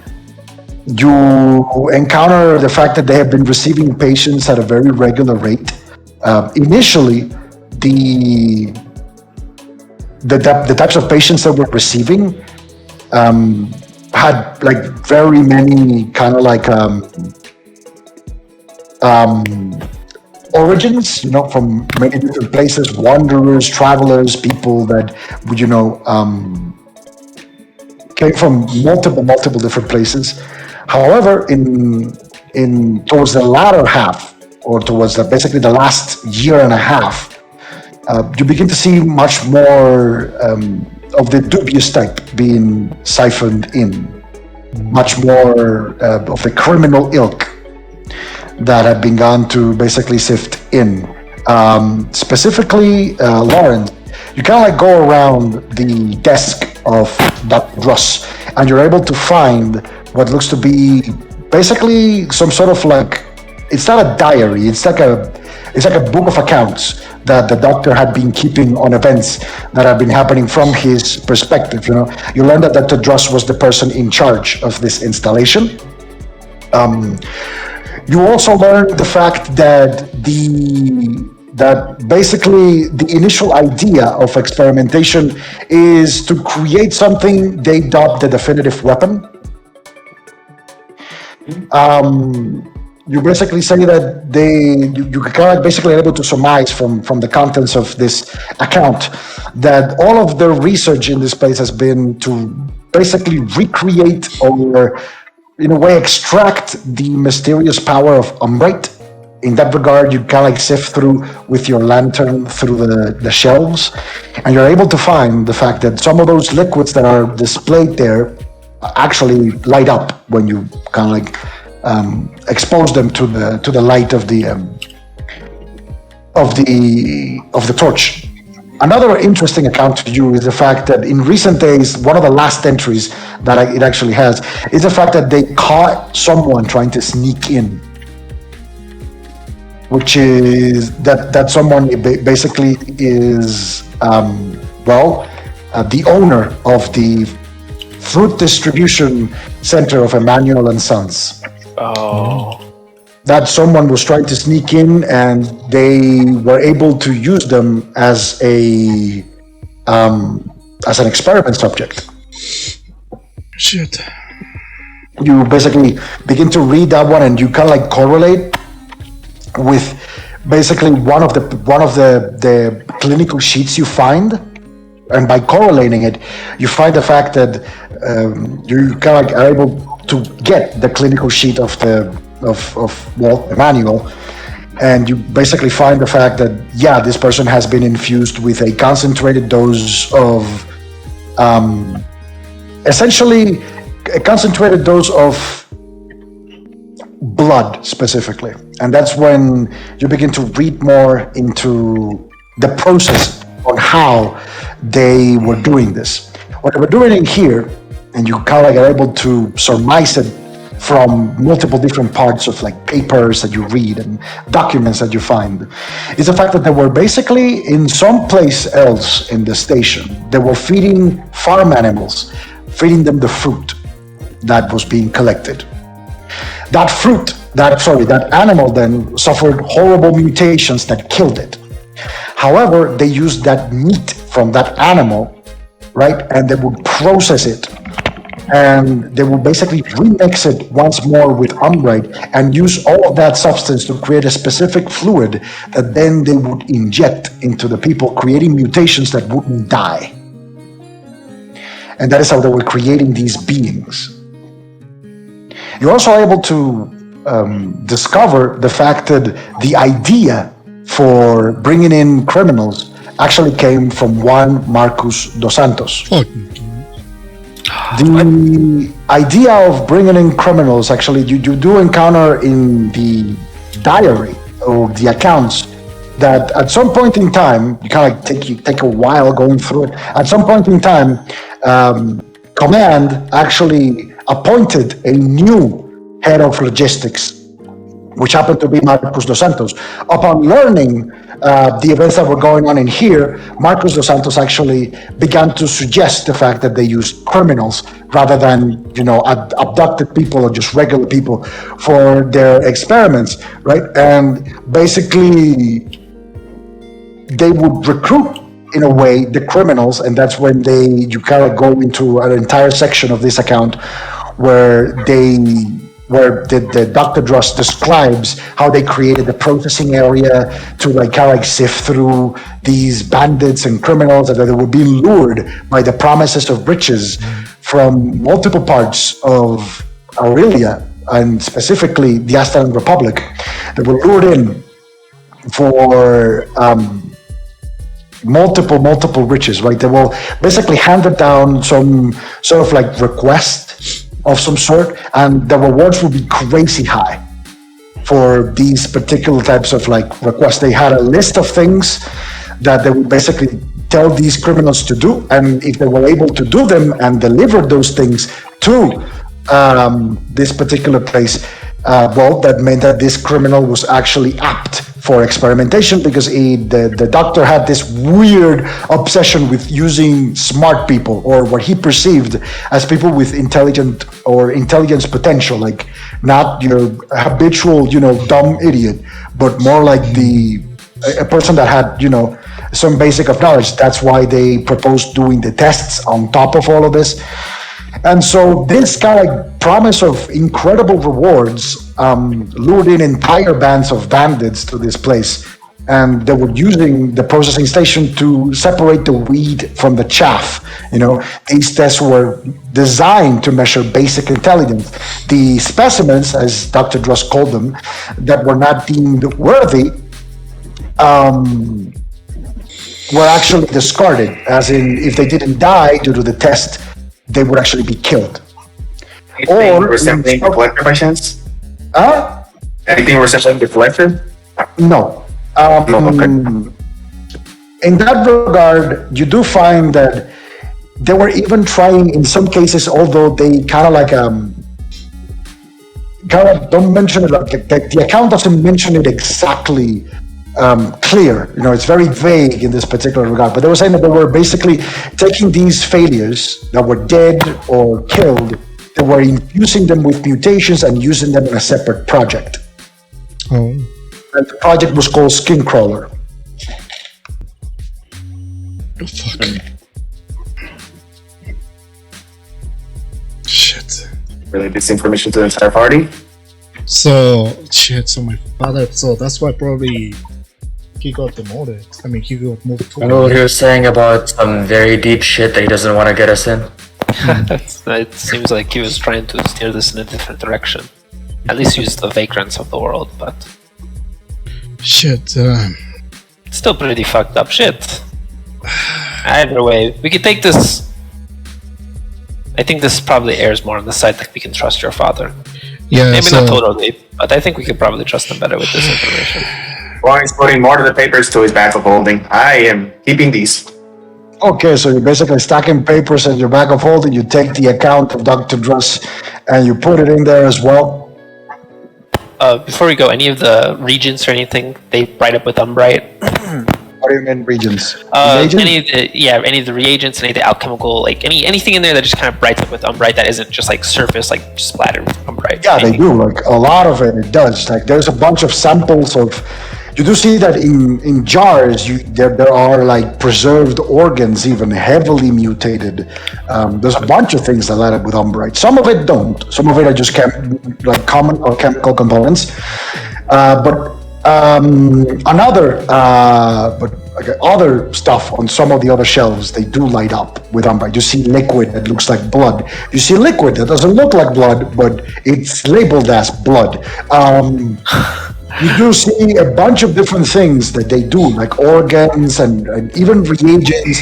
You do see some preserved fruit as well being stored in there in these kind of like jars. Also, Lawrence, another thing you find while reading the account of Dr. Druss, and that kind of particularly calls out the attention to you, is the fact that in one of the later accounts, it's described as the Gladrian ingredients have been received. Oh shit. Oh. Gladrian ingredients have been received. Oh no. Shit. Point that's the party like, what is this? What could this mean? You said Gladrian ingredients. Yes. Oh. May I ask what this at all means? Gladria is a nation that Aston Republic is in conflict with. At war. And we're not at war, we're just in conflict. It almost boils to war. So it's very, very unstable with them. I see. If it was war, we wouldn't be able to go over there. This is We have a demilitarized zone. That's as far as they got, but not I don't actual. think this doesn't make any sense. It points towards the Aston and the Republic military working with Gladria, but that's probably not the case. They probably got the ingredients from Gladria somehow, right? Yeah. It's like Maybe not necessarily from the Gladrian government is the only thing I can think of. People I don't know much from- about The only Gladria. Gladrian that we've heard of was the Collector. She was a Gladrian spy, but that's as much as we know about her. But that would mean that she's working for Gladria, not for. Was you the know, Collector... Aston. The Collector had a Vendrian transmuter, right? Yeah, she did. Okay. they made a poop monster, that's for sure. Poop monster.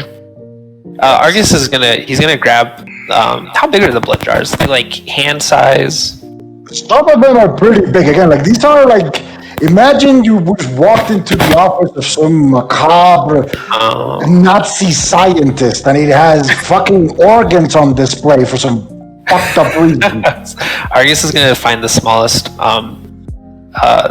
jar of blood that has umbrite in it, or it has like traces of umbrite.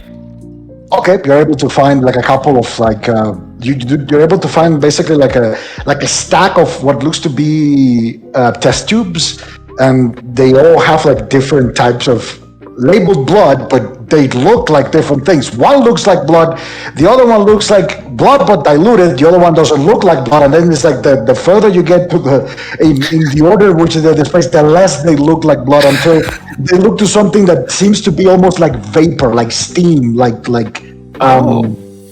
fog. Maybe a little shadowy? No, it's very white. Okay. Okay. That's weird. Shit. I don't know. This is happening, Lawrence. You continue to sift through the accounts. And towards the latter stages, after you kind of like read the Gladrian ingredients part, you begin to notice a shift in the tone of Dr. Drust. The fact that they're now moving, they say they're moving now into a much more portable state of deployment in regards to the substance. Portal. Wait. You begin to surmise the fact that what they're researching here is some kind of substance, some kind of thing that they want to make portable for some reason. What were you going to ask, Argus? I don't remember. Slipped my mind. I'll take like the gas jar, or the one that has like white vapor in it, and then I'll take one of the regular blood ones with the umbrite, and I'm just gonna put them in my bag, and that's it. I'm back. Alright.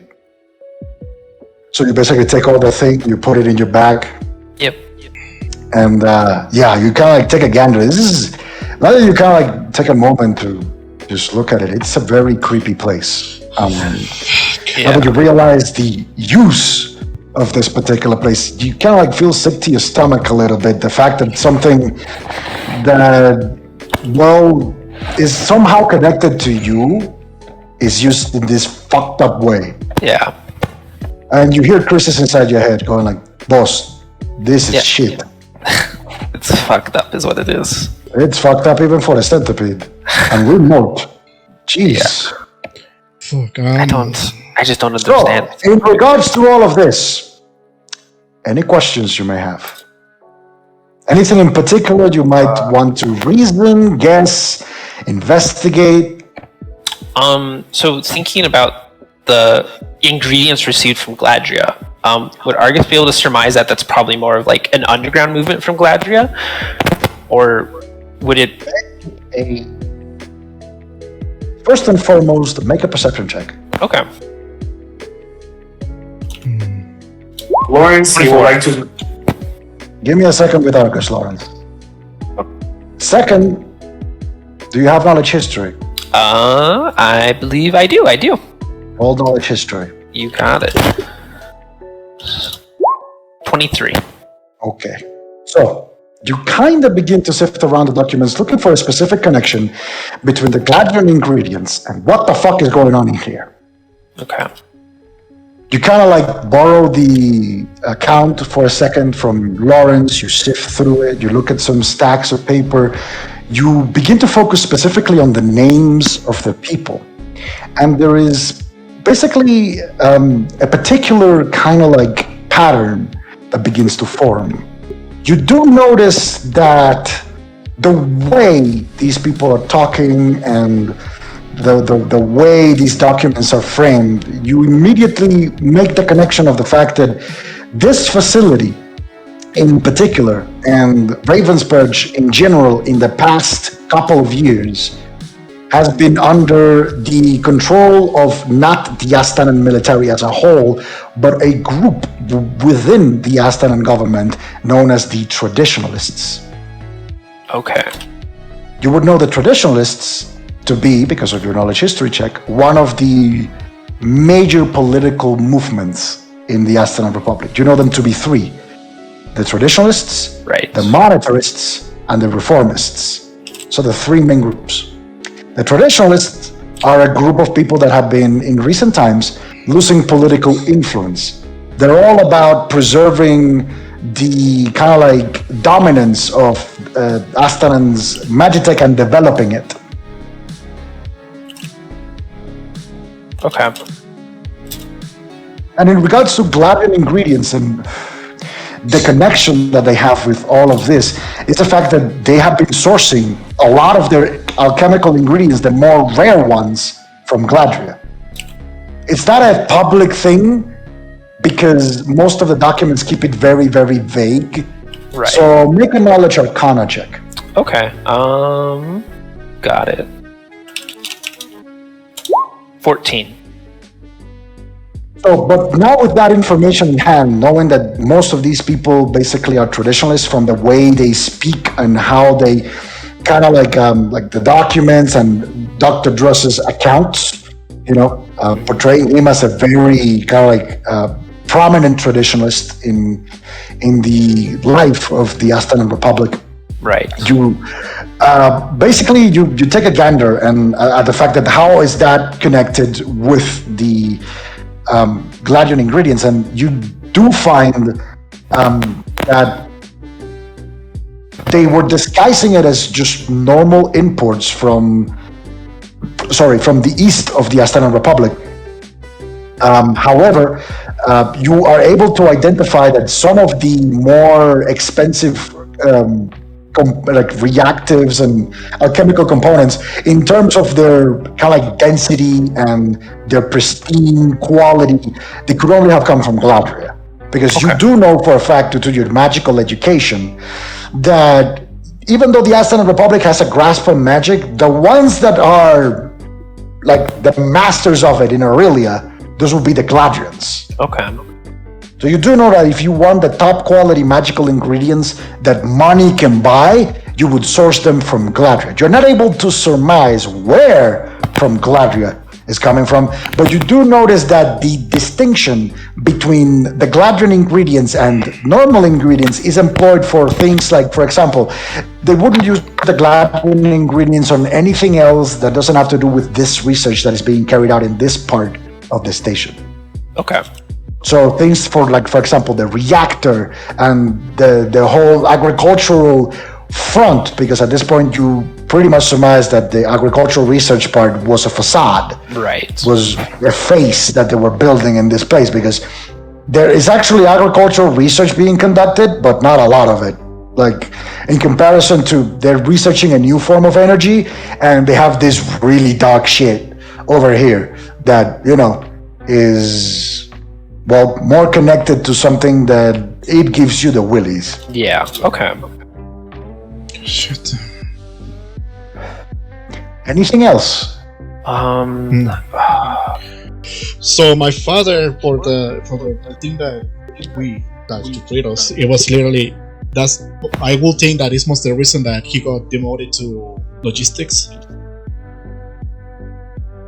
I mean, you do not know that this was the thing that demoted him to logistics. You do know that when he was demoted to logistics, he learned of this place and the operation that was being carried in here.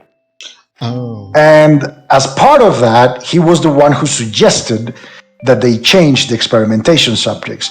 So the whole kind of like idea, you kind of like focus on that, and again, you go over the accounts, more inclined to find out your father's involvement. So make a perception check.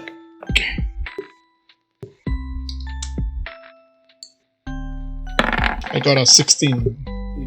Okay, so you're gonna like go through Dr. Druss' account, and you begin to kind of like around the time where your father was assigned to this place, you begin to kind of like learn what was his whole process, his whole kind of like involvement in it.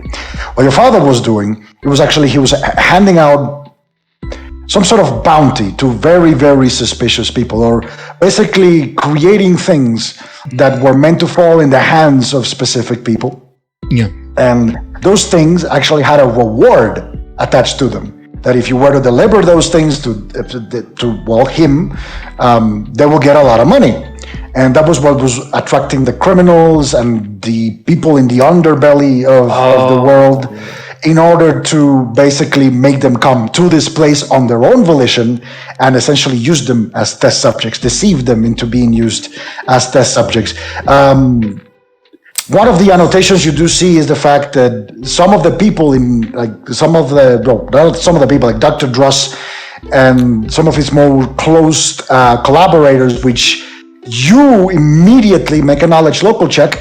Okay. Shit, where's my local check? Now I know why that note was with the bandits. Local F4.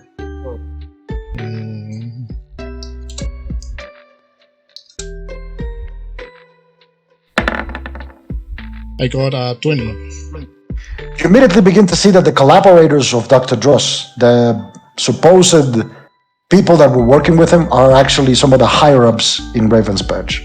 Oh. Some of the people in command were the ones that actually were giving him some instructions into what people to recruit, what people not to recruit. There is a note specifically on avoiding members of the lodge. Yes. There is also annotations in regard to the supply chain that they were using to bring in what they called the key ingredient, because they never dubbed it they never named it, but they were calling it the key ingredient.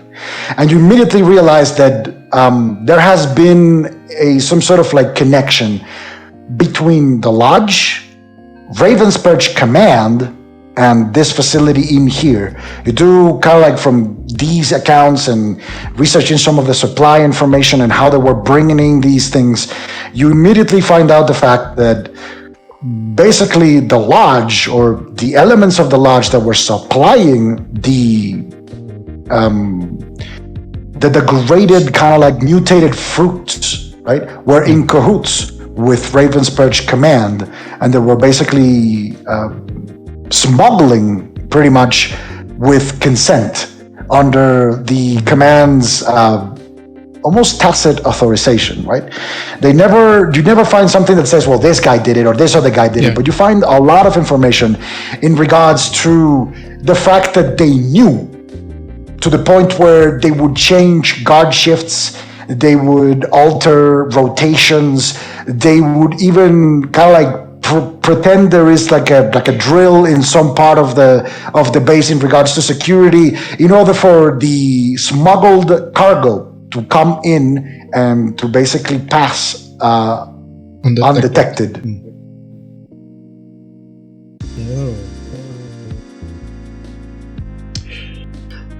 So I'll tell the... Also, before I forget, in that part of like Druss's account, you also begin to kind of like fixate on the fact that Dr. Druss has been getting exceedingly more paranoid. He begins to speak of an informant, of someone that has to be sifting information because everything is going too smoothly. You basically see, as the time goes by, he gets a little bit more paranoid with himself. And even the tone of the writing, which at the beginning of the account was very scientific, very detailed, very catalog, devolves at some points, or in some points, into ramblings about, they're being watched ramblings about the fact that there is an informant in their midst, that nothing in the last 2 years has gone wrong, like bigly, and they haven't been discovered, and he's getting increasingly paranoid. He speaks of having dreams at night of people watching him, and that has basically had him on his on his nerves. He's beginning to get has begun to get very, very nervous on that regard. Another thing you find in the account, you gotta take a closer gander at it. You find that this whole project was being dubbed Mockingbird. The entire kind of like project, it was like Project Mockingbird. That's the name that we're giving it. Project Mockingbird. That at the end, or towards the end of Dr. Dress's accounts, you do find the fact that he gets a little bit more ideological. Again, like his paranoia begins to sink in, and he gets a little bit more kind of like ideological almost, right? And he says that come what may, they have to finish the project to bring true freedom to Arila and to the Astaran Republic, and they were going to begin with bringing freedom to the people of the Astaran Republic, breaking the chains of the people, and then expanding further forward. And it gets into all of those kind of like ideological ramblings that weren't there at first. These accounts, and this is something you're able to detect by, kind of like taking a gander and comparing the different kind of like writing styles almost that this thing has, and you begin to realize that yes, at the beginning it was very scientific, very to the point, while towards the end is more rambly, more copious in words, and there's much more of like an ideological statement almost in these accounts, rather than just an account of what's happening. Yeah. Holy shit. I tell the group. Is there by chance any way to figure out what is the substance that they were trying to make more portable? Okay, make a perception check. That'd be an 11. Fuck me. Make a knowledge arcana check. Knowledge arcana, that would be an article. Sure, double shit. Yep. Matrix. And lastly, make a spellcraft check. Also. Spellcraft, yep. Spellcraft, that would be +4. That would be an 8. So, you begin by trying to ascertain the nature of the thing that we're trying to make portable. And one thing you kind of like find out in that regard is the fact that the subjects that they were keeping in the enclosures were not just there as an adornment, right? They were being researched. You do find that they were being sedated and samples were being extracted off of them. Those samples then were essentially being further exposed to Umbreak, but these ones were not being injected into other people. You find out that these ones were directed specifically towards the creation of a substance that was capable of replicating the mutation effects on a much, much larger scale, like a gas. Using this blood as a base, you essentially surmise that what we're trying to create here was a weapon that, when deployed, it would spread a gas and it would mutate a lot of fucking people that inhaled it, turning it into, well, whatever you just fought at the entrance, or whatever came out of it, because again, like mutating regular people, turning them into those things. In terms of how they would achieve the portability, you're not able to find exactly if they were able to do it or no. You kind of like are stumped between like a bunch of formulas that the accounts contain that you might be able to understand, but you think you might need pretty much a long time worth of study in order for you to be able to even comprehend it. Very, very complicated magical equations and calculations in regards to the density of this gas and the mutative properties and their kind of like stability and their ability to remain in the environment. However, you do find the fact that the idea for the creation of this particular portable nature came from a breakthrough derived of an incident that happened in the village of Kren, in basically to the east of the Astanan Republic. Make an intelligence Village check. of what? Make an intelligence check. Intelligence check? Mm-hmm. For sure that would be the one from the newspaper. Fine. You're not you're not able to recall exactly where is Kren. You do know that it's to the east, but you read it in the newspaper. You're pretty sure one of the first things you did when you got to Hishtare was actually you read a newspaper and they were telling of an incident of monsters in the village of Kren. This doesn't look like the same, but you do know that there is a connection between the two. Oh shit! So so this suggests they probably already had a weapon to what they were trying to do. Probably it's like a version or like a prototype, maybe. And that's Kren was just where they tested it, I guess, or somebody had it.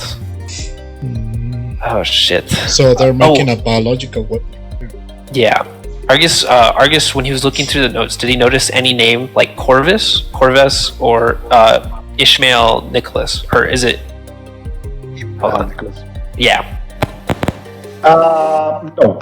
You went through the accounts, and when they mentioned the lodge or the lodge associates, they basically don't mention it exactly, but they mention associates from Senhartan, which you immediately connect to the lodge. Gotcha. Because the connection you made it up based on the fact that these were the people that were supplying the special fruit. Right. A lot of what you're reading doesn't state it directly. A lot of what I'm telling you is the conclusions you would arrive by reading the information, because in order for me to get the information to you guys, I would have had to write a fucking diary worth of shit. Right. And I'm not gonna do that. I love you guys, but I got it right. Okay. I was just looking for any connection to these names stated, because then it would be like Argus is looking for like evidence, basically, to connect what was happening here. There is a very obvious connection on the fact that, well, based on what you know, the special fruit is the altered fruit that the lodge, or in this case, Corvus's side of the lodge, was harvesting in Senhartan. You know that for a fact. Okay. And you make immediate connection between that, the special fruit, and you do know that, and because of Divan's findings, that base command here in Raven's Perch was in cahoots. It was facilitating the smuggling of these special fruits into this facility. Okay. About the what's called the father and the sons. What's called? Emmanuel and Sons. Emmanuel's sons. What are you looking for? Do they have any information about them, like when they come here, or probably? So you do already know that essentially from your kind of like first sift through of Dr. Dross's accounts, you do know that they caught Emmanuel, the father, sneaking around the base. Make a perception check. Okay. I got a 26. Okay, so you exclusively at this point focus on that part of the account where it is kind of like telling the fact that they caught him sneaking around. You go a little bit back, and you learn that one of the smuggled crates of fruit was accidentally displayed on the store, or was accidentally moved to the distribution center where it shouldn't have. Yeah. This particular kind of like crate of fruit was supposed to be moved by one of Emmanuel's sons, who had been instructed to essentially take that fruit and move it back to a certain place. He had been bribed for that purpose, right? Yeah. You do read the account of Dr. Dross. This one is the more mumbly one, but it's more like ideological and shit. Like basically he says of these outsiders that have nothing to do with our great work, and now they get to benefit from it. So the original plan was to involve one of the sons of Emmanuel, bribe him in a way and then kill him. However, the kind of the tale goes on and speaks of the fact that the son of Emmanuel probably was late to essentially deliver that crate, and two of his brothers, or his two brothers, actually were distilled some of that alcohol. They drank it to test it.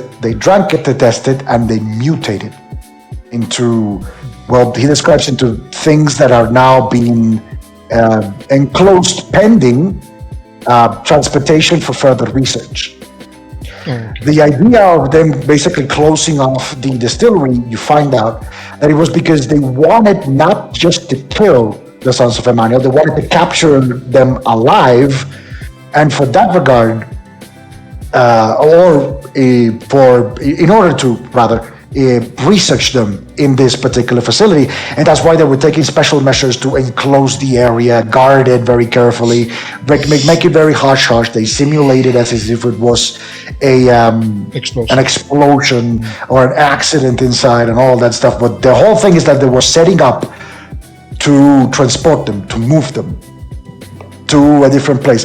However, Emmanuel, upon learning that the military had interest in this particular place, began an investigation on his own, and that investigation eventually led him to learn some of the things that had happened and that were connecting them to the anomaly.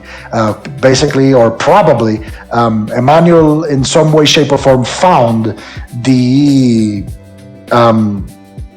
information that you guys eventually encountered, which was leading it to the anomaly. And when he came to the anomaly to investigate, he got captured and turned into the Scarecrow.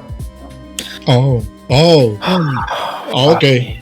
So we Also, before we do anything else, and Lauren's gonna go back towards the other rooms that we were already in, and make sure he grabs all the documents that he was reading and putting them on his bag, and she'll be back. I have one more question.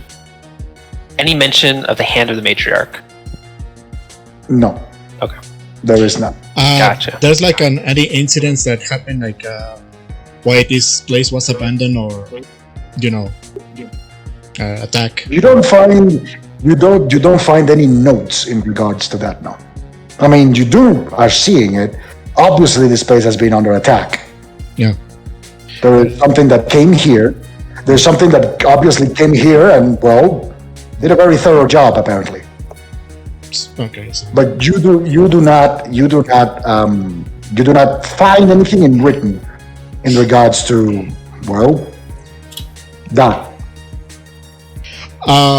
Okay, so Divan is going to find. However, in that regard, yeah. You do find the fact that the notes, the accounts of Dr. Dross end 2 days prior to you guys arriving. So this probably I tell the group, so I probably they got attacked 2 days ago, or like between yesterday and the day before. That would match up with the camp that we saw out there. Well, not exactly actually. The camp is more a day to a day and a half old, but maybe that's just them leaving or something. I don't know. This is fucked. I don't like it here. Divan is going to find empty paper so he can write the notes that he found. Or the ideas or whatever. So it's already condensed and it's getting back into reading the whole thing again. We don't have time, Devon. We need to get out of here. Let's go back to the central door. I'm gonna grab it just to in the way to back because we really need to. Oh my bad. I thought you said you were writing down notes. No, sorry. Right, so just took out the paper, blank paper and a pen, whatever, so I can at least on the way back I can write it down. Okay. Okay, so. Fuck. Do I find any blank papers? Sure. What? You grab all the papers, you grab all of it, you kind of take all that you wanted to take. Okay.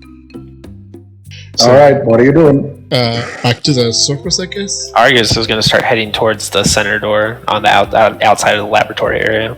Or, back to the room with the 3 doors, going to the center door. Yeah.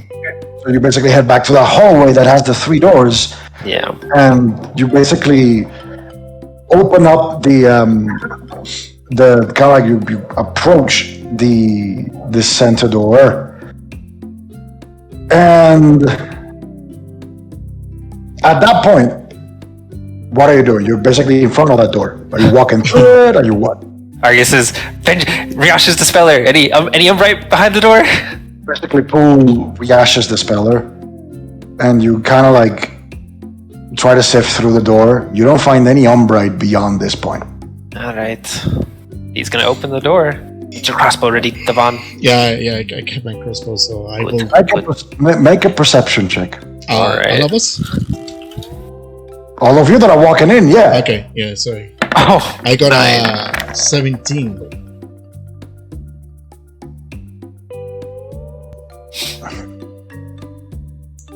Da-da-da-da. 26. I'm not gonna lie, I'm kind of lost on everything right now. You're good. So, yeah. Just follow us. You'll be fine. So you basically open the door and you walk inside, and this is a room that is what looks to be like a research kind of like room. You see stacks of like desks and chairs and shelves on either side of the room. In the center, towards the back end of the room, you do see basically two giant, what looks to be generators that are arcing electricity, and the room itself is filled to the brim with corpses. You do see that. You do see that pretty much the fact that the rest of the base was pretty empty is because, well, they're all here. You do see that there's like a bunch of corpses all across the room.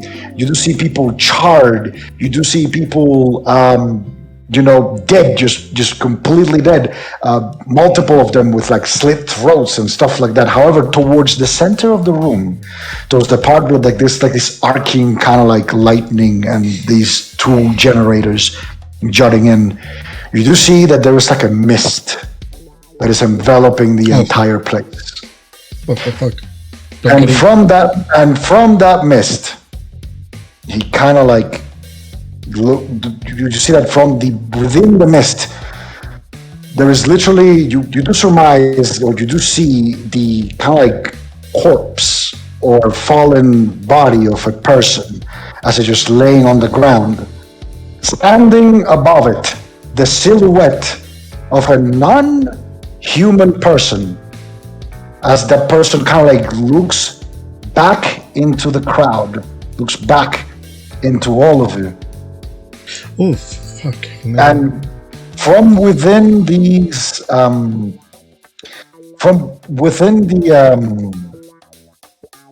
give me a second.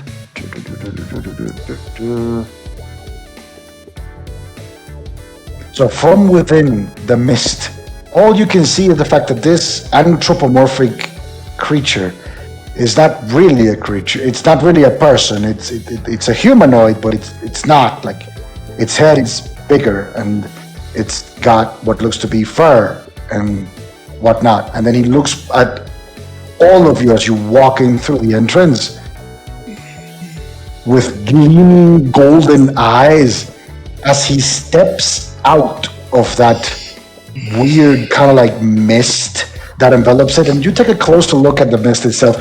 It seems to be a very kind of like cold or icy cold mist, and the body itself is wrapped in basically a small sheen of ice.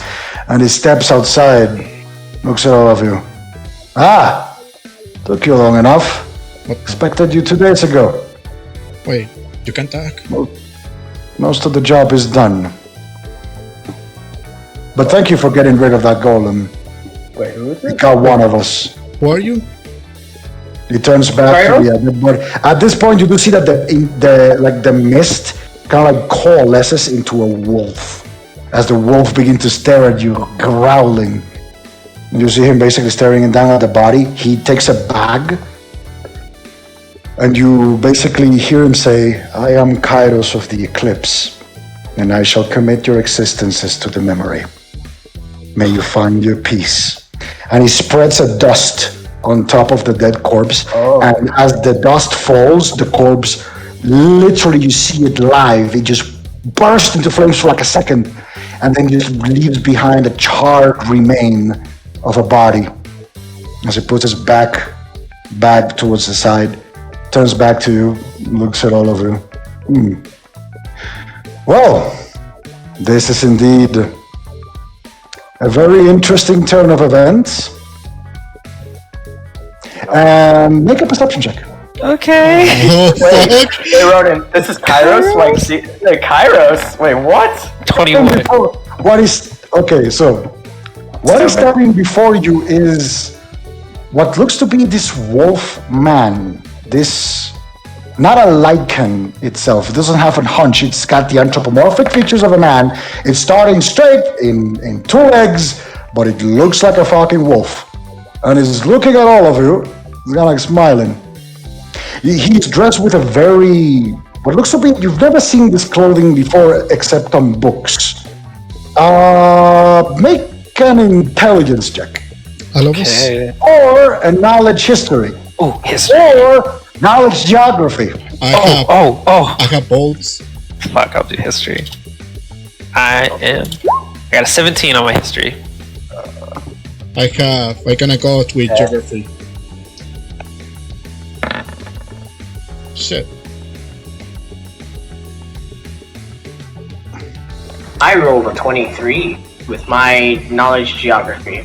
So all of you who got above a 10 in the knowledge check or above a 15 in the intelligence check, you kind of look at him. What he's wearing is known as a kimono of some sort.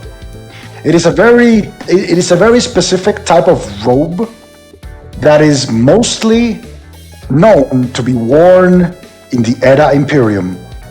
Oh It shit. is the typical clothing of the Edda Imperium. As he basically walks down the center of the room, looks at all of you, and smiles. You see him, he's also wearing a katana on his sheath to his side. And he basically, with one hand leaning against the katana, is like, well, that took you long enough, didn't it? Shit, so we have You to. were expecting them?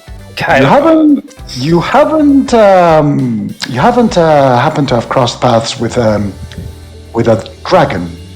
A dragon? A dragon. No. We. And you see him, he's like, oh shit, that's things still on the loose. What the? Wait. In this facility. Yes, in this facility. Wait, so that's what destroyed here? The people on the first. No, that would be us. And as he says us, you do see two shadows slip to the sides, dropping from basically the ceiling of this room. They have their entire bodies covered, masks cover their head and their face, their facial structures. You cannot make out for them. Well, part of it. The rest is already on their way. I just told them to head back and communicate our findings. There were So a bunch of people dead outside. Yeah, those should have been disposed of by now. Okay. When I was told you were here, I decided it was time to speed up the cleaning. Wait, so However, how you know us?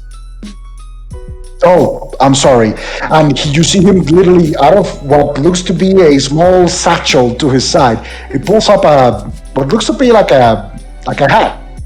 Just puts the hat on, and his visage changes to the person you knew before as Jonathan Kairos. Hi, this will be me.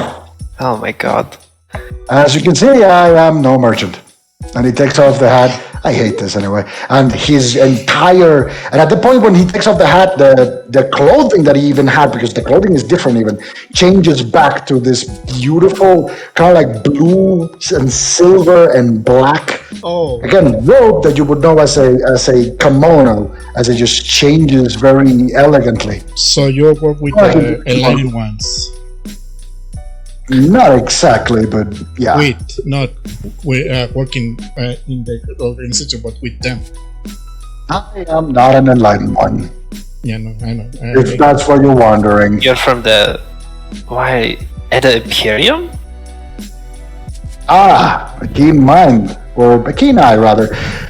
I mean, as far as you would have known all of this to happen by now, I guess there's no point in hiding it, so yes.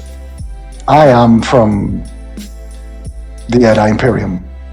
What are you doing here? Yeah. Well, I guess formal introductions are in place. I am Lord Commander Kairos of the Eclipse, a member of the Imperial Army. What?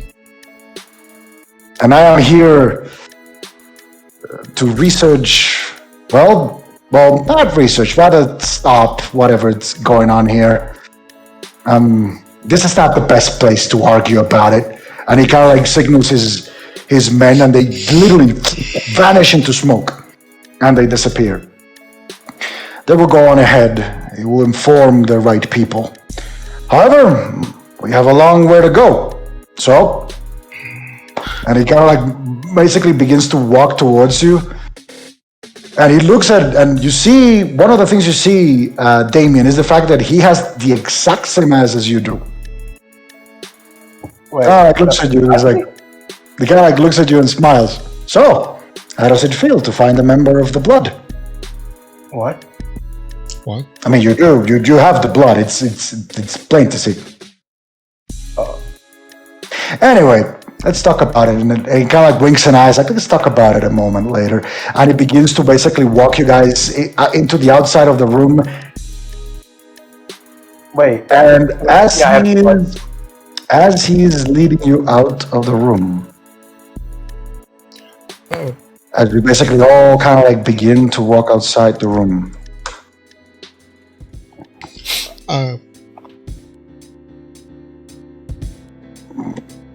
That's where we see the dragon. Shh.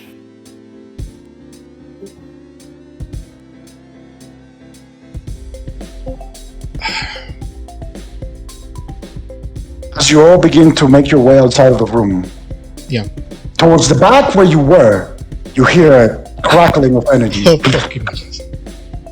As something opens up, and you kind of instinctively look back. Argus, you immediately recognize the hooded figure, the twisted, contorted, undistinguishable face of Alterio, as he just steps up and... Whoa. Mexicans! You truly are the best. Man, what a way of doing my job for me. Thank you, I have to say, from the bottom of my heart. I really appreciate what you've done here. I see him that basically in now floating above his hand is a tiny, almost cubic looking thing that is crackling and coalescing with energy, almost trying to explode, and at the same time trying not to get pulled apart. As it's beginning to crackle with all that energy, you see that from it begins to emanate a mist. As the mist begins to engulf all of the dead corpses that are in this particular room. And as that is happening, it's like, just give it a second. It's got to calibrate. But I have to say, you've done a phenomenal job, just like the people in here, to research and to create this amazing, although lesser, catalyst just for me. I mean, to think that we're going to use it as a weapon for political reasons, it just doesn't make any sense. And as he's saying that, you do see as shadows begin to emerge from Alterio's body, as each shadow takes like a space on the wall, far, far away from him. But all good things must come to an end, sadly. And he kind of like steps down a little bit. And as such, I mean, man, it's been a wild ride, isn't it? And he kind of like snaps his fingers. The door literally closes behind you and quickly covers itself in bricks, creating a wall, a physical wall that is behind you. Shit. And so, as with all things, an ending must be had. But, and he kind of like smiles, I am not the right person to, usher in this new momentous occasion. There's a couple of people I'd like to meet. And basically, as he says that, he says, boys, it's time to come out and play. 2 more purple portals open up. You see 2 robed figures, one emerging on the left, one emerging on the right. As again, this room, the fog and the smoke in this room begins to creep in, kind of like standing there at the door. And at this point, emerging from one of these portals, taking off a hood of his face, you see very heavily armored Argus. You immediately also recognize this person. Well, all of you really, the familiar figure of Adrian. What the? Sorry, Adam. Oh, Adam. Adam. Adam. Familiar figure of Adam emerging through. And for all of you who were at the heist, you do see from the other portal emerging another familiar face. The person that was actually the person that you tried to kill when you faced the heist on the Everrail. Oh. The person that was manipulating, it is that same kind of like hooded person whose blackened face you cannot make out as they both emerge, and they stand a little bit lower towards the staircase. They all, and basically you see Adam kind of like panting, and he looks at you, Argus. I got you now, bitch. And the other one kind of like steps out and looks at all of you and is like, let's finish this. So, Fuck. why don't I show you? At this point, you are at the entrance of this place that just locked up. That is Kairos right there. Wait, what? What? They, I see. I see. Kairos. By the way, when I was gone, I don't know if anybody did any healing or whatever. No? No. Okay. No. Ah, shit. Okay. Yeah.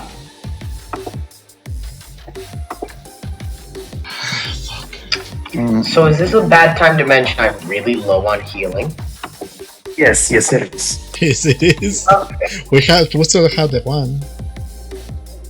Okay. Six are just left on the one though. The stick of truth. Dude. We're fighting 2 bosses today. Fuck.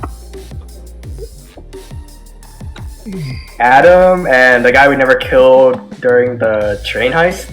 Yeah. Darkest. Adam, I'm gonna kill that bitch. Alright, I'm going after Adam. I hate that I guy. forgot to regain a sad shadow surge. Oh no. give me a second.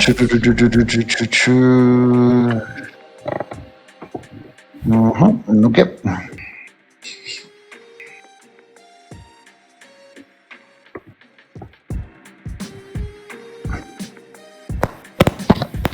That is basically you guys immediately kind of like turn around.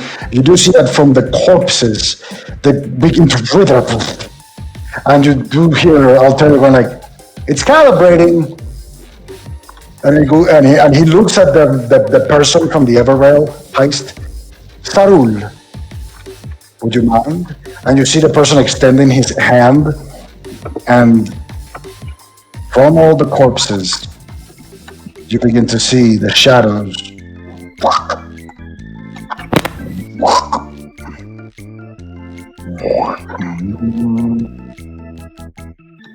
Oh shit, give me a second. Begin to form, evolve. This is not good. Decisions. Oh, I remember these guys. Decisions. I remember them. They shoot magic missile. They have magic missile guns. I remember them. Basically, they come up to themselves. At that point, also, you see Kaido's kind of turning around. He immediately grasps for his sword. It's like, okay, I guess the talk will have to wait. And that is where we're gonna leave today's episode. Oh, fuck. Stop here? Fuck me. I thought we were gonna fight. Oh god, I was getting ready. Fight. It's late. It's late as fuck. Hell no. It's gonna take like 2 hours to freaking fight everything. Bro, it's gonna take us an entire session to get through this. Oh my Yes. god. Decisions. I gotta be honest. I don't really have anything. I just have like 10 rage, 10 rounds of rage left or something like that. Yeah. Oh my god. Again, Jesus fucking Christ. All you guys had to do was be patient. All you guys had to do was be patient. Wait behind the wall. That's all you guys had to do. That's it. Fuck. I feel like you and me, Dino, were the only 2 people who waited behind the wall. No, Cheku did too. Cheku did the smart thing and switched over to his Yeah, but then I had crossbow. to keep dumbasses to went across the wall alive. Now I'm at 11. Yeah, Lawrence doesn't exist. Yeah, Lawrence was also Wait, smart. you're the one who gave me the idea to like push him off. You wanted me to go up there anyways. I mean, you already were like in the middle of like. You already were out. in combat, so-